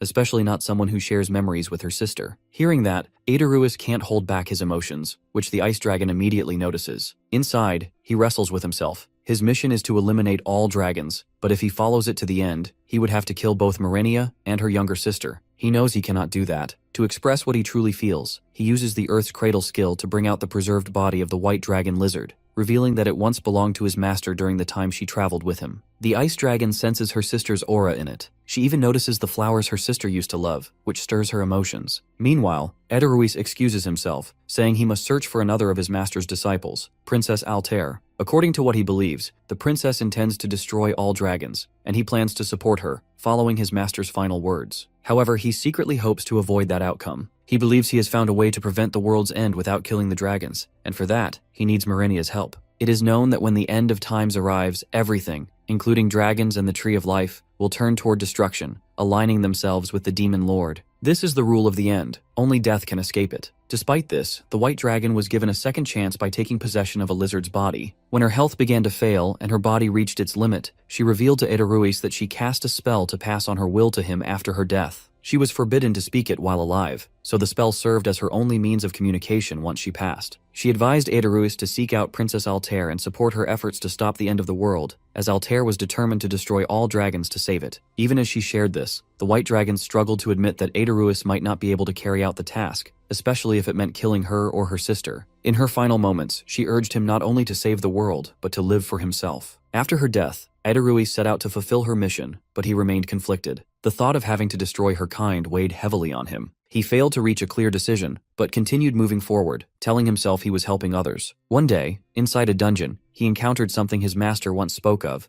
a summoning altar for the Demon Lord. Recognizing it immediately, he destroyed the altar, believing that by eliminating such threats at their source, he could prevent the apocalypse without needing to kill dragons. However, the Ice Princess later explained that there were thousands of altars, each hidden and scattered, making it nearly impossible to stop them all that way. She emphasized that Aedaruis was delusional, even about her, and if he truly wanted her support, both he and Princess Altair needed to prove their worth. According to her, this was the perfect opportunity, as Altair planned to eliminate Artalis. If Aedaruis proved useful in that effort, she wouldn't mind joining him as a teammate. Following this, Aedaruis traveled to Lindel, where Princess Altair welcomed him as her fellow's disciple. Over the next year, he cleared various dungeons and gathered loot to prepare for the upcoming raid. During this time, he avoided visiting the Blue Dragon, knowing her sensitive nature could make any encounter dangerous if not approached carefully. He believed accompanying the party was a safer strategy and pretended to support Altair's raid, hoping this would eventually convince the Blue Dragon, and perhaps even the princess, to align with his plan. Later, Princess Altair announced that they received additional investment for the Blue Dragon raid, crediting Aedaruis for the increase in volunteers. Although he downplayed his role as simply clearing dungeons, she insisted he deserved the recognition. As preparations continued, a mercenary named Ralph arrived, introducing himself as someone assigned to assist Aedaruis as a penalty for losing a duel. Soon after, Fade also joined the group, sent by Duke Giornetti, and immediately asked about payment. Aedaruis felt everything was progressing smoothly. When the time came, he opened the dungeon gate, marked the beginning of the raid, and instructed the vanguard to head toward the Lake of Life. As the Blue Dragon was defeated, Golem cheered, celebrating their success. Aedaruis hid his sorrow and acted pleased, knowing he needed to maintain appearances. He then declared that he would consume the dragon heart, as promised, and Princess Altair gave her approval. Aedaruis quietly accepted the moment, determined to earn everyone's trust and rise in influence until he surpassed the princess and took control of the party himself. Fade insisted on relying on his own strength. Although Aedaruis preferred to fight alone, he understood he couldn't keep an eye on Fade during the battle. Instead, he focused on getting close enough to heal the Blue Dragon. He used the demonic sword of sacrifice for this purpose,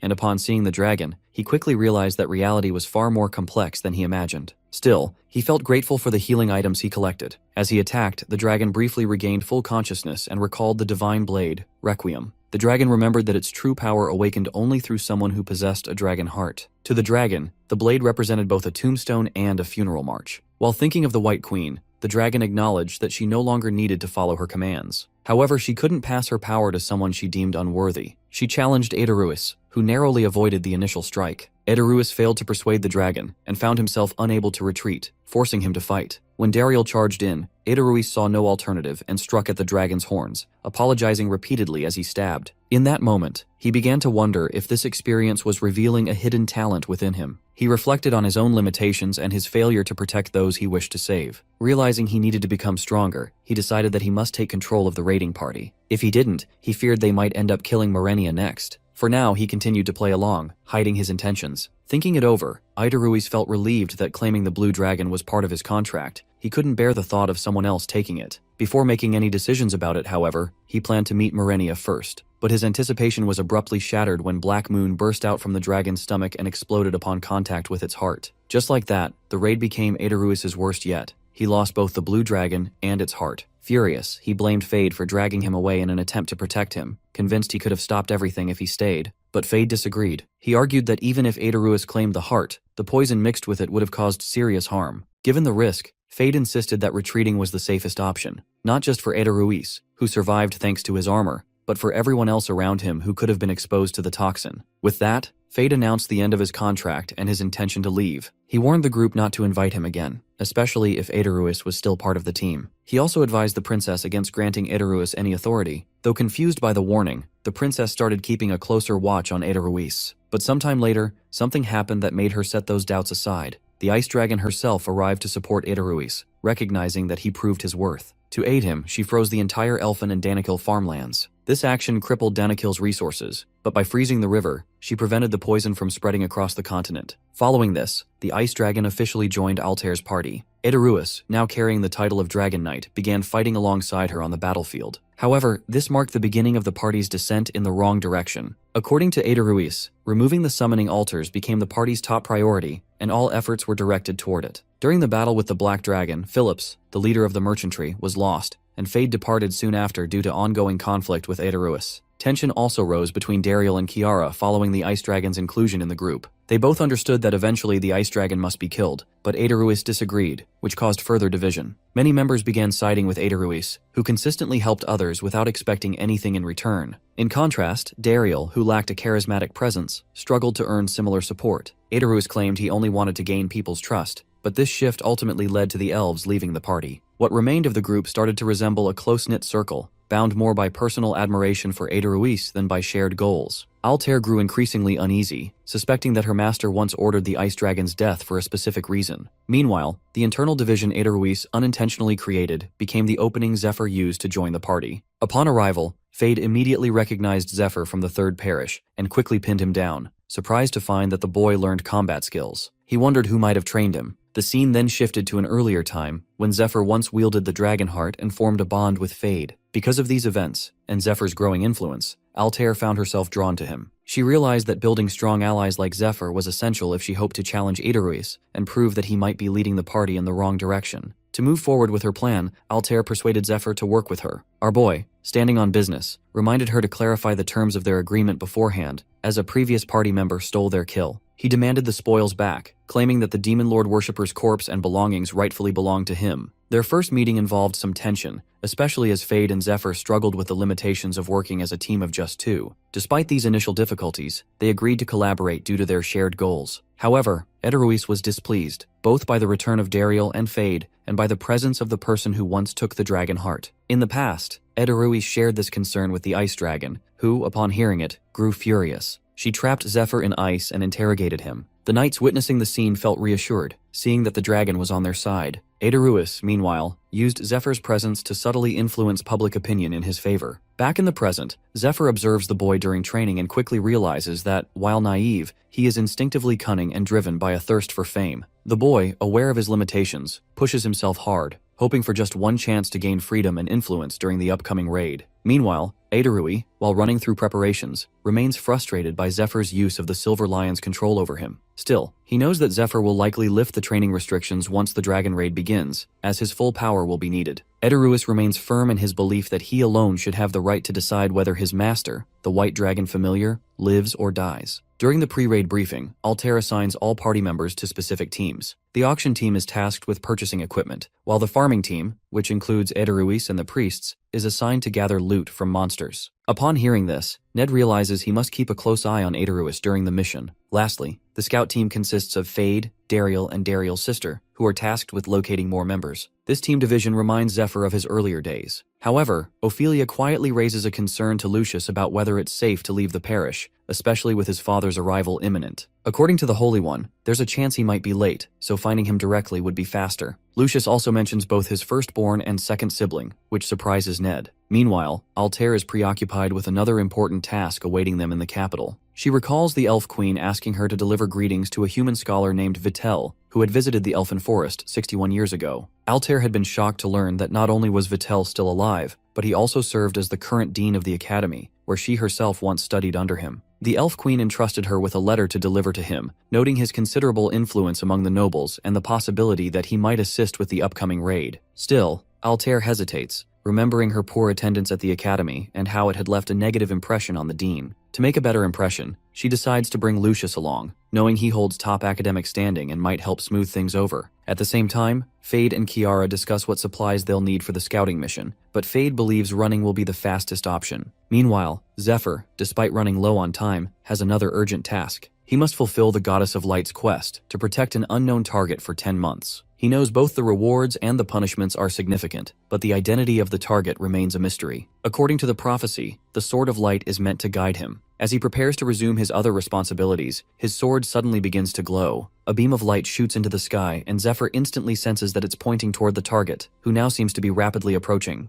Moments later, two figures riding dragons descend from the clouds. One is Lucius's father, the Duke, and the other is none other than Vitel, the Academy Dean. As the dragon lands, Phillips, the leader of the merchantry, is revealed to be with them. Zephyr immediately recognizes him and recalls leaving him in the Elfin Forest for his safety. Altair, upon seeing Phillips, feels slightly relieved, and Phillips appears just as glad, having heard that the group managed to capture the smiling woman, the very reason he had gone into hiding. Phillips quickly explains the situation. Knowing the group's deteriorating condition, he brought Lucius's father, the Duke, along with Professor Vitel. When Ned sees the Duke for the first time, memories resurface. He remembers how the Duke had played a key role in shaping the world's current state. The Duke had benefited greatly from the economic collapse caused by the bubble break, and his aggressive investment strategies had only worsened the damage. Ned indirectly blames that event for his own family's downfall, and as a result, finds no reason to hold a favorable opinion of the man. Even from a purely logical standpoint, the Duke appears to be the worst kind of person, self-serving, short-sighted, and entirely focused on his own family's gain.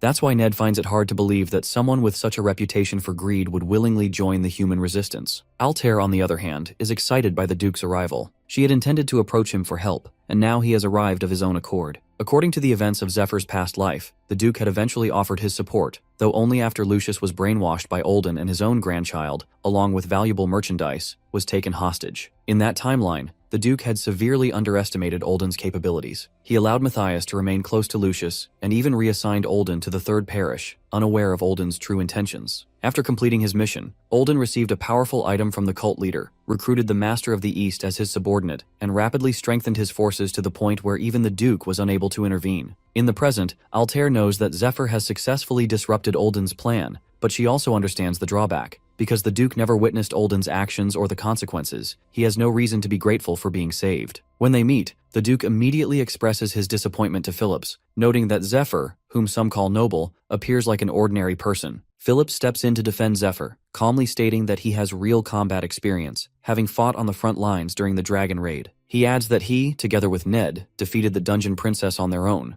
This revelation surprises the Duke, who seeks confirmation that the two truly acted alone. Phillips confirms it and mentions that they also witnessed what transpired inside the dungeon. The Duke shows interest in learning more but refrains from asking further, aware that revealing too much might expose his real motives. Instead, he shifts the conversation, making it clear that he will not offer any financial support. On the contrary, he states that if they want access to his knowledge and connections, they will have to pay him. Lucius, taken aback, urges his father not to speak that way, reminding him that Zephyr saved his life and is the only one capable of helping with the dragon raid. However, the Duke quickly silences him, further fueling Lucius's frustration. He mocks his son, telling him to focus on repaying his own debts. As for the Ice Dragon raid, the Duke notes that the Guild Union is already on standby and prepared to act at any time, implying that he has other options. As the Duke prepares to add more conditions, Zephyr steps forward and firmly interrupts him. He states that whatever offer the Duke intends to make, he can provide a better one. With that, he summons the light sword and swears an oath, declaring that he has been sent by the Goddess of Light. He reveals that she has instructed him to protect the Duke. Then, using light chains, he restrains the Duke, ordering him to stop the theatrics and remain still. With that, the Duke silently joins their cause, Big Cap, and the groups proceed with their assigned duties. The farming team sets out toward the desert lands, where they meet Harvey of the Galliano Guild, who has been ordered to join the princess's raid. The auction team, led by Phillips, heads toward the capital, while the scout team also departs on their mission. Kiara feels anxious that Zephyr is not with their group,